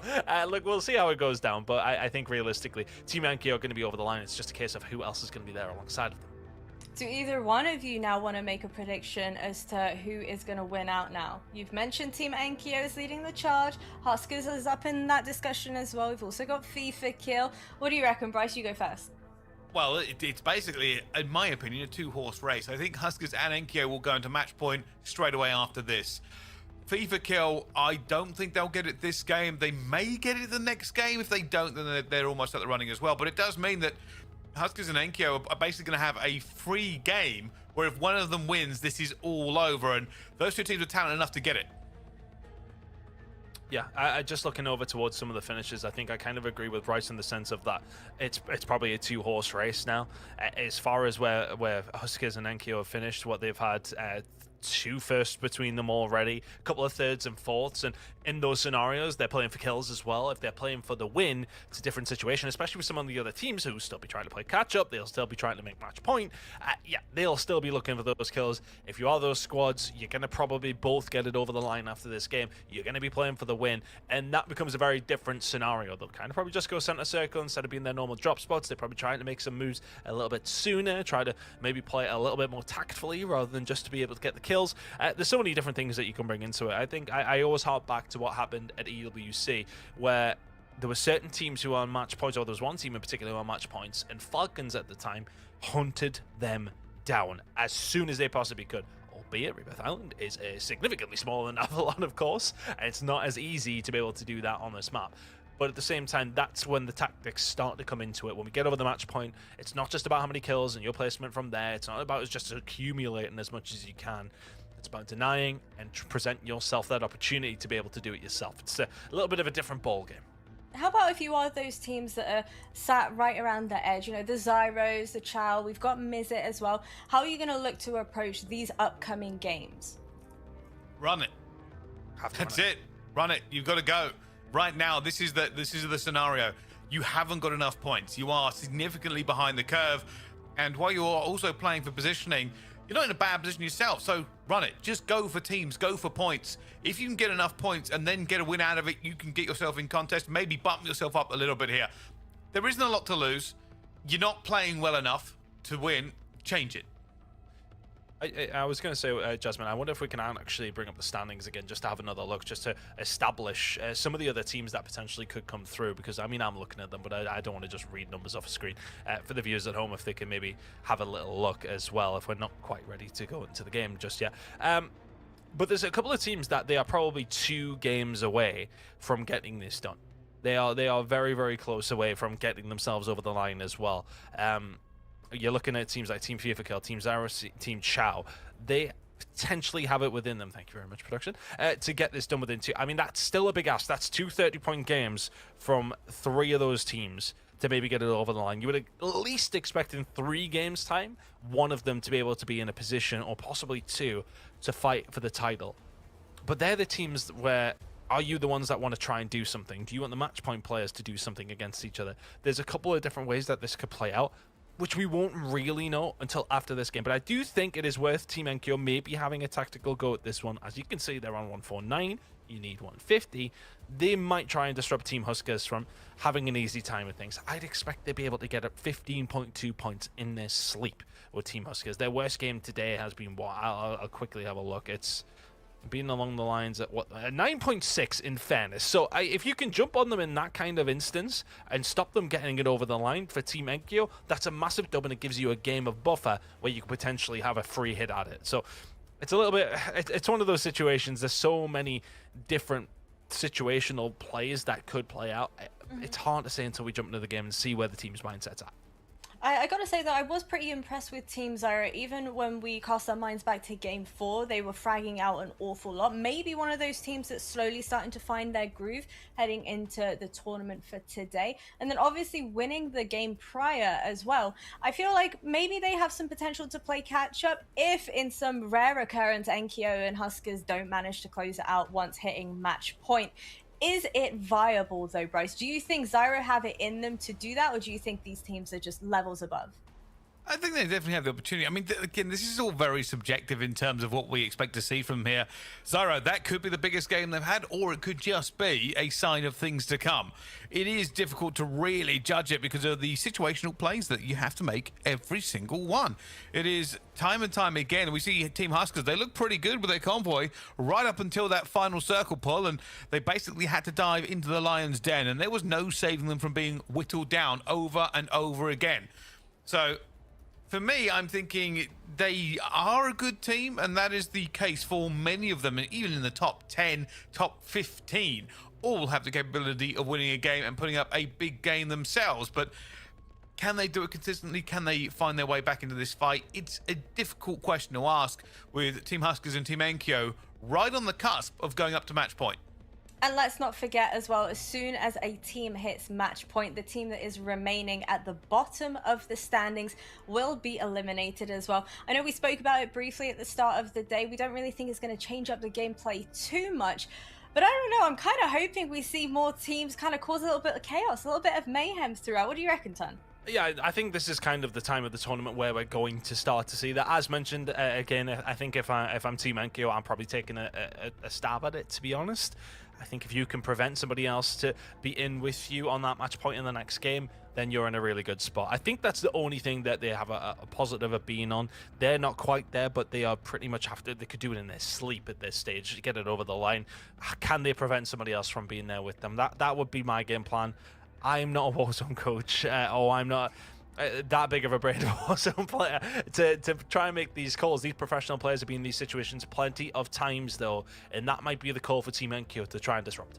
Well, I'm crossing my fingers. I'm hoping Team Enkyo take down Team Huskers and hit that very crucial match point, boys. Let's kick it off. All right, thank you for that one. It looks like we can see the teams in the lobby. They're getting their warm-up done and getting ready to drop here. Tan, one of the things a team right now is going to have to take a look at, and I don't know if any of them are really doing it, is where Team Huskers is dropping. I'm about to see them do it again here. They drop in a massive arc all the way from Car Factory down to Chop Shop, right? Yeah. Individual drops for them there. They could be ruined very easily if some teams took advantage, and I don't know if some teams are going to do that, but it does seem like a little bit of a no-brainer. Well, again, this is kind of what I'm reiterating what we've just been talking about there, in the sense of that I think that Gentlemates and Team Enkyo should have a go at it. If they've been watching this back and been keeping an eye on where the drops have been going, if they've got a good idea as to where the Team Huskers are going at the beginning of the game and how spread out they are, I would be having a look at that. Even if you can find that one kill into one of them, just slow them down that little bit, make their lives a little bit more difficult for them to get those points that they need to get over the line, which is around 15, just over. Then maybe it's an opportunity. As we're about to load in, Bryce, I'm really going to be keeping an eye. And for the observers, let's keep an eye. If Gentlemaids are dropping on over towards Huskers and Co., we got to see what happens. Well, it looks like they are in the plane and they are ready to drop down. So we'll be seeing if there is a new story to be told. Two of these teams should this time really go over into that match point. For Team Enkyo, all they have to do is get 1 point and they'll be ready for it. For Huskers, they're going to need 16 or so. And then for everybody else, a bit of a stretch realistically. Team FIFA can make it if they get like a 55, 56 point game. But that is rare and hasn't happened that often. There is, if they are actually having a look here. Seems as if a lot of these teams heading towards their normal spots by the looks of things. We'll be keeping an eye on some of the other teams who are very, very close to getting it over the line, but you can see in the minimap in your corner is very much a standard procedure for everybody involved. Team number 1 and team number 3 are the teams that are going to be getting themselves on that match point. I say it's standard procedure, Brycey. There was somebody from Gentleman's having the flirt of an idea to have a look over towards Car Factory and Old Arsenal. This time around, they're going to go back towards their normal spot of heliport. And the rest of the teams will just battle it out to see if they can keep up with them. And again, the teams that we're keeping an eye on, Zyro, Chow H1, even Mizit, they're not 100% far away as well as Team FIFA Kill. They need to be able to have a big game here. FIFA Kill and Co. put up a 50-pointer. That would not quite get them over the line, but it would pretty much guarantee them if they could do that this game and then the next game have a very average one, then they're going to be over the line as well. So for some of these squads, it's about counting your lucky stars, and if one of these teams can, well, have a bit of a nightmare, can you capitalize on that? That's the thing. Zyro got with a really nice win in the previous game over towards the Mansions, trying to get things going. Well, we'll have a little look at how this one does end up playing out, but lots of fights already starting to kick off here as well. I was going to say with Team Huskers, there is a team nearby, Team Stylers, but again, free reign for them. They get to loot 3 POIs and some contested areas basically for free. And in fairness, we do see a lot of that actually from our top teams. Team FIFA Kill, they're all spread out all over the stadium. The port there for Team Enkyo, they are not really concerned about being together yet. No, not quite yet. That's team number 20, Axion and Kill. Will get wiped straight off the rip here by Team Savvy Ultras down over towards Lowtown. This is a good start for them. 4 kills for PO as well. You take those all day long. That is a very, very nice start. And I think the only thing that I would say, having a look over towards the map, it's a slightly northwesterly pull, but mostly north. You can see all the positions that Huskers and Co. usually take up, where they usually go for their loot. That currently is not within the zone. So what are they going to be able to do when they're trying to make the move? Because I tell you who's right on the edge of the zone? Gentlemates and Enkyo. They're in a really good spot to be able to do something about them. Can they hold them off? That's got to be an opportunity for them to maybe be presented with, but the circle is closing. 2 minutes and 23 until things start to get a little bit interesting, potentially over towards heliport. There comes the fight already, trying to get out of this one. Team Naja, wow, point blank. Just ran and basically headbutted that player out of the window here. That's a better position for them now as well. Natalie just doing the work for this one. Knows going to be here at the same time. This will be the second kill to pick up. Wondrous play to shut down Team Pentagon. And now they have the numbers advantage. Keeping an eye on the minimap of how some of these teams are working this one as this fight continues here. Team Pentagon haven't necessarily had the day that they would have hoped so far. 45 points to their name. That's a crappy upgrades in the middle of a fight. Yeah, I know. It's, well, anything that can help. Pentagon trying to stay alive and will continue to do so. But here, Team Menage are starting to get aggressive. They know they have the advantage in this fight right now. Pentagon very much isolated. They should be dead to rights. A little bit of reinforcements, maybe. They're trying to be helped out, and he's trying to stay alive long as possible. Isn't going to work, though. They capitalize, they take down. And again, I'm not 100% sure if we could have a look as this fight continues to ensue, but on the circle, it's been a bit of a different move, if anything, for Team Huskers. They typically have been going up the right towards Clifftown, etc., but they've actually made a bit of a move left. I think probably aware that Gentlemates are over towards that heliport side. No need to get involved with them early on, and they are avoiding them if they can. Well, we can see right now, absolute devastation, revenge. This is best served when your teammates turn up. And now, as they move further into this one, that's a big scout for them to take. We saw some upgrade tokens at the top. I don't know if they were still available, but They will be able to loot the enemy team for everything they've got. I think the redeploys are what they are waiting for next here as well. I'll be hoping that this is a sign of things to come. Get a couple of kills on the board pretty early. And now with them already on 5 kills time. In fact, that is the leaders in terms of kills on our board at the moment. Yep, really nice start there by Pentagon and Cup. And now with this circle moving further towards the north as well, there's a lot of teams that are going to probably have to run into FIFA Kill and Co.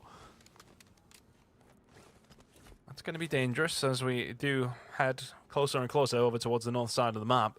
Looking like it could potentially be a finish over towards Residences and Co. Dongi though, starting to get aggressive here now for Team Huskers, and they find themselves in a position where they can start to fight. They need an average game here, nothing too crazy. They just can't be dropping out very, very early. I think as far as I know, it was around 15 points. I can double check that, Brycey, but it's not a lot. It's one you would expect them to be able to do quite easily. 4-man fight this. 4 teams all going into it. There's going to be Team Huskers that are going to try and set pace.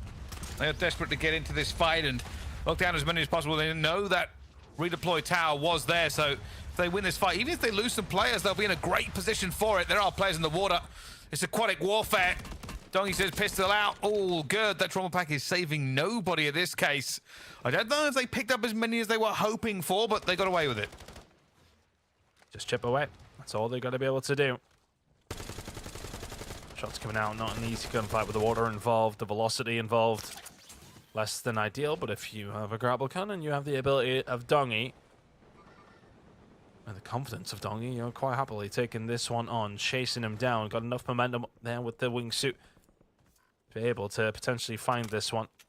Team number 16 and Team MZ looking to keep themselves alive, but unfortunately for you, this guy's hunting you down. You get taken down, and Dongi, that's just far too easy. Nicely done.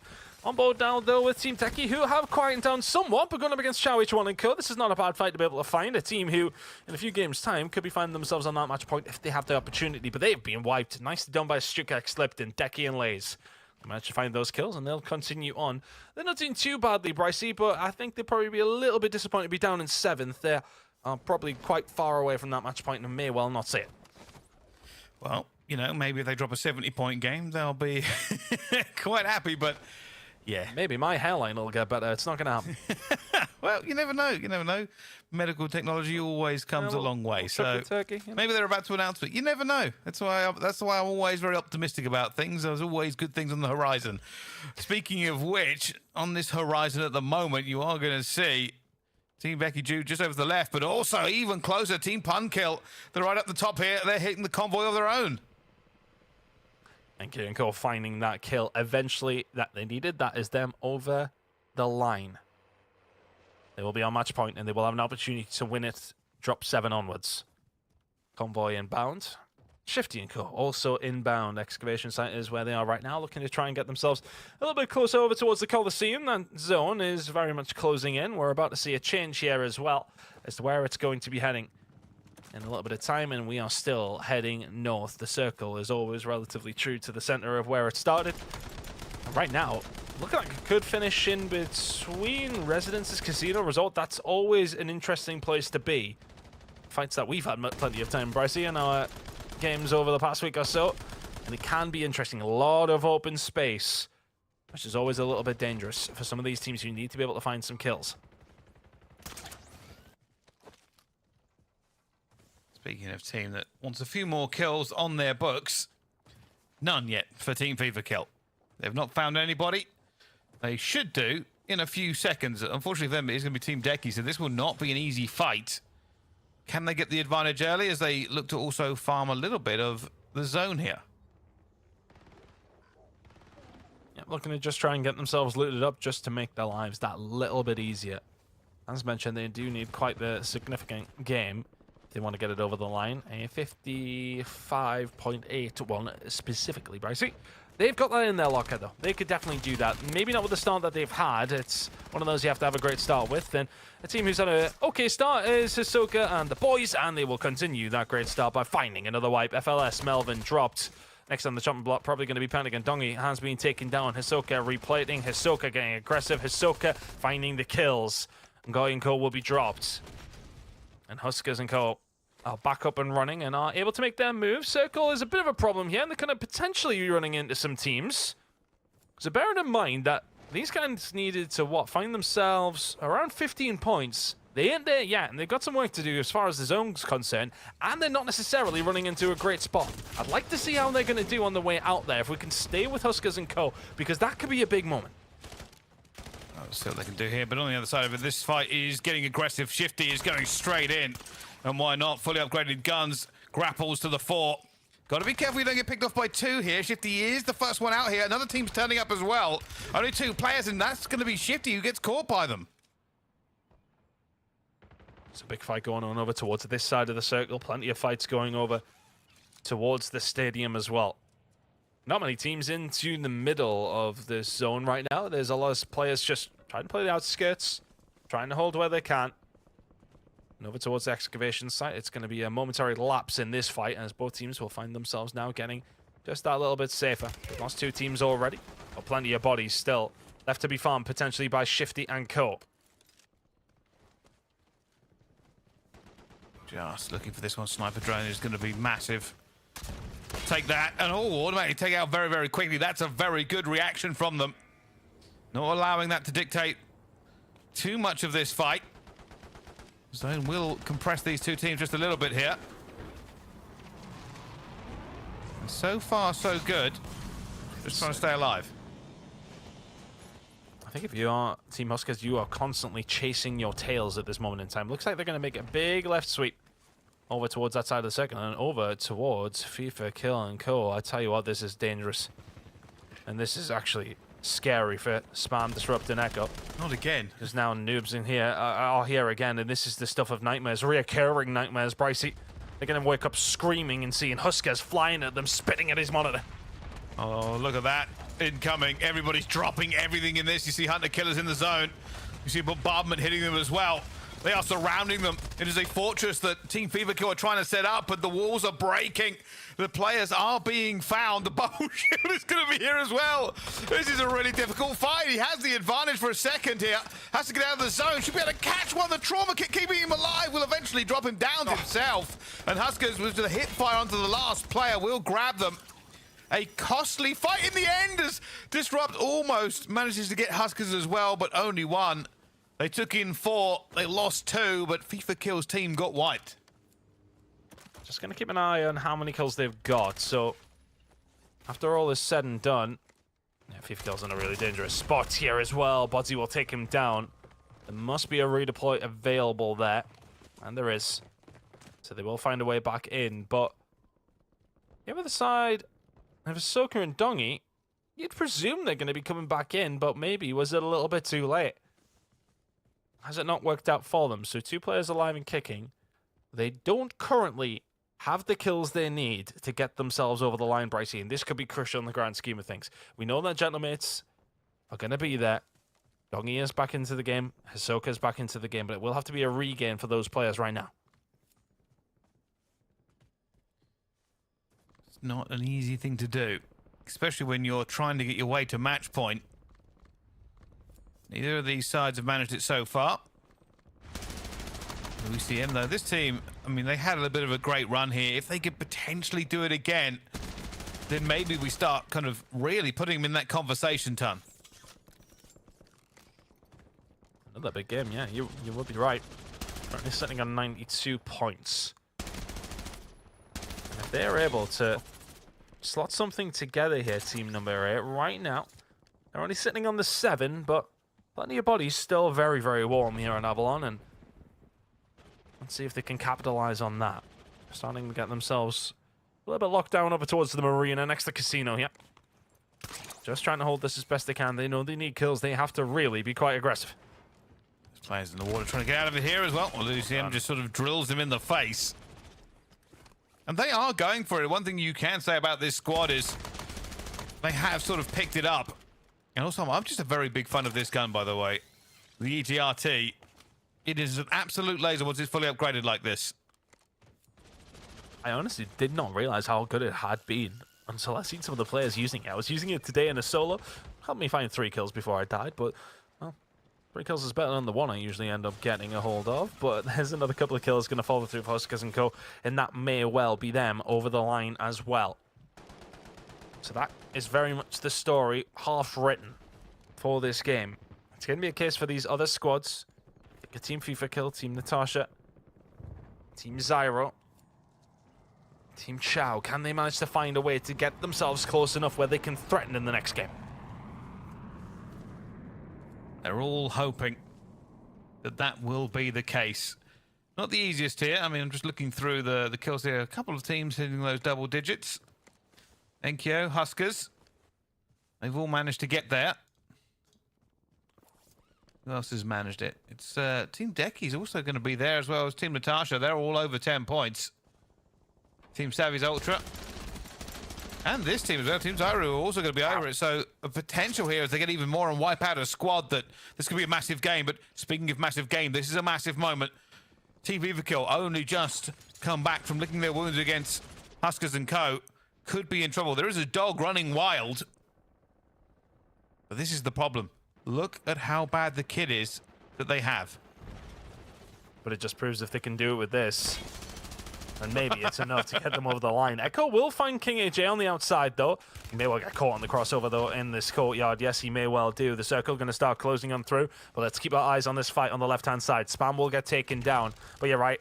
The regain came through, and all of a sudden you're walking around with, at best, green guns. Not much armor. You may well be able to help yourself out there, though, if you are Echo. Disrupt now just trying to keep himself alive. No redeploys available here for either one of the 2 players that are down. And the shot's starting to ring on through. Dead to rights, if you disrupt, you're being dropped, and Echo probably has to get the hell out of dodge and just play for that placement. You could do with a decent game. As far as their game goes, though, I think they've only got around 8 or 9 kills, Bryce. That's not enough. That's not the pace you need to be setting if you want to be there within the next 2 games. It's looking like more 3 or 4. If we're talking about Team FIFA Kill. Hey, Team Huskers is out. Wait a minute, is that a redeploy? I'm just trying to see. There was a map movement there. No, there's no redeploy. Team Huskers are gone. So they're out of this one. They did get 17 kills before they dropped. I believe that is going to be enough. They needed 15. Put myself on the line there. I'm pretty sure 17 is more than 15. Well, we're also seeing Team FIFA Kill lose the numbers again here. Team Zyro have managed to get their players back, and they're now going to take on Team Enkyo. Oh, Zyro caught one in the teeth, and he wants to get out. He's going to go down. They thought they had the advantage. They did not. That sniper drone has come in clutch once again. Some of these teams using it to its full effect. Len and Co, though, do need a decent game. The Gentlemates do not. So, if anything, this is an invested fight for both of these 2 squads. Both of them need to win it. If you Gentlemates, you get another potential body that could be getting over the line quickly. Absolutely dead to rights, and that's exactly what's going to happen. If you're Zyro and Co, you get pretty much wiped. One player's managed to slip the net, and that sensor dart is going to give them an indication exactly where he is. So, Run. yeah, run. You really did need to put up a big money game here. But Team Enkyo will prevent that from happening. Zyro will not be closing that gap quite enough, I would say. That one player is going to go to ground, unfortunately. As we can see on our minimap, there are people everywhere now. He's going to run straight into another team. In fact, I think they might already be out. I don't know if you survived that one. They run straight into Team Decky. This is feeling like it's Enkyo's game to lose. And if they got that 1 point last time, Tan, we'd be talking about this potentially being over.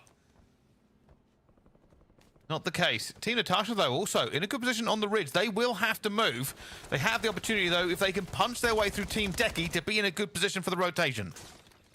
Cord trying to help the squad out here.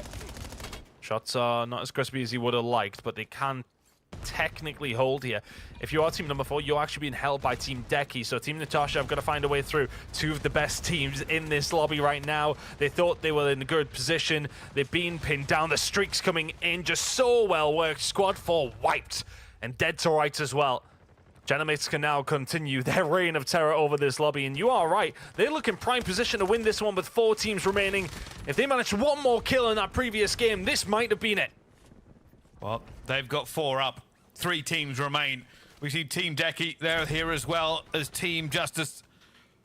I just don't know if they're going to have it. Here they go, though. RCXD to the fort. That's the first one in. They're still not safe here. They're looking for this one. He's going for it. Trying to get round. They don't want to go for the direct engagement. They're looking for a little bit of cover on the outside here, Ton, but players are trying to get aggressive. Look at this shot. There's a team above them. Enkyo and Kodo can deal with Skinner and Havoc. That's going to be another team wipe, but this is a big gunfight. Hallow has got it dead to rights. Absolute laser beam onto Sukex. Millsy is able to find one, though, on the other side of things, and that may well help out Team Deki, who have the bubble to recover here as well. Only one. Gets it. It's a 1 versus 1 versus 1. Back into the bubble shield. Doesn't make it. Does not make it. Pulled out of the sky. And now a 1 versus 1. Enkyo, they can get another win here. It's only going to give him more score for it as well, but he does have the gun. He has the pistol turret. And going against him, somebody from Justice. We don't know exactly who it's going to be. Or can he get the revive in? There is a player crawling to him desperately. He's a little bit nervous, Ton. Does Millsy know to get aggressive? He knows who he's up against, so he's worried about it, but the pistol controller on the top is going to entice him, but he finds a way around in the 1v2! The res comes up, and it's Team Justice who take the win away! Imagine if that was match point. That would be devastating. Incredible game, though, out of Channelmates. They will get themselves over the line, and then some. Big game out of them in the sense of that they kept some of the other teams who were chasing their tail a little bit further away, keeping them at arm's length. Huskers and Co, I believe, did get over too. We're going to be heading into drop number 7, Brycey, with 2 teams who could potentially win it. Imagine if that was the end here and they were actually on match point and they lost like that. I mean, I don't know who grappled in, but carrying spheres those size, I'm surprised the grapple could pull it. That was an unbelievable chow, and wise in fairness, because they knew they had to go for it in case they got up. A 2 versus 1 would not have worked in their favor, but hopefully that's a very big game for them. I'm trying to work out exactly how many kills they had when they won. It's a lot. I think Enkyo had like 13 7 or 14, for that didn't team, but obviously, yeah, Team Enkyo, I mean 22, but yeah. Madness. Crazy game. It certainly was. Well, from one crazy game to another, we're going to get all those scores totaled for you, find out what is happening, but don't worry, at least one more drop to come here on Trials of Avalon after the break.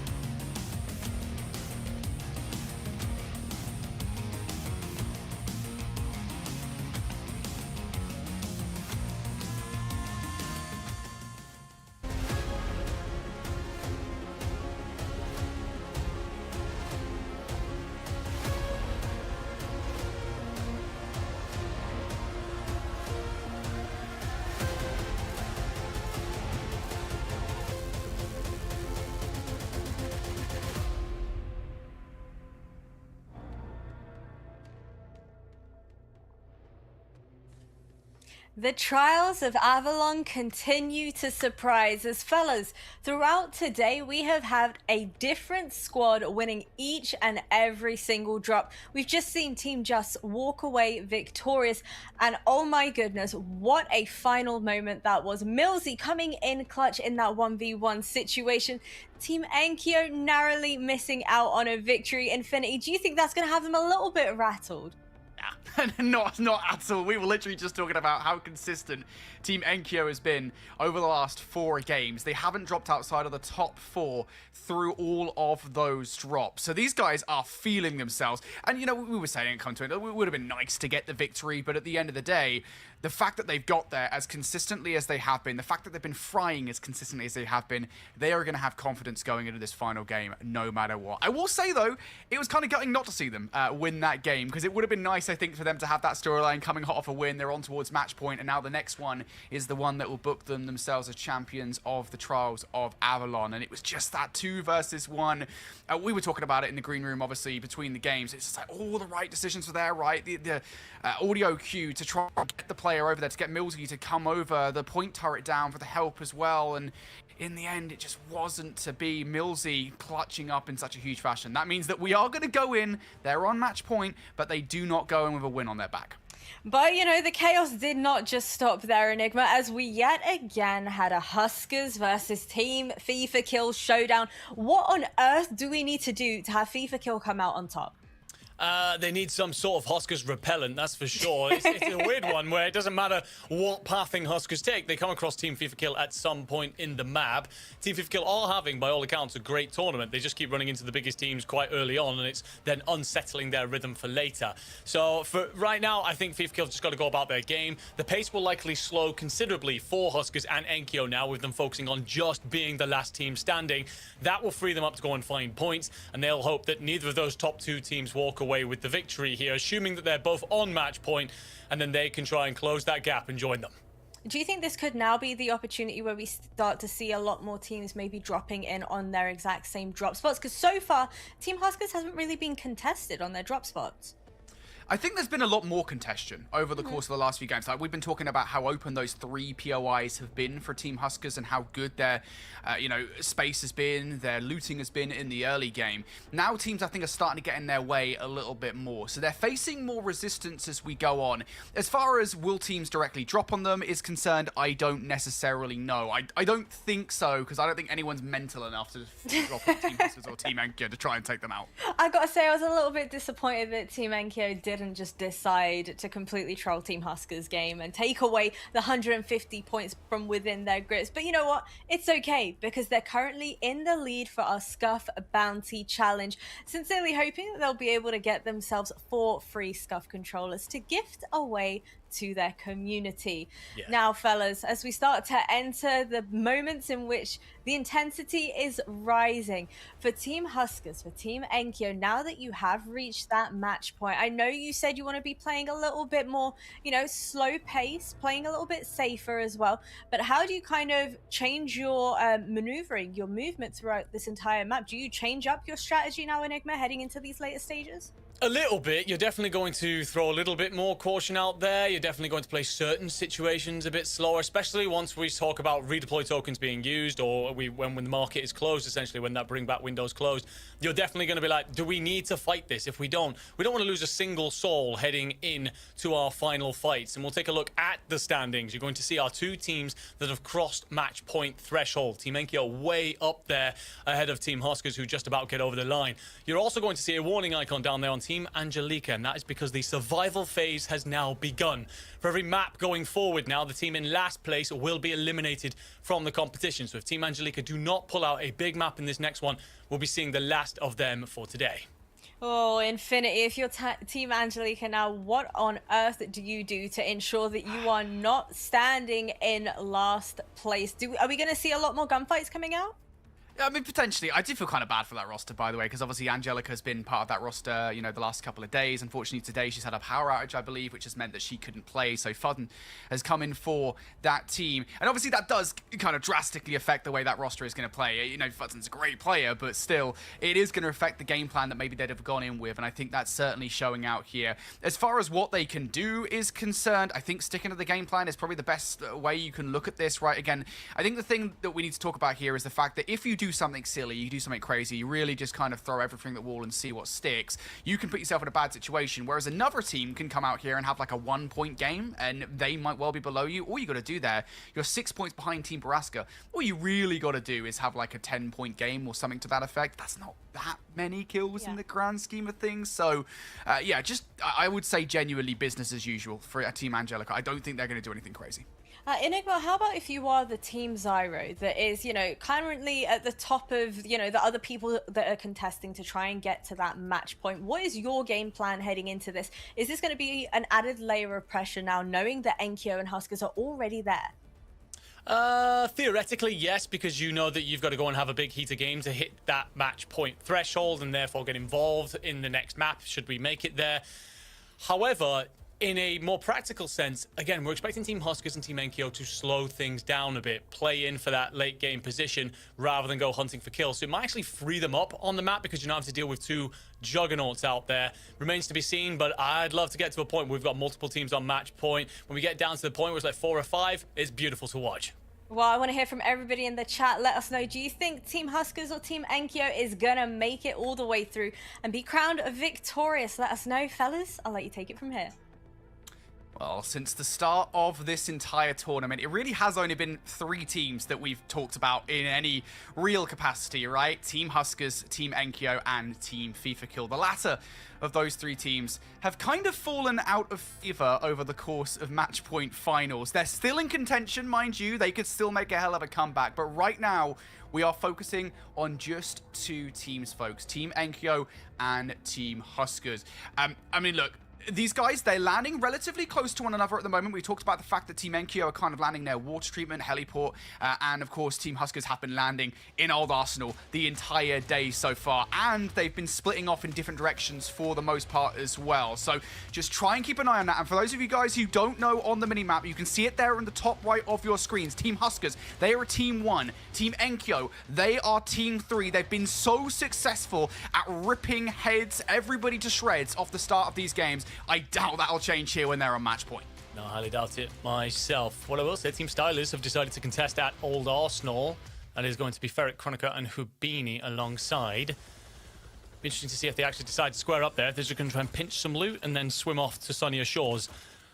An important note to make for anyone in chat who doesn't fully understand how match point works. Any team that wins the next map on match point wins the tournament. But it also means that they jump to the top of the leaderboard and then everything else freezes. So very important that Team Enkyo did have that big last game. At 188.6 points, they'll be well clear of everybody. So even if we end up with multiple teams on match point from here, likelihood is the worst they place today is second. Just bear that in mind and how much they can really slow things down and focus on that late game. Team Huskers, they may want a few more kills yet, just in case. You spoke about FIFA Kill, my friend, and how much they want to get aggressive to find those points. And they're going to start off with the Italians. And there goes Freddy, but you lose Spam and Echo in the process. And forgive me, I'm pretty sure this is a different strategy entirely from Team FIFA Kill. We talked about them changing things up. They're now in Clifftown. Unless they've managed to come over here super fast from their usual drop, which is Trinity Stadium, this is a total different look from Team FIFA Kill. And I think rightly so, to be honest with you. They really needed to try and lock in here and do something a little bit different, because obviously when teams are on match point, the stakes have never been higher. So for Team FIFA Kill, they're trying something totally different. They've got themselves over in Clifftown. Of course, it is worth saying that that is towards the eastern part of the map. And so that would put them in the firing line of both of our match point teams, something that's been a bit of a problem for them so far in this game. Elsewhere, though, over towards the Old Arsenal, this is Team Huskers on match point. They are being challenged ever so slightly here by Team Stylers, excuse me. Honestly, at this point, I think most of the time we've seen this fight go down, Team Stylers versus Team Huskers, it is definitely Team Huskers that have come out on top, and already it feels like they've put them down to their last legs. Yeah, it's pretty much a one-sided story, regardless of who the contest is from. And for Ferric and Hubini, they will be sent to A different part of the map, quite frankly, reminded that they are not welcome at Old Arsenal and shouldn't have bothered contesting here in the first place. For Donkey & Co, this will mean an opportunity for them to loot up, get themselves set up for the rotational path that they will need. Old Arsenal is sat as far as you can really get down into the southeast corner. Circle looks like it's going to pull towards that centre landmass, maybe the northern side of it. So pushing up north from Pier District, maybe somewhere around Lowtown. And those circles, my friend, deliver beautiful endings once we get there. It does really feel like this is an incredibly balanced circle at the moment, doesn't it? It could go absolutely anywhere, and I'm so glad this isn't one of those silly circles. I know I joke about it sometimes where we're like, yeah, I really like the circles where we've got a lot of water in it, but for this situation, given all that's on the line here, of course, a $50,000 prize pool, folks, yeah, I think something a little bit more fair is exactly where we want to go. Speaking of a little bit more fair, looking over towards Savvy Ultras, this roster has been fairly good all day long. I believe they're currently sitting around the middle of the table right now, so they're going to need to have some banger matchups to move forward. They're currently going head-to-head with Just SDX, of course, our victors of last game, now owing all that to Millsy, and a streak coming out from that Just SDX roster. That is going to send Savvy Ultras scarpering away. A moment of note, Team Angelica getting wiped in that engagement there, so things going from bad to worse for that team. A reminder, if they do get fully wiped and have not closed the gap on the team above, at the end of this map, it will be the end of their tournament. The Trials of Avalon will be cut short for them.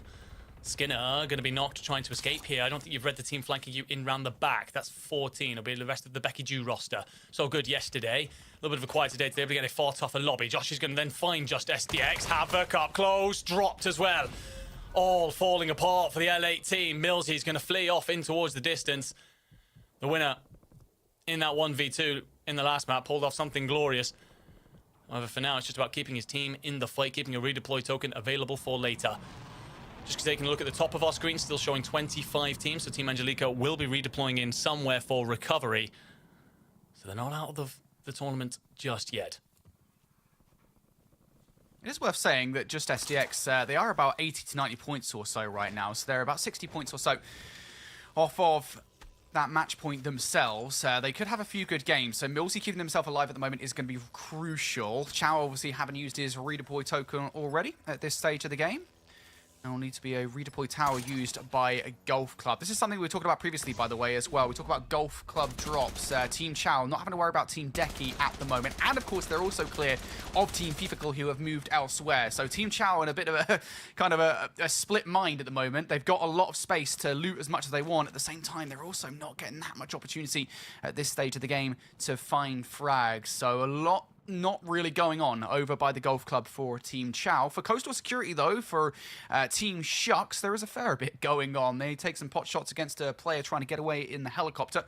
Not going to get a frag off the back of it. As far as what they've got going on right now, really not a lot, Enigma. They've got an entire portion of the map totally to themselves. Yeah, it's a weird one. If you are these teams, Huskers and Enkyo, you want entire portions of the map to yourself. You want it to be very quiet for a while. Not really bothered about kills. That being said, Donkey's on the hunt for...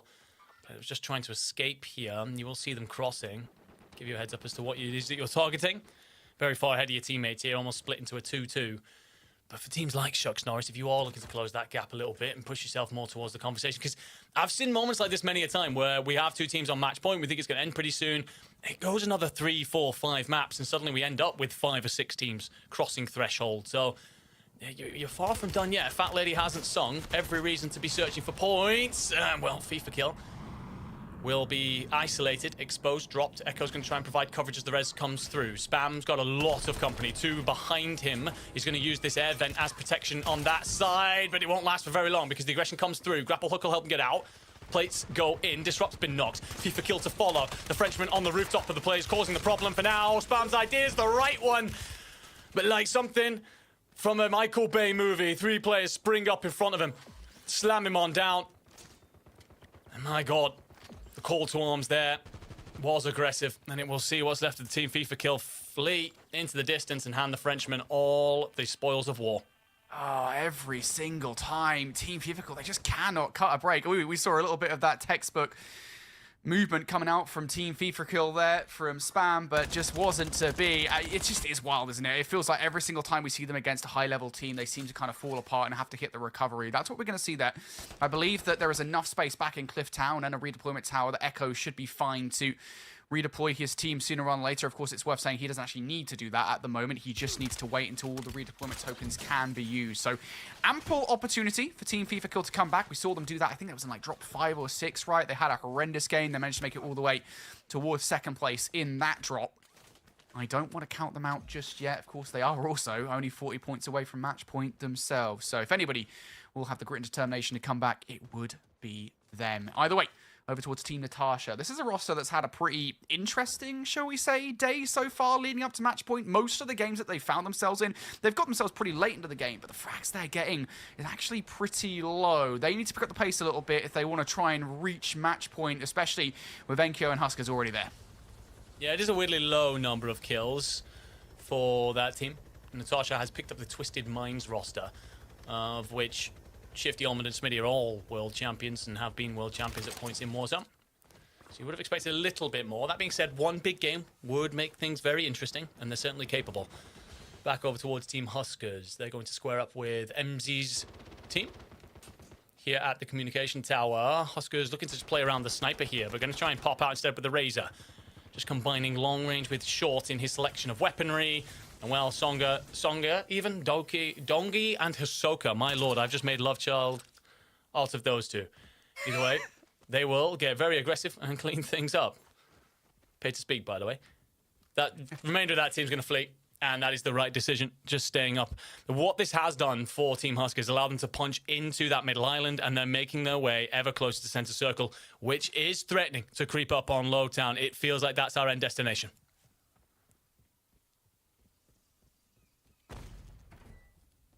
Okay. Well, Team Huskers looking towards the zone right now. Would be fun if we could pull up the minimap for everybody at home to see what is happening for them. They are currently on the southern side of our map, and they haven't really got that much to worry about in terms of kills. It is worth saying as well, by the way, this is something we should probably focus in on. It doesn't really matter at this point what kills these guys get, right? I mean, like, they're not trying to fly and get dozens of kills. They've already reached match point. As far as they're concerned, they could walk into the final, get 4 kills. I know this probably wouldn't happen, but they could get like as low as 4 kills, win the game, and that will win them the Trials of Avalon. So they don't need to be flying at opposition. They just need to get themselves in that final zone. So them having a pretty sparse picture as far as the rotation in towards the middle of the map is concerned, that's fine, but we'll see whether or not they do get on. The Gentlemates push themselves into the center of the circle, very close to Lowtown, more on the outskirts and kind of watch what's going on here. Nearly end up squaring up against Team Savvy Ultras, and just as that looks like it's all going to get thrown down, it's actually Team Vortex that fly over from a communication relay and drop themselves on the rooftops nearby.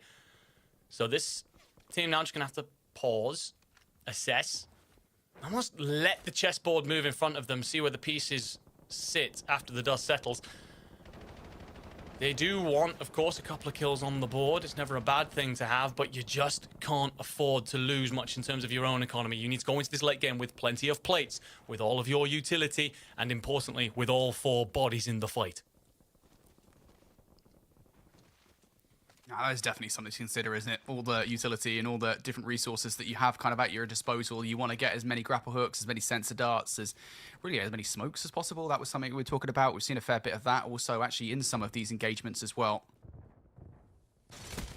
We get some of those Deadeye drones into the final circle. That would be huge. We talked about recovery, though, for a Team FIFA Kill. They seem to be recovering okay at the moment. They're getting pushed here by Team Tamaki towards the redeploy tower. Right now, it is just going to be FIFA Kill and Disrupt, and there isn't really that much in terms of resources left to go for. FIFA Kill with the shots out. Needs to tip this second. Having to back away here momentarily. Can't get away. And that's going to be FIFA Kill done. I believe, again, there might still be names left up here for Team FIFA Kill. It certainly looked like it in the feed.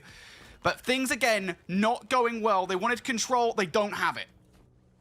Yeah, it's going to be a tough regain. If they do have tokens available to them, Yawa's got company. Renzo shuts him down. However, it's a bit of a conga line down the stairs. Zach Seven's got quite a lot to deal with here. Won't get there. Vedati, Renzo also then swoop in. And your Spaniards will remove one French team off the board for now. Again, those teams likely going to have redeployed tokens because we're still seeing 20 available at the top. But it's getting back in, finding any loot that's unusable for the remainder of the fight. If you're smart as the Spanish team here, you hunker down, you protect that loot because you know players are going to come back in, might give you some free points. But also there's the redeploy tower next door, a huge position to hold. Huskers delivers a 50 caliber bullet to the chest of MZ. And you're going to see the results of that firsthand. A couple more pot shots over the top. But all this is designed to do is soften the targets alongside this dead-eye drone of noobs, and then let the rest of the boys push forward and find a clear path. Yeah, this is actually a pretty important fight to take. It would give you a lot more space to work with if you are able to wipe out Team Shucks. Volutil going over the top. Dead-Eye Drone has already been utilized. And, well, if you were wanting for any nades and point turrets, no longer are you. Munitions box goes down. And all these guys just picking angles here. Hand cannon. The hand cannon from Wars. It is the hand cannon from Wars. He's ready to go. This might be a chink in the armor here for Team Huskers, if he can land those shots. Prodigy down. He wasn't the one that was holding on to it, though. It was the player towards the left of the point. He's about to get overwhelmed here. Wars runs out, having to get away. I don't think he's going to. Hand cannon or not, you are not escaping the wrath of Team Huskers. More space has been purchased from the squad. There are so many checkboxes to winning a match point tournament. Of course, the first is getting to threshold, but then inside those maps, you're going to overcome obstacles that you have to get through cleanly. Consider that a big one there for this Huskers lineup. Could have been shut down, could have been wiped entirely. We've seen that hand cannon do dangerous things to many a foe through this week. But you will live on, and you will claim complete control of the southern side of the circle, and that's a Hisoka special. Hold one end, and then come in with the gas, knowing that you can just focus on everything in front of you. Yeah, I mean, they just have a totally clear path now in towards the middle of the zone. Of course, you already talked about the fact that Team Enkyo, they're up in there. But they are right in the mixer with a number of teams surrounding them, so their path in towards the end zone is significantly different. We talked a little bit about these battlements where if you do get control of it, it was Team Chow earlier on that managed to win a game off the back of it. That's what Team Flex wants right now, as well as Team Mizzy. Nala down for the count by Nielsen. The siege has begun. Mizzy himself playing under the name Jeanette here, ready for the fights. Jumping in towards, they have the bottom control here, and all the kills have already gone their way. Flexi down for the count, and that is battlement control there for a Team Mizzy. A huge position to control for the moment, but they've still got a ways to go before they get in towards the next zone. Yeah, I love that we got looking at them as well. They were sat in 5th coming into this on 93 points. 2 good games could get you cross threshold, maybe more like 3, but this is a hell of a start on the first one. The Gentlemates roster still fully alive. They're going to try and play through Lowtown, and my God, was that a dangerous maneuver. You've actually lost one player. They're going to be isolated at the back. You're almost going to have to go back and fetch them. It's kind of getting them across the road. Dangerous traffic on either side. Team 5 is going to be Decky. They're your big foe. They're up on the rooftops peering over, and you just zip through. Team 6 rotating in. That is going to be Mizzy, one of the other big squads in this fight. Team 10 is Vortex. None of those squads are soft targets. If you're the Gentlemates crew, you want to lay low and let them engage each other. Yeah, it is worth saying we've seen Gentlemates, the Team Enkyo squad, in an asymmetrical fight previously where they've had one player completely separate out from the rest of the squad. This was very much also in Lowtown when that happened. I believe it was the dub they got back in group stages versus Team FIFA Kill, I think it was, where it happened. It was a strategy that we've seen them employ before, but they are going to be fully on together here. As you said, they are slap bang between a number of squads. As far as Gentlemates are concerned right now, they don't need to move. They don't need to do anything silly. If they can get the kills and provide themselves a little bit more space, great, but they don't actually need to do that. They just need to make sure they survive and are ready for themselves when they do inevitably have to move closer towards the next zone, which we're about to find out what that next zone looks like. They're going to take a couple of pop shots here against a team on the other side. That's going to be Vortex and co. Armor plates down here just to make sure they are fully ready for all eventualities. Everybody needs to be fully kitted out here for this inevitable rotation because we know what it looks like now, Enigma, and they are going to have to move. Interesting that Hallow lacks a satchel here. A couple of plates going to be left on the deck. This might let them engage a few teams and then kind of go back down for them. But actually, no, they decide to send early. Going to rotate into something more defensive. Let's take a quick look in here with Team Decky, squaring up with Savvy Ultras. Keybase is going to be weak, tucking himself in behind the dumpster. One teammate dead, one teammate down. The Austrian and the Germans. They're getting on the hunt, and there goes another. So just one remaining player from that Italian lineup. However, you have got company from Juki's team who've been very quiet through this afternoon, but pack a formidable punch. And as such can ruin any well-laid plans. Lays on 6 kills already, by the way. These guys might be on a sneaky bit of a heater.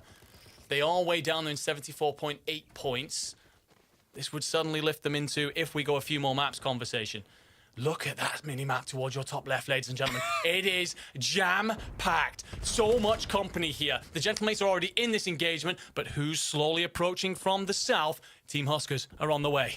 Yeah, they've got their backs towards the gas a little bit, Team Huskers, so just making sure nobody can flank them from behind. They have one squad in Team Baraska to deal with, but honestly, I don't think that's much of a threat to the way Team Huskers have been playing today. Team Gentlemates, they've got a significant more damage to deal with. They've currently just vacated a house here. Taken up, paying the rent for it, and they're now going to take shots out across the way. And that's actually relatively far removed, I would say, from the kind of absolute ensemble of teams that are happening over towards the building that's right next to him. Robstar getting tagged up. I believe that is actually going to be by Team Enkyo, excuse me. Could also be by Team Deki, who are trying still to get the kills and the points required to get towards match point. Worth saying, by the way, you were wondering about how close they were. Last I checked, they were on 13 or 14 kills, something to that effect. If they were to win this game, it wouldn't surprise me if they were very close, if not already there towards match point. So keep an eye out for Team Deki here. They are absolutely contenders. Team Tukis, by the way, might be missing one. They actually get the zone pull. It drags to the bridge. My God, what the hell is that? Okay, then, so Team Juki's in control, but they do have a player from Team Shucks Norris in behind them that could spoil that defensive setup. Everyone's got to find a crossing. Number 3, that's your Gentlemates on the right-hand side. At the south, number 1, that's Team Huskers. Both of those squads are going to make huge runs through. Team 1 are already being engaged here by Baraska, and they have the high ground. It's going to be incredibly difficult to get out. Not that they've not won many 4-on-4 challenges already, and with Noobs' repositioned with the grapple hook, that'll help them stave off this threat for a little bit, but the zone is pushing them forward, whether they're ready or not. Oh, Huskers gets saved by Dongi, who finds himself a 2-piece to open things up. Yeah, losing the coverage of the train tracks at the moment. They temporarily use the coverage of the Jeep to get through further in towards the gas, but they've got a long way to go here. Just one more player from Team Baraska to contend with, and then it's open space. Free reign to move forward for Team Huskers. They're in. That's Team Baraska down. Now Gentlemates have started to inch closer towards the gas here, towards the next zone, through the coverage. HKD's down. I don't know if it's theirs. I think it might be. Could well be. You're not quite sure. The problem is you're dealing with this fight in front of you. Look at the Deki players. They're beginning to think about third-partying this.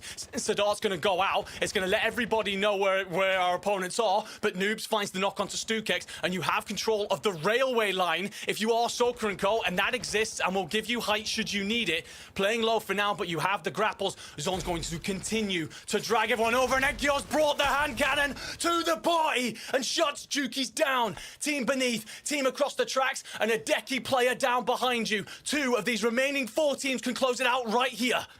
And it does start to feel, doesn't it, like it's inevitable that this might be the final moment, because both of those squads are still pretty much at full strength here in the play. But all of them have 4 players alive. Look at that, though. Right below them is going to be Team Mizzy. They are sat on the structure beneath the bridge. That's not a spot, generally speaking, that the Gentlemates are going to be likely to check. It's actually going to be Team Huskers on the other side. That's the big problem. They have complete free reign. They've got open shots to deal with anybody on this bridge.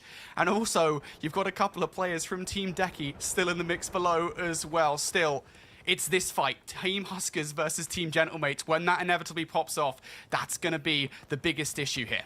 Both teams have set themselves up, placed their eggs in a basket, one bridge or the other. The next zone pull is everything. You're waiting on who blinks first. Nenkyo decides to hell with it. I'm getting aggressive. I'm going to take control of their height and not let them play up for free. My teammates can cover, and I can protect everything that's beneath you as well. You're garnering so much information. Yep, you're garnering so much information here in the play. You know where one player is. Yep, that's a perfect play. You now know where those players are below you if you're at Team Enkyo. If you're Gentlemate, you know what's up. Hisoka trying to make a play towards the bottom of the water as well. All chaos breaking loose here in the final trial. It's Team Huskers down for the count. Dongi down and out. Huskers down. Noobs down now as well. It's all down to Hisoka, who has got himself in towards the water. And again, Enkyo, he knows about those players below. They've just got to find a way to deal with them. Soka going to hold his breath for as long as possible. A pistol, an RCXD, one plate and a dream. He finds the zip though, gets up top, but he's dealt with. Hallow finds him. 4v2 then to close it out. You're holding on, you're buying time. Patience, the name of the game. You can't throw this, and actually it's a straight up 4v4. The arrows were stacked on top of each other. This is far from done. You have the best positioning, but one air in your play, and you won't close it out. Zone's actually going to drag to the water, so it's all about playing for the shoreline. This might become down to a game of resources. who can last out long enough here. Stacked on top of another one. Oh, God. Team Mizzy finding a way through. They technically have a relatively easier path here. Of course, the high ground, though, most definitely favoring Gentlemates here. Noki's already been knocked. So at a disadvantage already here. Hallow, he's got the line of sight. This roster, Gentlemates have gone from strength to strength, and they are going to be your Trials of Avalon champions. It felt inevitable. 4 games leading up to that final drop where they did not finish out of the 4th place. They come in to the closing moments of the game, and we end up with what is effectively a duel, really, right? Between Team Huskers and Team Enkyo. And as soon as they go down, as soon as Huskers goes down, Enigma, it kind of feels like we kind of know what's going to happen here. Well, we see the battle lines drawn. It's essentially that one team is going to play for one bridge, one team for the other. And where does the zone decide to go? Gods roll their dice, and it lined up for the Frenchmen and allowed them to complete their evolution on the day. A beautiful bit of work will close things out. I tell you what, brother, I really enjoyed that one, but let's welcome everybody else back in so that we can break it down and talk about what's been an incredible tournament.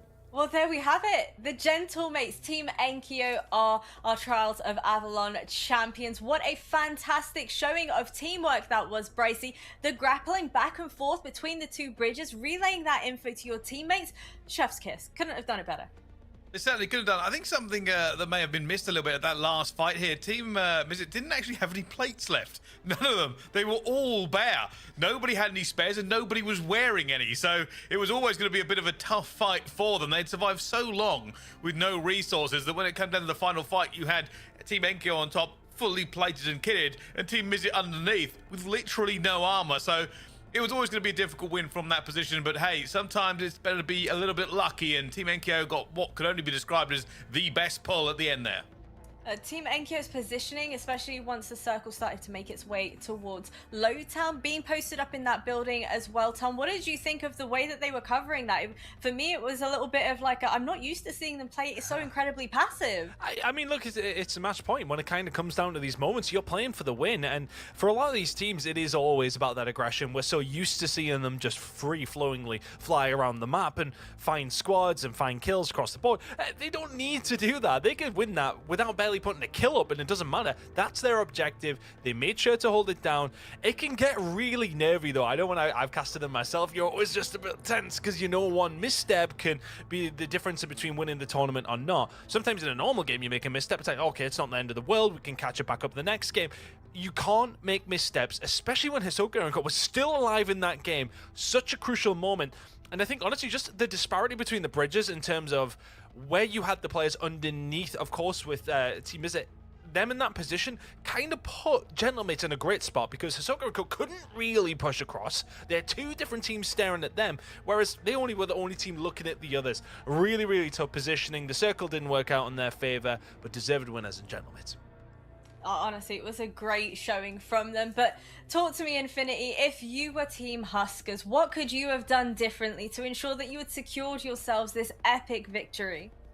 Honestly, I don't think there's much they could have done differently. They did pretty much everything right there, or leading up towards the final circle. I mean, they played the hand that they were dealt, right? I mean, they dropped down where they normally go towards the old Arsenal, and they pretty much played all the way through that southern side of the map until that final zone. They were literally, like, very split up from pretty much everybody else. Like, they were playing the exact same game plan as Team Enkyo, which is that we're not really here for kills, right? We're just here for a path towards the final zone. If we have to come up against Team Enkyo, then we'll kind of play that hand when we have to. It literally was just a case of, you know, in that final fight, Team Enkyo, they had the high ground, they had the resources to outlast, and as soon as they dealt with Team Huskers, it was theirs to lose. Well, I think it's very fitting that we now reveal our AMD Community MVP vote that is now open for everybody that is joining us in the Twitch chat or the YouTube chat. And the winning MVP will be gifting their community a Gigabyte Radeon RX 9070 XT gaming graphics card. I don't know about you guys, but maybe if I had a higher frame rate, that would mean that I'd be a better player. What do you reckon, Enigma? I think that falls into the bucket of ton excuses for performance, to be completely honest with you. But hey, look, we've been doing a lot of roasting time. That guy can shoot. I put him on my ranked team all day long. But yeah, so a glorious upgrade to your frame is going to make the game feel a hell of a lot better, and just make you shoot a little bit sharp. If you believe all the challenger players on the timeline, that's the only reason why certain teams are beating them. So, you never know. Glorious prize to be handed out. And, of course, our community MVP that will be voted for by you guys in chat is going to be very grateful to have gotten your support. I want you guys' predictions. Bryce, I'll start with you first. Who do you reckon wins MVP? Well, Enkyo, and I also say I've always been a big fan of Enkyo and his community, so, I'll be entering that prize draw. I'm not sure employees are allowed to, are they? Never mind. Look, Says I think... Mr. I'm going to go ahead and claim the code while it's up on my... I didn't. It was just a jest, Activision, I promise. Look, I think as well, I probably would lean towards Enkyo. He is the superstar in that squad, and he has been for quite some time. The guy is an absolute demon. Time and time again, I mean, we've seen him put up multiple 14, 15 kill games across the week, which for a solo player was better than some of the teams who ended in the first couple of days, to be honest with you. Incredible work from him. He's one of the best players, if not the best player in the European region. And honestly, kind of nice just to see the Europeans win this one. We've been too used to the Americans coming over and spoiling the party. So yeah, I would give my vote to Enkyo. Yeah, I think I'd be exactly the same, to be honest with you. I think every single time we've seen Enkyo in some kind of crazy position, I mean, he just literally, give him a grapple hook and he is going to fly at you. I mean, just so many clutch situations with Enkyo. And it is always Enkyo as well. No disrespect to the rest of that roster, because they're all absolutely cracked out of their minds. But, it feels like every single time that Gentlemates need some kind of Hail Mary, if the roster is a little bit down, if they need a clutch up, it is always Enkyo. He is very, very, very damn good at the game, and yeah, 100%. That's where I'm going.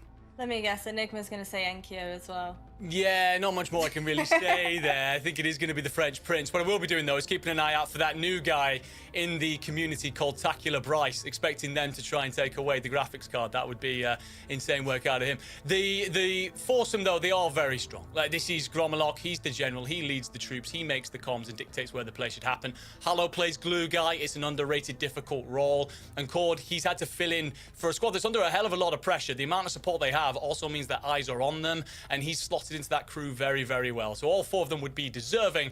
But yeah, Enkyo, he's the superstar, and for very good reason. He's lit up many a highlight reel this week. Oh, honestly, speaking of highlight reels, let's go ahead and recap our AMD moments of the match. Because, oh my goodness, it really did come down to the wire as well. But I have to ask you, Infinity, for Team Mizzet, it seems like this newfound, desire to want to live and win a game came out of nowhere. They were in it for the win, well and truly. Where was that firepower throughout the rest of the tournament? Listen, sometimes you can just have games towards the end of the tournament where you just absolutely pop off, right? And let's be fair to Team Mizzy, right?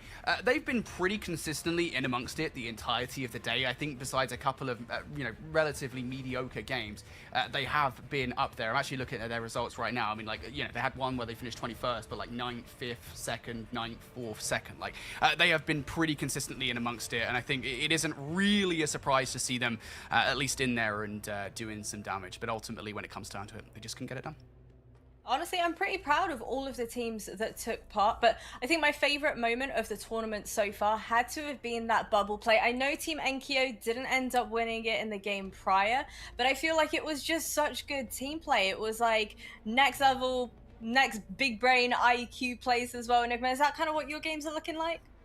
Not for me, but from some of my teammates potentially and some others out there on the map. Look, there's levels to this, and the thing is, there's been so many wonderful moments. Even the team that were at danger of being eliminated from the tournament, that is Fuzzin, Wiz, Zakar, Enxion. These players have stepped onto the stages of the World Series of Warzone Global Finals and the Esports World Cup.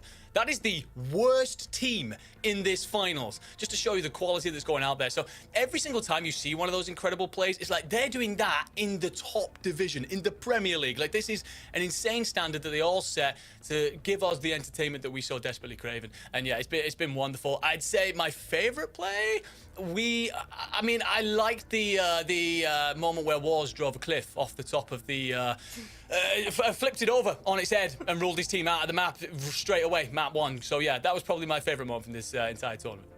Bryce, how do you think Team Enkyo are going to be feeling now, coming off the back of this epic victory and heading straight into Birmingham? Pretty good, if I'm being honest. Yeah, pretty good. I mean, it kind of one of those ones where you know all the practice you put in and everything you play for, and it comes down to it, and you win something right before heading over to Birmingham. Yeah, it's kind of a proof of all the work you've put in. So they'll be feeling very confident knowing that all the strategies that they've employed, all the decisions that they've been making are winning strategies. So that should just give them a little bit of a morale boost going into the tournament. Tom, did you think them coming into this tournament playing alongside the coach, how on earth do you think the coach kind of slots into a team like this? I think he's just maybe not necessarily calling the shots, because the coach kind of does a lot of his work after the fact, right? It's more so of a suggestion based on what he's seen. So I think for him, he probably just slots in as somebody who maybe plays a little bit more of an anchor kind of play style, isn't necessarily getting too aggressive, is just helping the team out where he can. I think he'd be probably offering these upgrades that he finds over towards Enkyo, that kind of thing, resource gatherer, frankly. But no, he's a good player in his own right, very clearly, and helped the team along the way. But yeah, I think it would have been hard to just about keep up with the three boys in front of him. Overall, Infinity, overall, how would you sum up this Avalon experience for the boys dropping on in? It's been so fun, honestly. Like I think I've said this multiple times, but obviously, you know, I'll keep on saying it. Like, Blackout back in 2019 was my favorite variation of Battle Royale in Call of Duty. It always has been my favorite variation of Battle Royale in Call of Duty. And so to see a variation of that exist now in 2026, even though it's very different, I think it's so fun. And it does add a breath of fresh air, right? You know, I absolutely love watching Warzone. I love casting Warzone when I get the chance to do it. And this is just so different, and it does kind of change things up significantly. So yeah, absolutely love Black Ops Royale. I hope we see a lot more of it moving forward. Well, fingers crossed, we can only hope. There's been so much damage, so many team fights, so much chaos that has taken place throughout the Trials of Avalon. But the question on everybody's mind is, which was the team with the highest amount of score in a single game? It is, of course, none other than Team Enkyo. I gotta say, I'm just glad that Team Huskers didn't win it again, but Team Enkyo do walk away with 4 free Scuff controllers to gift to their community. So, Brycey, you're after, which one are you after? Is it the graphics card or is it the controller? Which one? Take your pick. Hey, I'm easy. I'll take both. Nice of you. Yes, lovely. Yeah, not greedy whatsoever. Boys, honestly, this entire event has been so fun. Are there any other props you want to give to some of the other teams that you think really started to stand out and shine, show their potential throughout? I would like to jump in actually on that one in particular, because we had a team who just about made it in Team Anaja, who actually didn't do too badly today, in all things considered. All right, there might have just been 25 teams, but they just about scraped in, and that was a huge moment for them to do so in like 0.5 points to send themselves to today, finishing that top 20. That's a real big thing for them. Really good job. Anybody else? Any other takers? I think I'll go with Team Zyro. They had a sluggish kind of performance through group stages, and we're talking about this as like they're getting back together a British boy band. We all want to see them do very well. Today they came online. I'm not sure exactly where they're going to finish. We're going to find out when we get to the standings, but somewhere inside that top 5, and that's a hell of a performance when it matters most. You know what, I'll let you guys come on back to the standings and all the chit-chat around it, but one more time, your champions here at the Trials of Avalon are indeed Team Enkyo. They walk away with a hefty sum of $15,000 to their name. And taking a look at the standings once more, Infinity, is there any other team that you really want to highlight?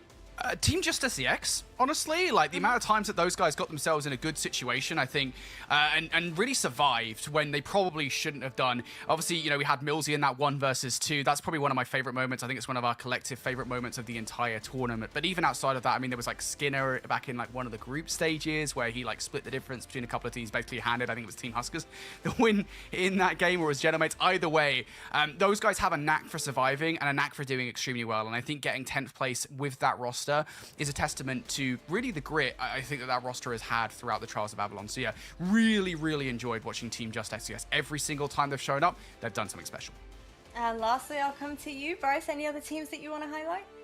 I think Team Chow H1, I mean, I felt like they were seeing them win some big gunfights and then all of a sudden just not getting the position they wanted to, but to still be coming into the top 6 here with what I thought was some unfortunate kind of placements in terms of positioning along the map here is certainly very impressive, but realistically that could be said for any one of a dozen teams.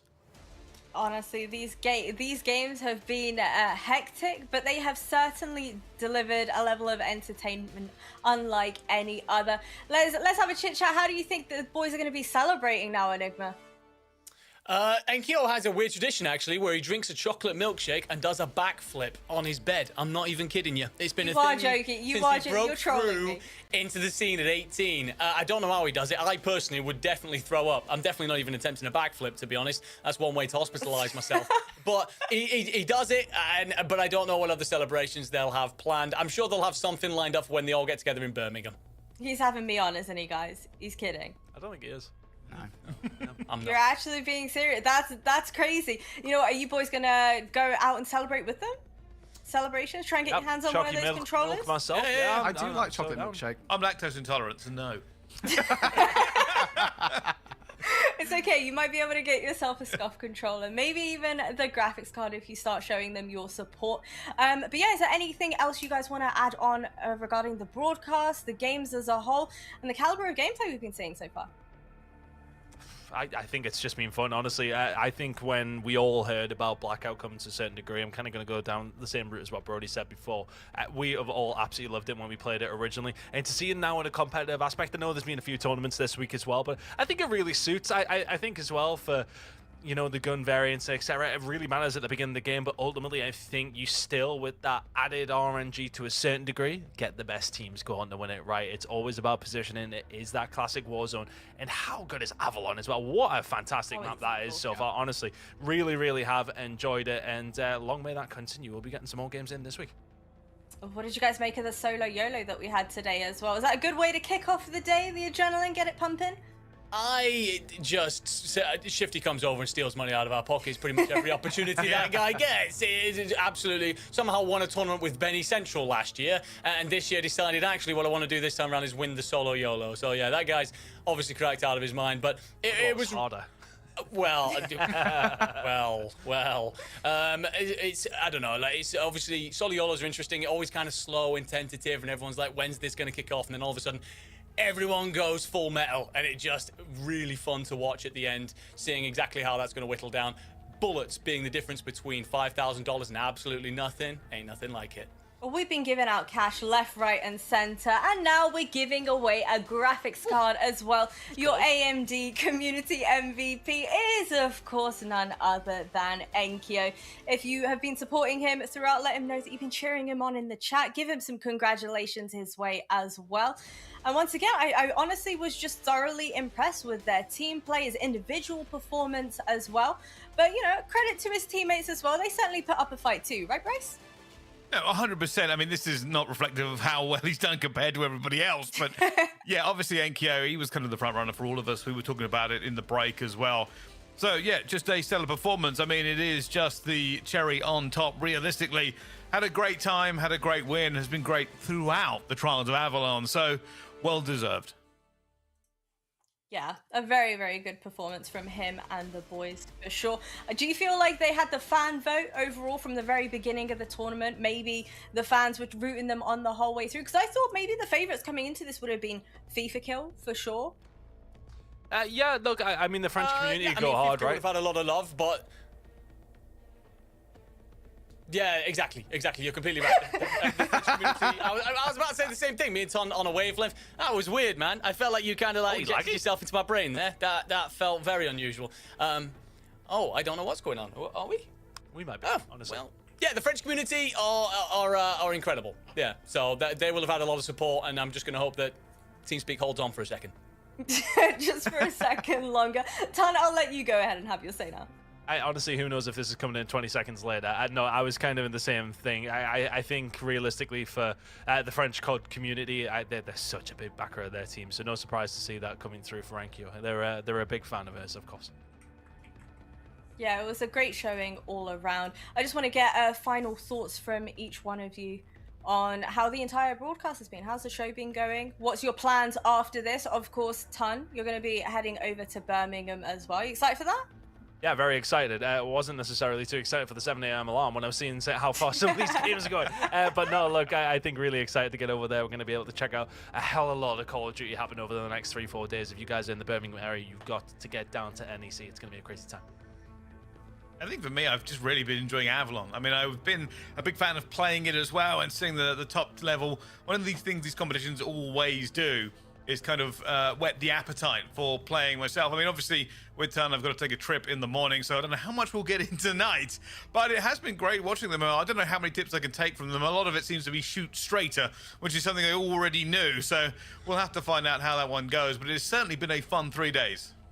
Yeah, I agree as well. It's just the same thing. Every single time I watch a COD tournament, I always just immediately want to jump on the game. When I'm casting a tournament, that's just like tenfold that effect, right? It's really fun. And that's the thing, I think when something like this comes into effect, you know, I think Tan already mentioned, you know, not just with the game mode, but also the map. Like, Avalon is just such a breath of fresh air, not just with the game mode that we're playing on it right now, even though Battle Royale is now coming in for Avalon, but also just like how good the map is. Like, there is just such a massive game design difference between, you know, most of the other Warzone maps where it's so heavily POI based. Like, there's so many buildings to freaking hide in most of the time, or like you camp around in, whereas there's just so much more open space on Avalon. It's just a totally different ball game, and it's so much more fun. And that's not even to talk about all the other stuff that's really fun on this, like the kill streaks, the grapple hook, the sense. There's just so much fun stuff in this. It's been fun to watch, and I can't wait to play more. Yeah, no, to echo all the sentiments of the fellas here, it's been a hell of a lot of fun. The map's gorgeous. I feel like I'm playing in like some sort of Mediterranean paradise. It's a beautiful place to be. And then you get to play with all the new toys as well. So yeah, wonderful stuff. I agree with Bryce. One of the big things to take away is we've all got to shoot a little bit straighter. And we've been working on that for many a year, so not sure we're going to get there. But yeah, out of a wonderful time. Of course, a pleasure alongside all of you and the incredible crew in the back. Magical paradise minus the amount of streaks and, you know, warfare that's going on the server. Sure, yeah, we can go with that one. I just want to give a very big thank you to all of you for joining me on the broadcast. I've had an absolute blast. A very big thank you to everybody that's been tuning in, our lovely players, our sponsors, and of course the lovely production crew that have kept this show rolling. Until next time, we'll see you then.